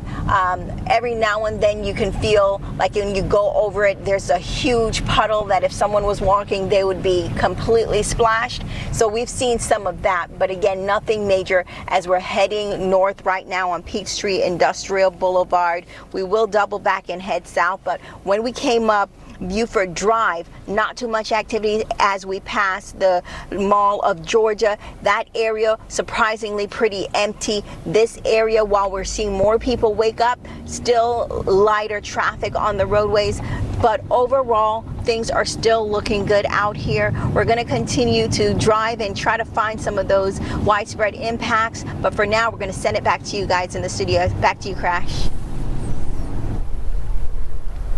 All right, looking live at Centennial Olympic Park this morning, a view from EarthCam right now where we see the rain on the lens, but it doesn't look like it's getting soaked right there right now. Definitely not going to see many people out enjoying that until at least tomorrow when we start to dry out a little bit. So there is a live look there. Just trying to give you as many shots outside as we can and give you full perspective on what we're seeing. But we also want to keep you updated about a firefighter killed in southeast Georgia. The Pierce County firefighter died when a tree fell on his vehicle. This is in the city of Blackshear, about a 4-hour drive from Atlanta south and east, about 70 miles northeast of Valdosta. A fire spokesperson did not confirm if the firefighter was in his personal vehicle or fire truck when the tree fell, but that is one of 3 deadly casualties we know of from the storm. At least 3 people have died as a result of Helene, and this is the firefighter in Blackshear, Georgia. We hate to hear that this morning, that this storm has turned deadly here in Georgia. Meteorologist Chessie McNeil has been talking to us all morning just about how the intensity was going to build and build as the system made it here. And we're seeing sort of the destruction that's being left behind, which is why we've been on air around the clock trying to give you all the information to keep you and your family safe. Yeah, and the impact ongoing with a flash flood advisory and warning, and also high wind warning for different areas, Chesley, right? Yeah, I mean, the winds are still going to be around even after the rain leaves. They're still going to be a bit gusty out there. And so that's why we have our 11Alive weather impact alert that's going to last through the day today. Take a look, Truist Park. Yep, the tarp is out. Now that the skies are starting to lighten up a little bit, all of us will get a chance to kind of assess what's going on around the forecast area. Still got the rain over toward Truist as well. Everywhere outside of that tarp, I think even under the tarp, is on the soggy side. They got a good drainage system there where they recycle that water, so that's good, but not playable today. No. Not that they have a game today. All that's been postponed, folks. Here's a better look at that rain now. As I told you, coming to an end. We're getting closer to the 8:30 hour, and a lot of that's starting to lift to the north. I was telling you by 8:30, I think we'll just have that light green shade over the city. Right on time, right on time. You even see some of this yellow starting to shrink a little bit here. The area of low pressure, the center of circulation with Helene, still deemed a tropical storm with winds up to 60 miles per hour as of the 8 o'clock update. That would be the center right there. Right? It's kind of raggedy right now because the storm is weakening, but staying still, to me, heading more toward the northeast. They were saying that it was shifting more to the north, but it really went out to the east and now starting to come back further off to the north. Good for us. The closer this center would have been to us, the greater our wind impact would have been. And so we're starting to see those winds coming down just a little bit, just a little bit. We've seen the gust as high as 43 miles per hour. I did clock one at 45 miles per hour and less. Over here toward the east, they were in the 50 to 60 mile per hour range. And so again, things getting better as the storm continues to pull further off toward the north. Notice the center right now over toward Elberton, Toccoa. You got Cannon as well, down toward the Athens area. Some of that rain coming back to you, Athens. Over here toward the east is where it's been the strongest. So if you look, here's the center. The outer bands of this are still causing problems over into South Carolina. This is in the Myrtle Beach area right here where we have a couple tornado warnings in effect. You still got the strongest rain over here toward the east as well. Again, that's the center, and just northeast of that center is where we have some heavy rain pushing further into, well, this will be moving into North Carolina here momentarily. And then over on the west side of the system where we are, the rain has been moderate to heavy. Haven't seen very many lightning strikes at all. Winds not as strong. And so that was good for us. We were saying if it stays to our east, we're in good shape, right? And so we've been in good shape, except for that rain, except for the rain. Rain came down with a front making its way through our area 2 days ago, and now we're still dealing with the rain from this tropical system. Tropical rain, well, the tropical air mass is a little bit different than regular rain. I can tell you that right now. Heavy. Typically you get a tropical system that sucks all that water out of the Gulf or the Atlantic Ocean. The warm water is really feeding that system. Once it moves over land, it dumps it all out. And so in its path, it leaves nothing but lakes and streams and more rivers, right? Or swells the banks of those that we already have. And so that's what we're looking at. A lot of flooding around the forecast area. A lot of that heavy rain now lifting up to the north. You got it, Roswell, Sandy Springs as well, over toward Lawrenceville. You're dealing with some of that moderate rain that's coming down up toward Canton as well. You got moderate rain right along I-575 there, heading up toward the Canton area. You got some moderate rain. You come a little bit further down to the south, that's where it starts to dry up a little bit. Dallas and Paulding County, maybe just a few sprinkles now, some light rain coming down in your area. Carrollton, you're rained out. Look at that. You may have some drizzle in the area, but your steady, heavy rain ending. It's all come to an end. Union City still dealing with some rain down toward Peachtree City. It's light. McDonough in central Henry County, light rain. Over toward Covington as well, you got the light rain. Again, ending. That's the trend. That will be the trend. And once this gets out of the way, we're done with this rain, at least for now. Powerful system came in, Category 4, right around the Big Bend area, just to the west of Perry, Florida, and now starting to slide a little bit further off to the north. Weakened rapidly as it moved up to the north. And again, now those winds are down to 60 miles per hour. So holding on to tropical storm strength. We still have tropical storm warnings over our area as well. As long as that stays as a tropical storm, and it's in our vicinity, yeah, that's the way it's going to be. We had hurricane warnings down here to the south. Those have been allowed to expire and get out of the way. Again, most of your severe weather has been over toward the east of this particular system as it continues to push to the north. Here's the very latest from the Hurricane Center. 60 mile per hour winds right now still in our state, in our northeastern counties, moving to the north at about 30 miles per hour. That's a pretty good clip for a tropical system, so it is booking. Getting on out of here, folks, and I suspect by the time we get to 9-10 o'clock, the storm system will be out of our area. If it still moves more over toward the east, we'll clip South Carolina before moving into North Carolina, and then maybe back toward the west to be brought in by another area of low pressure that's up to our, or just up to our north. So we're watching that. Here's how that plays out. It'll come up here to the north and then begin to move back into this particular area of low pressure that's over here, likely to become post-tropical by this afternoon as it pushes up there to the north. The winds by then should be down to about 40 miles per hour, making it a depression or a post-tropical system. So good news there. We'll continue to dry it right on out. Now, even after we dry out, okay, I do want you to keep this in mind. We dry out, or at least the rain stops. You may want to go outside to see if anything has happened to your property. You still have to be very, very cautious, all right? Because of the ground being saturated, the ground is very moist, okay? So even walking outside could be a bit dangerous, could be slick on the outside. The rain goes, but we still have those breezes out there. Okay, winds right now, these are sustained winds in the 20-mile-per-hour range. That's enough to knock over a weakened tree, or the ground already being saturated and it's been wobbled a little bit by stronger gusts. Those 20-mile-per-hour winds could knock that tree over. So I still think we're going to have falling trees as we head through the day today.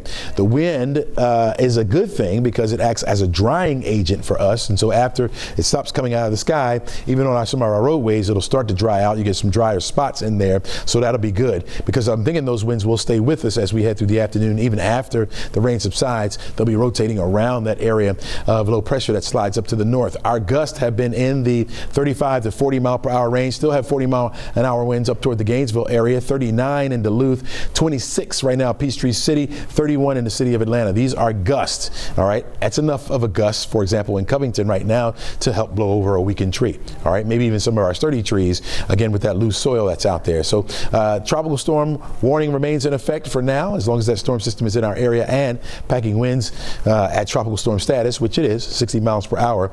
We have that. I've been calling this a Christmas graphic here with the red and the blue. The red indicates where we have the flood warnings that are in effect. That green indicates, did I say blue? I meant green. The green indicates the flood watches that we have. And I notice these light spots in here of green. That's where we have warnings, flood warnings on some of our area creeks and streams already started to swell their banks, mainly in the moderate category. There may be a few in the high category.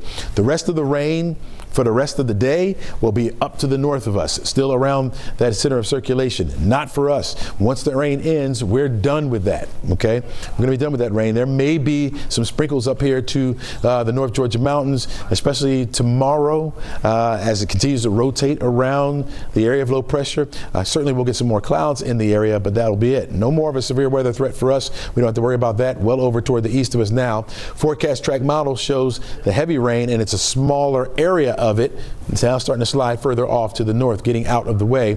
Cloudy skies on the outside for the rest of the afternoon. You may get a sliver of sunshine or two, some breaks in those clouds as we head through the afternoon. For the most part, we're going to call it mostly cloudy skies. And again, 20% chance for the isolated showers for this afternoon to be around. And then we'll do it again on Saturday. Start off with some sunshine, clouds roll back in. A few isolated showers are possible. We'll give it a 20% chance or less. Most of us won't see any rainfall at all, but we will keep the clouds in place at least. Those temperatures will start to heat up as well as we get some sunshine back in here. Sunday will be the same way. Starting off with the sun, by the afternoon, clouds take over and we'll get a spotty shower or two in some spots. Our trend will be getting better as we head into the work week next week. 77 degrees for the high temperature on your Saturday. You got plans? Maybe you have to clean up a little bit, right? 79 degrees on Sunday, a little better, partly sunny skies with that 20% chance for a shower or two. And then Monday, Tuesday, Wednesday, Thursday, trying it out, and temperatures back up near 80 degrees, pretty much right on through the rest of the week. This is where we should be for this time of year, and we get a chance to calm things down. There are some hints that there could be more rain coming our way as we head into next weekend, but before we get there, let's just enjoy the sun while we can. I believe Nicole Hartford is out in the elements this morning, showing us how it is around our studios right now. Good morning, Nicole. Good morning. Yes, I'm outside our studio in Midtown, and it's big improvements from what we were seeing just an hour or two ago, both in the rainfall and with the winds. Now, we're still seeing rain. It's light for the most part, and it is going to be winding down, as Chesley said, throughout the next hour or two. While our wind speeds are much weaker, and we're not seeing as much of a consistent wind, there are still some stronger gusts. As you go up in the atmosphere, winds get a little bit stronger. That means those tall trees, we have a couple right up here behind me, the taller ones are going to blow around a little bit more than the ones that are closer to the ground. So even with those stronger gusts up here into those taller trees, that's enough to topple over some trees with some stronger gusts. So I want to stress that even though it feels a lot better out here, it's not as rainy, we're still seeing some stronger wind gusts. We just got one here outside the studio, and even 15 to 20, 25 mile per hour wind gusts. That's enough to bring down some of those trees and power lines, as Chesley said, especially some that perhaps were weakened from the stronger gusts earlier. Now, I'm in Metro Atlanta, up towards the north side of the city. That's where we're still experiencing very heavy rainfall, as well as some of the more consistent sustained winds and the stronger wind gusts. We're going to watch as these winds slowly die down throughout the next few hours, but they'll remain breezy through a lot of the day today. Right now, those wind speeds are up to still about 30 to 40 miles per hour for some gusts through the Atlanta metro and especially up into far north Georgia. We've gotten a lot of rain over the last couple of days. The ground is very saturated. Our trees, the root systems are loose because the soil is not quite as well packed from all of the rain. So even wind gusts of 15 to 30 miles per hour, which is what we're expecting throughout the rest of the day today, could lead to additional debris in the roadways, additional downed trees or tree limbs, and yes, even downed power lines. So as we go through the day today, even though it seems like it is a lot calmer, and it is, there is still the possibility that there could be some lingering impacts with our stronger winds. So I want you to keep that in mind, especially if you're going to be out on the roads. Good news is it's light out now, so you can hopefully see the roads a little bit better when it comes to the standing water, when it comes to anything in the road, whether that be debris or tree limbs or power lines even. If you do come across anything like that, that's standing water, do not try to drive through it. We'll keep that flood risk in the forecast through tonight. All this water has fallen and the runoff will have to go into streams and creeks. So upstream, a lot of those streams and creeks that are upstream will start to look better,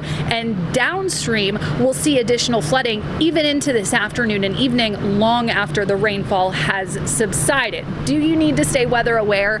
Yes. I would suggest perhaps staying indoors even for the next hour or so if you can, just to let things continue to settle. But we are starting to see improving conditions, certainly here in Metro Atlanta and south of the city. We still have a little bit more rain as well as some very strong winds to get through up towards the north of Atlanta. Chesley. All right, thanks a lot. And Nicole, you're out there right now. I need you to do something for me personally now. My car is parked over there by the fence where the trees are. You see a lot of trees back there behind you. How are they looking? Are they looking sturdy enough that you think they're going to hold up? I hope that they're going to hold up. When I parked out here this morning, I purposefully parked a little bit further down in the lot to avoid the trees. I mean, these ones look pretty good, but all it takes is some loosened roots to really get those going. It's impossible to know which trees are going to fall, and that's why it's really important that you just be aware of the gustier winds and that possibility for downed trees. Just check on my car. It's over there toward the back. I'll keep an eye on it for you. Thank you. Appreciate that. All right. Thanks a lot, Nicole. Really appreciate that. Let's go over to Liza Lucas now, where I think they're doing some water rescuing over where she is, over in Atlanta. Let's go over to Liza now. Hey Chesley, yeah, I'm off of Peachtree Battle. We left you at Bowler Road where Peachtree Creek was really encompassing Cross Creek Parkway and Bowler Road. We went around trying to get to the other side of Bowler Road to see about the homes affected over there. Well, we ran into a big mess here at the Peachtree Battle and Bowler Road intersection, but we do have fire rescue on the scene, Atlanta Fire. They have their boats that they are moving around town now as we speak. We've got a lot of sirens actually going on as we make our ways here, and I'm not even sure if our photographer right now knows that our live shot is going on, so I'm going to walk his way right now and just keep you posted, and we're going to turn around the camera to let you know what is going on right now. Hunter, we're going to turn around the camera and show you why this is such a mess on Peachtree Battle. Stay with me right this second as we kind of flip this around and show you the shot, because this is what we ran into and this is why we have to stop right here. We're going to turn the camera for you. Turn it around to the water. There we go. See, you can see this is just such a mess right here. The creek has really taken over this area of Peachtree Battle. I was talking to people on Bowler Road on the other side, and they actually said that they haven't seen it like this since 2009. We've got a tree down, we've got lines down. This is where our journey on Peachtree Battle ends. We're going to be turning around. It looks like the rescue teams, they're going to go to another section as well. I suspect they are actually headed to the other part of Bowler Road as well to do some rescues. So we're gonna leave you with this look here again at Peachtree Battle and Bowler Road. We're gonna grab some quick video and then we're gonna follow that team over there because it looks like they've got some more work to do. Sending it back to you. All right, Liza, stay safe. Stay safe. Chesley, I'm just looking at the wires in the water next to the tree. I mean, that says a lot, doesn't it? That's absolutely right. Liza, did you get a chance to talk to the water rescue folks? Were they out there rescuing someone? Is that why they were there? Yeah, they actually had to turn around here at Bowler because, as you can see, they can't get through the intersection either. So we know that the other part of Bowler is quite a mess. It's really just like, I would say 500 yards up from that tree.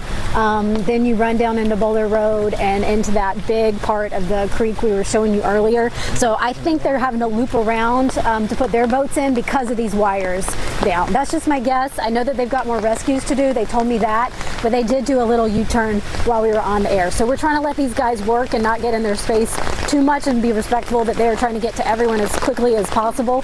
But yeah, we're going to see if we can circle around and check out some of the action over there and make sure everyone's okay. All right, Liza, thank you. Bringing it back here into the studio. We're kind of monitoring the situation in-house. We're having conversations because there are so many water rescues happening around the area right now as those floodwaters continue to rise. We are going on the back end of the situation, which as far as like how much rain we have coming down, but still these creeks and streams in our community just cannot stand what's already come down, Cheryl. And that visual really shows you what we're up against in terms of a fix when you talk about 1 million people that don't have power, because right now they're still trying to make sure people are safe. Phase 2 will be getting the lights back on, and you see in a picture like that why it's so hard even with the logistics, how you're going to get people where they need to go to solve the problems that have come up because of Helene. Let me tell you, recovery is going to be tough. So if you are in the dark or if you see water rising around your neighborhood, you got to be patient. The governor has dispatched an additional 1,500 National Guardsmen to help with the situation. But Crash, what we are seeing out here on the roads, this is going to be a wild day as we try to start the recovery process. Yeah, Aisha, and if you think about it, it's a Friday. Some folks have to go to work. So what happens Friday afternoon? You get a pretty good size rush hour. Now, as things start to clear up a little bit, folks are going to either get out because A, they have to, or they got cabin fever. I have a feeling we're going to have a pretty good size Friday afternoon rush hour.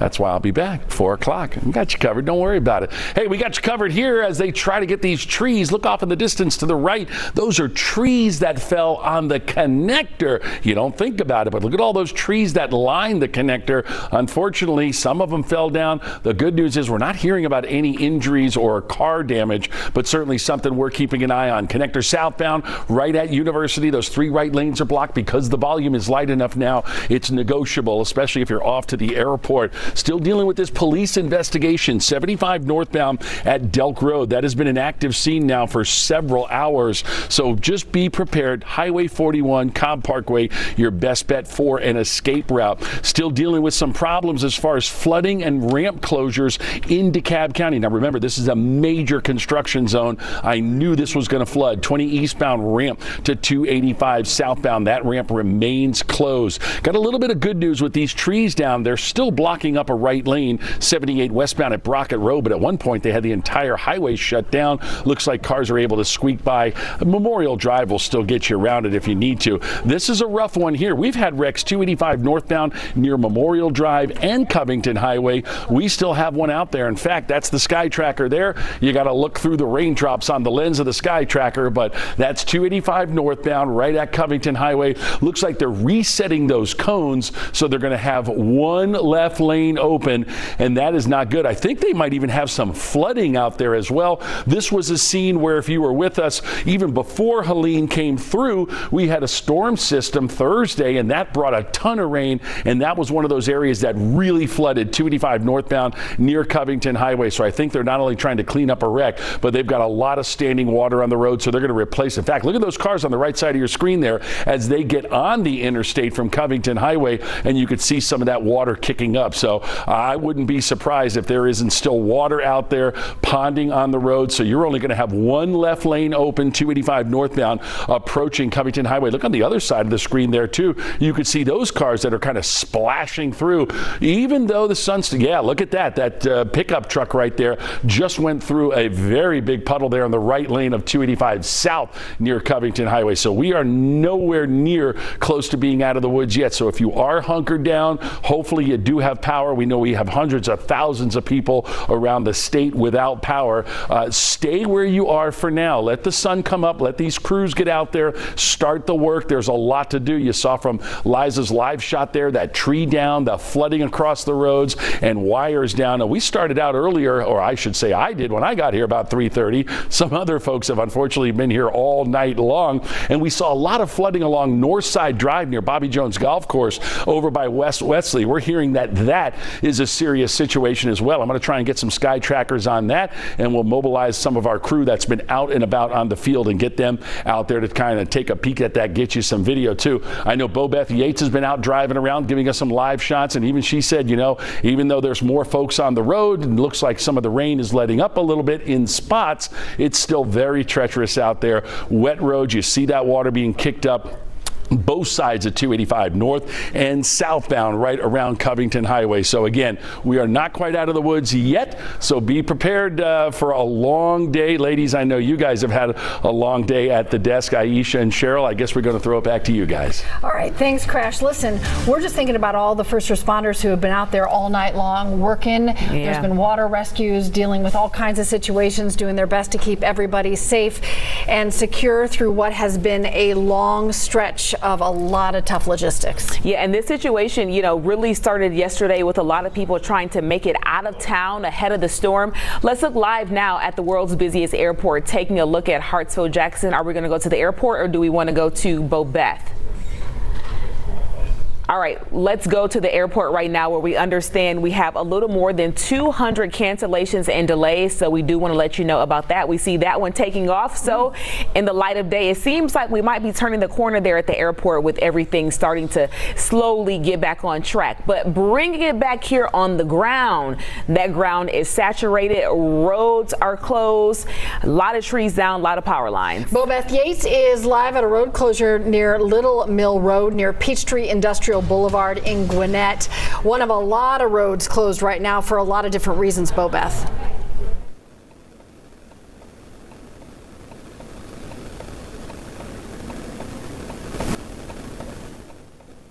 We see Bobeth's shot right now. We see a lot of rain on the windshield. This is Sky Tracker, again, off of Industrial Boulevard there. A lot of rain coming down. We've had a lot of road closures, I think, for the most part because of flash flooding that's been in place. We've also seen a lot of trees down. Yeah. So this is something that's just tough to navigate the city right now. Yeah, they've been driving around the city, and even Liza, as they're trying to make their way to different locations, they keep running into more road closures, discovering other roads that are closed due to the high water coming onto the roadway and being shut down, but also to the emergency response. Now we have that daylight. We're going to start to see them coming out, trying to get to these communities. But the best piece of advice we can give right now is if you stay inside, if you're able to stay inside, go ahead and do that. The roads are a mess, and all these crews just trying to get to where they need to go. They need the roads to be clear. Yeah, and you may be starting your day right now, but just keep in mind for all the hours you were sleeping, that rain was consistent, it was strong, and it's been building up. It's why we're in a flash flood warning and still some high wind advisories that our meteorologists are tracking until 1 p.m. So this is really a long-term issue, and we're still on the front end of solving some issues with power outages and things like that. So hang in there. We are, on some sense coming out one end, but there is a long way to go. Let's do a little recap of what we've endured through the night. The nighttime was rough. We are taking a look at a compilation video. This is from the city of South Pasadena, where this bridge actually caught fire there. That's a pretty wild piece of video, guys. If you could sort of tell us a little bit more about where this is, people being rescued. You see those crews there by boat.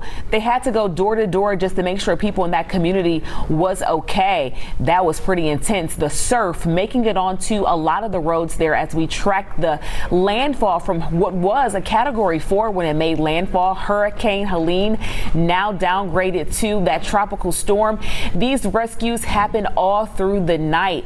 People and their pets and their family members. We saw little babies. That baby is in a carrier there with mom trying to get out safely. And Cheryl, this was widespread. We're not talking just about these smaller communities. This was even in the city as well. Some places right off Peachtree, Buckhead really hit hard. Yeah, no doubt. And you see scenes like this and you keep in mind that it only takes 12 inches of water to move a car along and sweep someone off their feet. So you see the rushing water around the first responders here. This is a really tenuous situation. Thank goodness for these water rescue teams that could get in there, get the animals you see, get that baby and its mom safe to shore, because that water rushing is really dangerous. You don't want to judge it. You may think it doesn't look that deep, but that can get really dangerous very quickly. And then you combine that with the wind that we're seeing in these pictures, these gusts of winds. Even as we saw Helene be downgraded to a tropical storm, you're still talking about 70-mile-an-hour winds, and that can do a lot of damage. Let's get you back outside right now with a live look. Meteorologist Nicole Hartford joining us. Nicole, how you feeling? How you looking out there? Well, out here in Atlanta, right now I'm outside of our studio in Midtown, and things feel a lot better. You know, we're still getting strong gusts. We're still seeing light rainfall, but the worst of it, at least what's coming down from the sky and the gusty winds, is already over. But our flood risk, our risk for power outages is not done. In fact,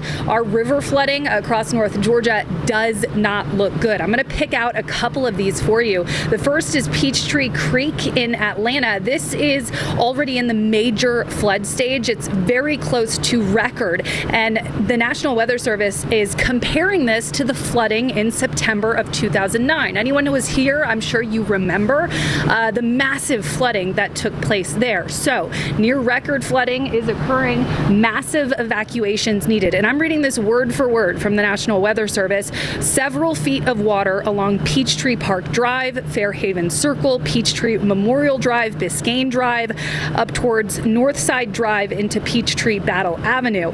And Wesley Drive is also flooded with a few feet of water. So massive flooding is occurring there. We also have a few other river gauges that are either in the major flood stage or already, or forecast to go into the major flood stage. Chattahoochee River at 280 near Atlanta. This one is currently in the moderate flood stage, but is forecast to get up to near record levels into the major flood stage, with floodwaters, they say 1 to 12 feet deep over the railroad tracks on South Cobb Drive. So several commercial buildings off South Cobb Drive and Riverview Road, as well as a portion of Paul Avenue, could be under 7 feet of water. A few homes will be flooded. They are comparing this again to the September 2009 flood event, with widespread inundation occurring. They're saying that a few homes will be flooded there. There is a cement plant, including their sales office, will be flooded with 1 to 4 feet of water. Another one, the Chattahoochee River at US 41 in Atlanta, that is also in the major flood stage, and flooding is ongoing there. Right now, the floodwaters are expected to be up to around 14 feet deep over portions of the access road to the recreation area at the Chattahoochee National Recreation Area. At the gauge there, again, they're comparing it and saying it will actually be worse than that of September 2009 in that area. So I want to stress that even though the rainfall is coming to an end, we have all these streams and creeks that are already swollen with water, and we'll continue to see runoff and water going up. So these streams and creeks, especially the ones downstream, are not going to improve anytime soon in many locations, and we'll continue to monitor that flood risk with additional water rising likely along some of those streams and creeks throughout even this evening and late tonight as that runoff continues to go in. right, thanks a lot, Nicole. Really appreciate that. Yeah, flooding going to be a problem, folks, pretty much all day today. The water that we have out there right now that has been ponding those roads are going to just run right to our creeks and streams, and that's going to continue to swell their banks. Not a whole lot of rain up here toward Georgia's Rome. Got a few drops around, so the skies are getting lighter, but I want you to pay attention to the flags. Look at that flag right there. Yeah, flapping in the wind. Those gusts are pretty high. We're at our peak now as far as the wind gusts go, and so those will steadily start to fall off a little bit as we head into the afternoon. But you can see where the rain is starting to subside just a little bit there, even in the Georgia's Rome area. Here it is on the map right there. See that? How the rain is starting to taper off just a little bit there. You end up that light green just means a few light sprinkles around, and that all the way down into the city as well. I told you by 8:30, a lot of the heavy rain over the city would be up to the north. There it is. And even that's starting to fade away, which is good news for us. Even though it's toward the Athens area where we had those gusty winds, it's starting to see just some light rain there. This would be the center of circulation right there. All right. That's heading further off to the north. The Weather Service, the Hurricane Center was thinking it was going to bend a little bit further back toward the west, but it has been staying pretty much over here toward the northeast, starting to head a little bit further out of our state. In fact, half of that center of circulation is into parts of South Carolina. Here's Toccoa here, Cannon, over toward Elberton. You got the light rain there, down toward Logansville. You got some steady light rain there. Bulk of the action has been over here into South Carolina, which has been good news for us. Look at this stream of moisture still continuing to come in, rotating around the center of circulation. This is where we've been seeing those tornado warnings that have been popping up. Notice the watch box is gone now. Another sign that things are getting better for us. Even some clearing taking place down toward Macon. We'll get some clearing in here. I'm thinking that won't happen until closer to the noon hour. We'll start to see those clouds beginning to clear out. But right now we're still dealing with some rain, mainly up into the northern portions of our state in our northernmost counties. You can see here's Beaufort here. Just to the north of that, we got the rain, a nice little wide swath of moderate rain coming down with a few heavy pockets here and there. Everywhere else, it's on the light side. Again, it's the winds now that we have to worry about. Again, those gusts up to about 30, 40 miles per hour here in the metro area. There's that center of circulation starting to widen out just a little bit there. Still a tropical storm. Those winds up to about 60 miles per hour, but will continue to weaken as it starts to slide further off to the north. We won't get another update from the Hurricane Center until about 11 o'clock, and by then, my thought is that it will be a post-tropical system by the time we get to 11 o'clock, and that should be up here into portions of North Carolina or Tennessee at that particular point. And again, our skies will start to get a little bit better. Even in the southern portions of the state, you can see where things are drying out. Numerous trees being reported down into the southern portions of the state. It was down in, I think it was Wrightsville that we saw, or at least clocked a wind gust up to 92 miles per hour. Yeah, it was around that Statesboro area, Swainsboro area that we saw that as that system began to move right on through as a hurricane, became a tropical storm as it moved further up to the north, and that's where it remains right now, at least in tropical storm status. Nothing much back behind this. Now, as it moves up to the north, we're going to get this wraparound, and so we'll continue to keep the threat for wind in our area, gusty winds, even as we head into the afternoon. Not as strong as they are right now, but down to about 20 to 25 miles per hour for the afternoon. Any weak trees or those damaged, thanks to the rain and the wind that we've already had, could finally topple over by then. So you're going to need to be careful if you're going to be venturing out, trying to see if there's any damage or even going out for this afternoon. Again, as of the 8 a.m. Advisory, 60 mile per hour winds now with the tropical storm still remaining in our state. In fact, half of it into South Carolina now. Booking, really moving really fast up to the north, 30 miles per hour to the north. And I still think it has this little northeasterly jog to it. Okay, so we'll hit South Carolina before it begins to bend back into the system that's up there to the north. Latest track from the Hurricane Center now. If you recall this, we've been showing you this really all night long and yesterday, where the storm was coming up right through Atlanta. In fact, it had it over toward the west a little bit more as well. Now you see it over here toward the east. This is where we wanted to be. If you're going to have a tropical system move through, you want to be on the west side of it, the weaker side. In fact, if you break this down into quarters, that bottom left quarter is the weakest of the winds, and that's where we're headed. So as it continues to push up, we'll be on the weakest end of those wind gusts. So that's good news also for us right there. Again, it was the water that we're going to have to deal with now. Look at the latest wind speeds in the 20 mile per hour range. These are actual wind speeds, so sustained winds up to about 23 miles per hour in Duluth, 25 mile per hour winds right now over into Gainesville, 21 in the city of Atlanta. Everywhere else, you're down into the teens or even the single digits. When we talk about gusts, this is what I'm talking talking about those 40-mile-per-hour gusts up towards Gainesville as that center gets a little bit closer up there. The strongest have been over here toward the east. You can see that by the purple here. But you're looking at 26-mile-per-hour wind gust in Peachtree City, 22 over toward Thomaston. Enough to knock down some trees. Because we still have that tropical storm center in the state, we're still under a tropical storm warning. Okay, as that moves out and those winds start to die down, that will be dropped as well. Flooding an issue. Nicole talked about this. A lot of our area creeks and streams where you see these lighter greens in here, that's where we have flooding in some spots. Now, I was here in 2009. I remember that storm system that just dumped a whole lot of rain, especially over towards southern Cobb County, where we had even parts of the amusement park flooded out, thanks to all that water, and they're comparing the system to that. Now, that wasn't a tropical system. That was just a rainstorm that just kind of camped over that area and just dumped a whole lot of rain. I was working that morning. In fact, I ran into a tree that very morning. The rain was coming down so heavy. Winds were not as strong as they are today, but I had a tree down and ran right over it. Ran right over it. Did a little bit of damage to my car. I don't want you to do that. Now that the sun is up, you can see a little bit better. You can see if that water is just too deep for you to run through. Don't think you just because your car is big enough, I'm in a truck, I can make it. Don't do that. Don't do it. Just don't do it. The rain for the rest of the afternoon, again, leaving our area, but it'll be mainly up here to the north. Maybe a sprinkle or two in our northernmost counties, and that will continue for tomorrow as well. We'll be watching to see those rotate through. Not worried about the severe weather threat. In fact, I'm going to take that out of my little slide group here. That's well over toward our east, and we don't have to worry about it for the rest of the afternoon. Forecast track model shows the breezy conditions or gusty conditions continuing as we head even into the afternoon.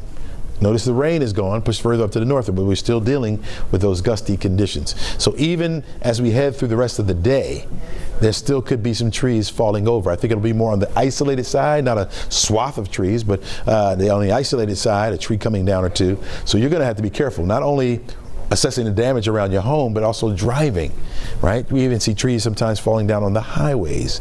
So you got to be careful out there, folks. Be very vigilant and watch your surroundings at least. We are looking at southerly flow coming in for tomorrow. We'll start you off with some sunshine on Saturday, and then by Saturday afternoon, that's when more of those clouds will move in. There is a slight chance, 20% chance or less, for an isolated shower or two to pop up in the forecast area. We're going to keep those clouds in place, especially for the latter afternoon, and then we'll do it all over again as we head into Sunday. We'll start you off with a little sunshine. Once we get to the afternoon, a few more of those clouds will start to move in. 20% chance for that isolated shower or two. 7-day outlook, folks. If you got plans for this weekend, it'll be a little bit on the drier side, especially as we head into the work week. Partly sunny skies on Monday, mostly sunny skies on Tuesday. Those temperatures will be right near the 80-degree mark, and that is where we should be for this time of year. Let's toss it back over to Cheryl and Aisha. All right, Chesley, a lot of water moving fast, and the levels are rising. Liza Lucas is watching that all for us from Bowler Road. Hi, Liza. Hi, Cheryl and Aisha. Yes, we're here now on the opposite side of Peachtree Creek. You know, we were going to just swing the camera around because it really is just striking, and the images are going to do so much more than me just talking in front of the camera right now. But you can see this home, obviously the water up to the steps, but the cars completely submerged, and there are several of them here. Again, this is Bowler Road in the Cross Creek neighborhood, northwest Atlanta. We've got structures in the back. It looks like a little shed that's off its foundation and floating, and really the creek is just overwhelmed this home here, and it's unfortunately not the only one. We're going to swing to our left as well and kind of give you a different vantage point, because now you can see we were on the opposite side of Bowler Road when we first talked to you around 7 a.m. this morning, and the lights were going out over there, and the transformers were blowing. We had lines down, just kind of cracked into pieces, and now you can see really the destruction from a different vantage point, and the creek just really overwhelming this road. Now there's only a little bridge here. The golf course is normally off to the left. There's normally a pond.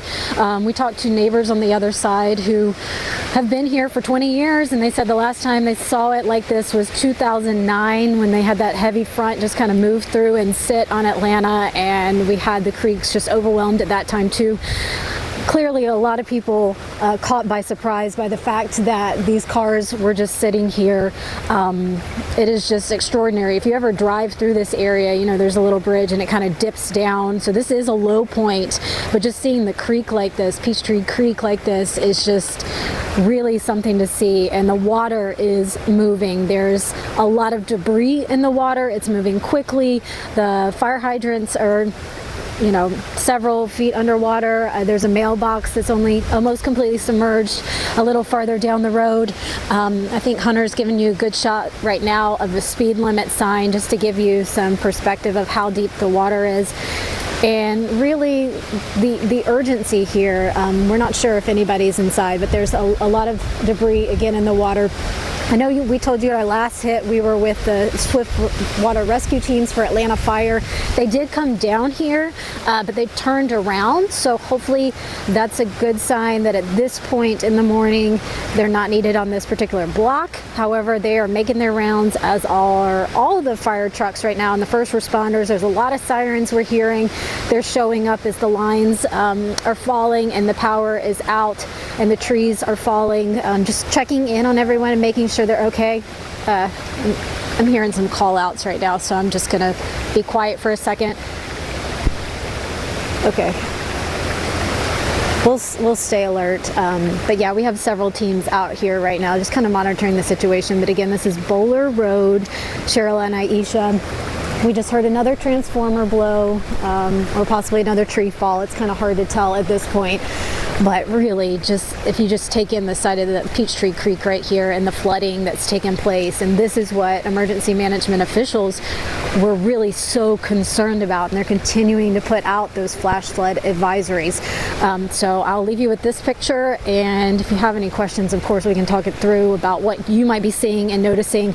But really, we're just taking it all in now that we're on the opposite side and really close to the water at this point. You know, Liza, when your camera is pulled out a little bit with your photojournalist Hunter, and we were reminded when we see the yellow lines in the road that is generally a road, because otherwise it's hard to imagine anything but a river that we see behind you. And Aisha and I were talking as you were showing us your perspective of how fast that water is moving. Yeah, and this is a highly populated area, Liza. Just being in the city, we drive to that area all the time. Seeing that in the daylight, it is completely unrecognizable. What about the people who were in that home that we saw with the car submerged? Is that the only house, or do we have some neighbors nearby? We definitely do have some neighbors. I'll step out of the way again. So we've got a home. I'll direct you right here. So we have the white brick right here, and then a little bit farther down, it's hard to see within the trees, and I don't want to get too close to the water, but there, it looks like at least another 2 or 3 right there. Now, neighbors I spoke with on the other side of Bowler Road, they were really concerned about these guys. So there are several homes here. Now, some of them we know in the Hanover West kind of part of the neighborhood, they're up on stilts, but you can see from the white brick one right here, definitely only goes so far. And again, these cars are completely submerged. There are several cars underwater here. We have not seen any contact with any homeowners or families at this point, and obviously lights are out here in the neighborhood, so hopefully they were able to get out a little bit earlier prior to this being the situation that it is. But we will continue to follow up with Atlanta Fire. Again, they brought their boats over right as we were coming up as well. We kind of followed the teams over here, and they pretty much turned around to be dispatched somewhere else. So hopefully that's a good sign that everyone is at least okay, aside from the major property damage that you can see, guys. All right, Liza, thank you. We know we're waiting for Mayor Andre Dickens to have a press conference coming up in about 30 minutes. Governor Brian Kemp, about an hour and a half ago, dispatched an additional 1,000 National Guardsmen because, as Liza said, as soon as the rescue crews pulled up to one location, they had to go somewhere else. So the rescue efforts are going to be very vast this morning. Yeah, like priority 1 is making sure people are safe. Yes. Priority 2 will be dealing with all of the damage that is subsequent to what we're seeing. We've talked about the amount of water being a massive impact. Trees coming down in this city of the forest is another massive impact, and Bobeth Yates is in a location where that is happening right behind you, Bobeth. Hey there, Cheryl. Yes, right here on Little Mill Road, just off Peachtree Industrial Boulevard, you can see the road is closed in both directions for a tree that is down. That tree bringing down a power line with it. If you follow me as we walk here, you can see the power line slowly gets lower and lower to the ground. And when as we make it all the way up, you can see what caused it. Back here, a tree. Looks like it was not doing well prior to this storm passing through. There weren't any leaves on it, so looks like it was probably already dead or close to. And then the winds came through, bringing that tree down, and it took the power lines with it. The homes in the area without power currently. We saw some people coming out of their homes just to kind of look around now that it's daylight. But again, over here by Little Mill Road and Peachtree Industrial Boulevard in Gwinnett County, a tree blocking a portion of the road, bringing down a power line. That power line taking up parts of the road. Officials haven't been able to come out here and fix this yet, but they did close the road off in both directions. So no one is allowed to be in and out this area where we are. But of course, we're doing this with the help of officials. But you can understand that they want you to stay home. They don't want you to pass any barricades just for this very reason. Getting close to these wires, you don't know if they're live. They can actually cause severe damage, possibly injuring a person to the level of death if you get too close, and then with the water in the area. So it's advised if you see down power lines, you stay away from them. Again, over by Little Mill Road, a down power line caused by when a tree toppling its roots when it fell over from this heavy wind and just lots of rain. Of course, we're going to continue to go to locations impacted, and we'll see you in a few minutes when we get to our next location. Sending it back to you guys in the studio now. All right, Bobeth, as Bobeth was talking about trees down, just then we got a message from Clayton County Police Department of an officer that was traveling home after working all night long responding to calls on Highway 138 when one of the trees fell onto the front of the patrol vehicle, damaged the car significantly, but the officer is okay. All right, our phones are all going off right now. Another public safety alert from Fulton County Emergency Management. High wind threat has ended, so that is a bit of encouraging news, but the flash flood threat continues on. Yeah, that remains, and that continues to be the consistent problem that we are seeing out here. You know it's going to be a rough ride and a rough day when you have trees down across the downtown connector, impacting multiple lanes. We've been seeing this all morning as all that water collects on the road. Let's get over to Crash Clark right now, who's been helping us kind of keep an eye out in multiple areas. Crash, how are we looking right now? Yeah, we're still dealing with those trees down on the connector southbound right near University Avenue, so we are definitely not out of the woods yet. In fact, we've got more trees that are coming down even as those winds start to kind of subside a little bit, so let's not think we're out of the woods. In fact, look at this sky tracker here. It's getting pummeled with rain, so some spots still getting a significant amount of rain and water out there, and you can see those flashing lights. That is on our connector southbound right past University Avenue. Now, the only good thing from a travel standpoint, if you have to head in that direction, volume is light enough where it's negotiable if you got to say maybe even Atlanta and its bright future. See solutions to make your life better on 11Alive News. Don't get caught off guard by Georgia's changing weather conditions. 11Alive Weather Impact Alerts show you what's coming, the impact, and how you can prepare. As folks are making their plans, you need to know this, folks. When weather takes a turn, be ready with the 11Alive Weather Impact Alerts. We love Atlanta.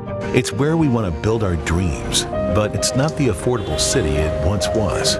At the time I applied for SNAP benefits, we really didn't have any food. I was unemployed at the time. So these kinds of problems need real solutions.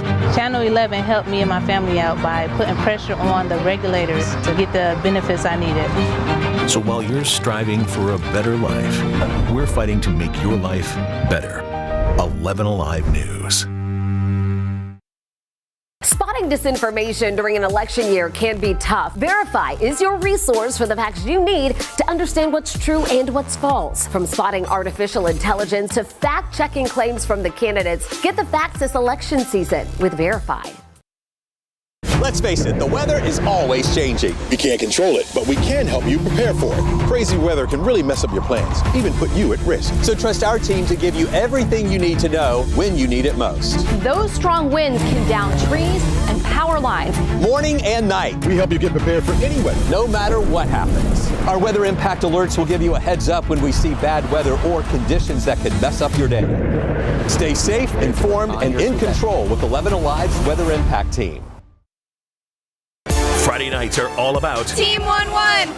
the best highlights, viral plays, star-studded recruits. Because at Team 1-1, it's all about high school football. Maria Martin hosts Team 1-1 Friday night at 11:15 on 11Alive, sponsored by Sonic. We love Atlanta. I love the activity, the life. The parks, the nightlife, the people. It's home. That's why we're dedicated to making it the best it can be. Finding solutions that affect us all. Solutions that help us not just survive, but thrive. Solutions that help make our daily commutes easier and communities safer. Because we believe in Atlanta and its bright future. See solutions to make your life better on 11Alive News. Don't get caught off guard by Georgia's changing weather conditions. 11Alive Weather Impact Alerts show you what's coming, the impact, and how you can prepare. As folks are making their plans, you need to know this, folks. When weather takes a turn, be ready with the 11Alive Weather Impact Alerts. We love Atlanta. It's where we want to build our dreams, but it's not the affordable city it once was. At the time I applied for SNAP benefits, we really didn't have any food. I was unemployed at the time. So these kinds of problems need real solutions. Channel 11 helped me and my family out by putting pressure on the regulators to get the benefits I needed. So while you're striving for a better life, we're fighting to make your life better. 11Alive News. Spotting disinformation during an election year can be tough. Verify is your resource. Sounds like food over there, you know. We're looking at, winds. You can see this is the Noonan area right now. The winds have picked up just a little bit. And you can see where those trees are starting to wind around as well. Those trees starting to blow around. I think this is going to be the highest wind gust and wind peaks that we'll have, at least for this morning. Things will get better as we head toward the afternoon. Now, I think it still will be a bit breezy out there at times, but not as strong as what we're seeing right now. So if our trees are able to maintain, that's a good thing. That is a good thing, right? So we'll watch it as we head through the day. Rain has begun to subside over here into Coweta County, this part of Coweta County anyway, over toward the Noonan area. So looking pretty good there. I have the wrong clicker. Here we go. Let's show you the rain right now, and you can see that rain, again, lifting further off to the north. Here in Atlanta, the rain has begun to subside. You may have some areas of drizzle around. That's about it. I was just showing you Noonan, down in Coweta County. Look at that, where some sunshine is breaking out in the far southwestern county, part of the county. Clouds are starting to subside just a little bit there as well. The rain now very light as it pushes up to the far north. Our northernmost county. So heading up into Gilmer County right now, you got some light rain, a few moderate pockets left over. That will begin to subside. The center of circulation right there, still a tropical storm with winds up to 60 miles per hour, likely now down to about 55 or so. And we'll continue to weaken as it pushes up to the north. Not a great eye or well-defined wall or center of circulation there, starting to close off just a little bit as well. And so we'll continue to watch that, but I think it will weaken. In fact, it will probably become more post-tropical by the time the next update comes out. It was a little bit stronger further down to the south, where it dumped a whole lot of rain and some gusty winds. Down to the south, especially closer to I-16, which gets south of the Macon area, we saw wind gusts clocked in the 90 mile per hour range in some spots, 77 and another spot down there as well. Wrightsville was one of those towns. Even up here to the north, even in White County, we saw those winds getting up to about 70 miles per hour. So very spotty in the area. The trees that have been downed have been on the spotty side. I was talking about Pickens County, where 15 or so trees were reported being on the ground, and work crews got out there and cleaned those right on up. They say they have no problems out there right now because at least the trees have been cleaned up. And a lot of counties probably doing the same thing. We probably got folks out there working hard to get the trees off the road, or if something is on your house or car, maybe they're working hard to get those taken care of, which is good news. It is getting drier here at least, but we will keep the winds in place, and that's going to be the story for the rest of the day. That's what's left over of Helene right now. Still a tropical storm with winds up to about 60 miles per hour, heading up into South Carolina. Stayed or remained on that northeasterly track. Okay, so stayed away from the city of Atlanta. We were on the western side of that, and so our conditions a little bit better than they could have been had that area of low pressure slid a little bit closer to our area. Right now, Roswell down through Atlanta, sprinkles at best. Over toward Dallas and Paulding County, you got nothing as far as the rain. I think it's over for you for today. Down through Carroll County, South Fulton County as well. McDonough, you got a few sprinkles there. Covington, you're dry. Even over toward Monroe, looking pretty good. Still got the wet weather into parts of Gwinnett County, just south of Lawrenceville. Got a nice little steady light pocket of rain coming down. In between Lawrenceville and Beaufort, the same.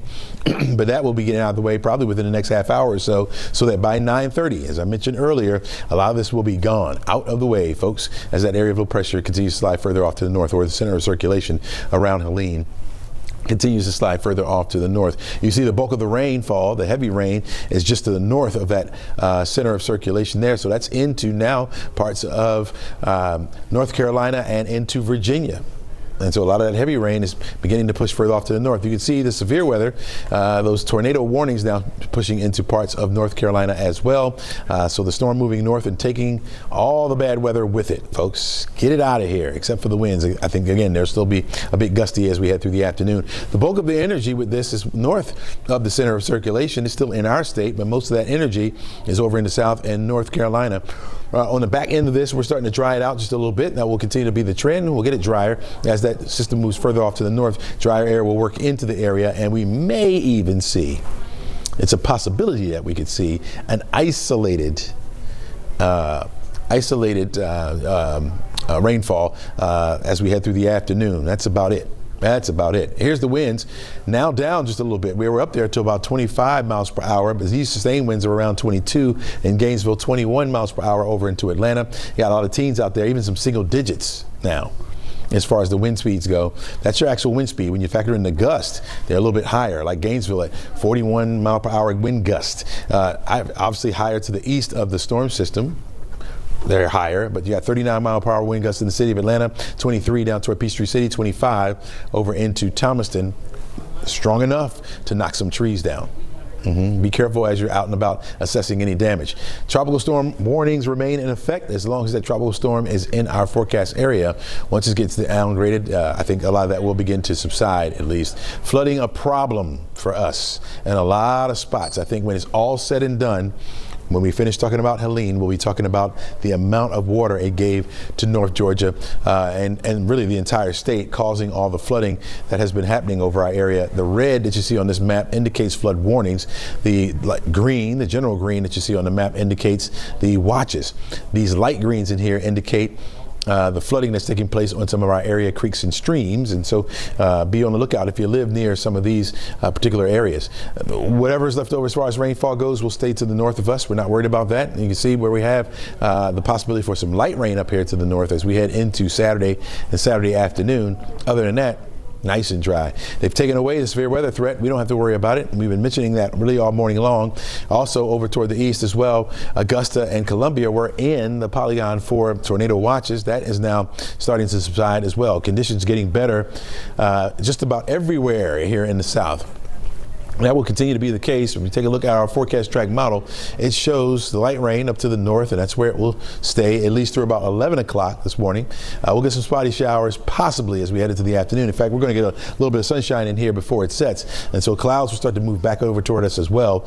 We'll have a few isolated showers around.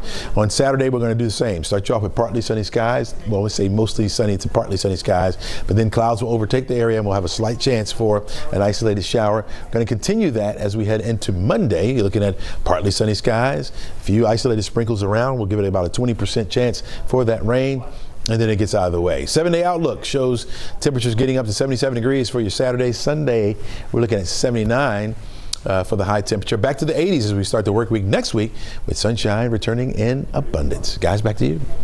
All right, Chesley, thank you. So we understand that we are looking outside the 11Alive studios right now. Those winds starting to die down just a little bit, but that was really the most intense thing that we saw as we started to see daylight. We got another big batch of rain. Seems like that has subsided as well, and the winds calming down, but not before leaving behind a lot of damage. Take a look at these photos we just got in. A Clayton County police officer is recovering this morning. We're told in good condition. A huge tree fell on his patrol vehicle. He had been working all night, working this storm, finished his shift, heading home on Highway 138 when this tree crashed on his car. That tree is huge. Thankfully, he was okay, was taken to the hospital. Cheryl, talk about the location that tree hit, the hood area. Come on now. Yeah, exactly. You know, Clayton County Police Department saying while they hate to see any damage, they're so relieved, so thankful that the officer is going to be okay. You think about 2 seconds difference in the travel time, and this could be a very different story. You see that massive tree covering both lanes there, and then how it landed right on the front of that cruiser after this officer spent the whole night out there helping other people, was on their way home. So again, Clayton County Police sharing those pictures, relieved that that officer is going to be okay. That is why the trees down are so incredibly dangerous. Yeah. Also bringing down power lines, those two things, and the overnight implication of the storm. So much of that was happening in the darkness at night. And that tree that we saw right there that hit that officer's cruiser was absolutely massive. So we know the cleanup efforts are going to take some time, even with the governor dispatching an additional 1,000 National Guardsmen. Crash Clark has been keeping an eye on the roads for us. Crash, how are we looking at this hour? The daylight, but still, it's only exacerbating the damage. Now we can just see it better. Yeah, I think the more daylight we get, Aisha, the more damage we're going to uncover. And yeah, you know, Cheryl was right. That tree, and I wouldn't even say 2 seconds, I would say about 1/8 of a second if that vehicle was traveling, and it could have been a much different outcome, folks. And that's why we're saying don't get out there and drive, because you don't want to drive with the chance of maybe a tree striking your vehicle, or maybe you're driving through some water where you think, oh, I can do that, which we never recommend. And what if there's a power line in there? And if you ever find yourself stuck on live power lines, stay in your car, never exit, stay in your vehicle. You're safe there. You're somewhat grounded, but boy, we don't want you to get in that position to have to worry about that. Talking about the trees down, this is still something here that's going to take a while to clean up on the connector southbound right past University Avenue. Those are trees blocking up 3 right lanes. And believe me, these aren't like little dogwoods falling down. These are some big, massive trees, as we saw there with that police cruiser. They can do damage. They can unfortunately kill if they strike your vehicle in the wrong place and the wrong time. Here's where we're sitting on the connector. Now, as far as travel is concerned, if you've got to work or you're traveling down to the airport, the connector is still in good shape. I'm not seeing major delays because I think folks are kind of heeding the warning and staying hunkered down where they are, at least for the morning and afternoon. I have a feeling by late afternoon, we'll see somewhat of a rush hour start to develop because folks either need to get out, resupply, or they just get cabin fever and want to head out. 75 south, right past Highway 92. Be prepared if you're up in Ackworth. We've got some problems over there. But again, not seeing major delays. So good news as far as travel is concerned. Here we go to the east wall. We still have that flooding shutting down this ramp. This is a lot of construction on 285 and I-20. This is the I-20 eastbound ramp to 285 southbound in DeKalb County. If you live, work, or play there, Rainbow will help you get over it. You can take Columbia. That'll all get you around this if you need to get over towards the perimeter. So there's a lot of easy get-arounds. This is one we've been watching for a while. And the good news here is they've opened up 3 left lanes, 285 northbound at Covington Highway. And we were dealing with, again, more trees down on 166 Langford Parkway westbound near Delow Drive. The good news, as we see here, it looks like there's still a hero truck on the scene. But as far as those trees down, they have cleared them. So they are trying to get to you little by little. You just got to be patient. So be prepared for some delays and be prepared to unfortunately encounter plenty of problems as this afternoon starts to unfold. I should say the morning still, ladies. We've got a little ways to go before we even make it to noon. All right, Crash, thank you. And speaking of the problems that are out there, this is a look at our ride around Gwinnett County where all of those trees came down as the rain still soaking them. Our crews were out there in Gwinnett seeing those trees, bringing down the power lines as well, taking them down, leaving them lying across the roads.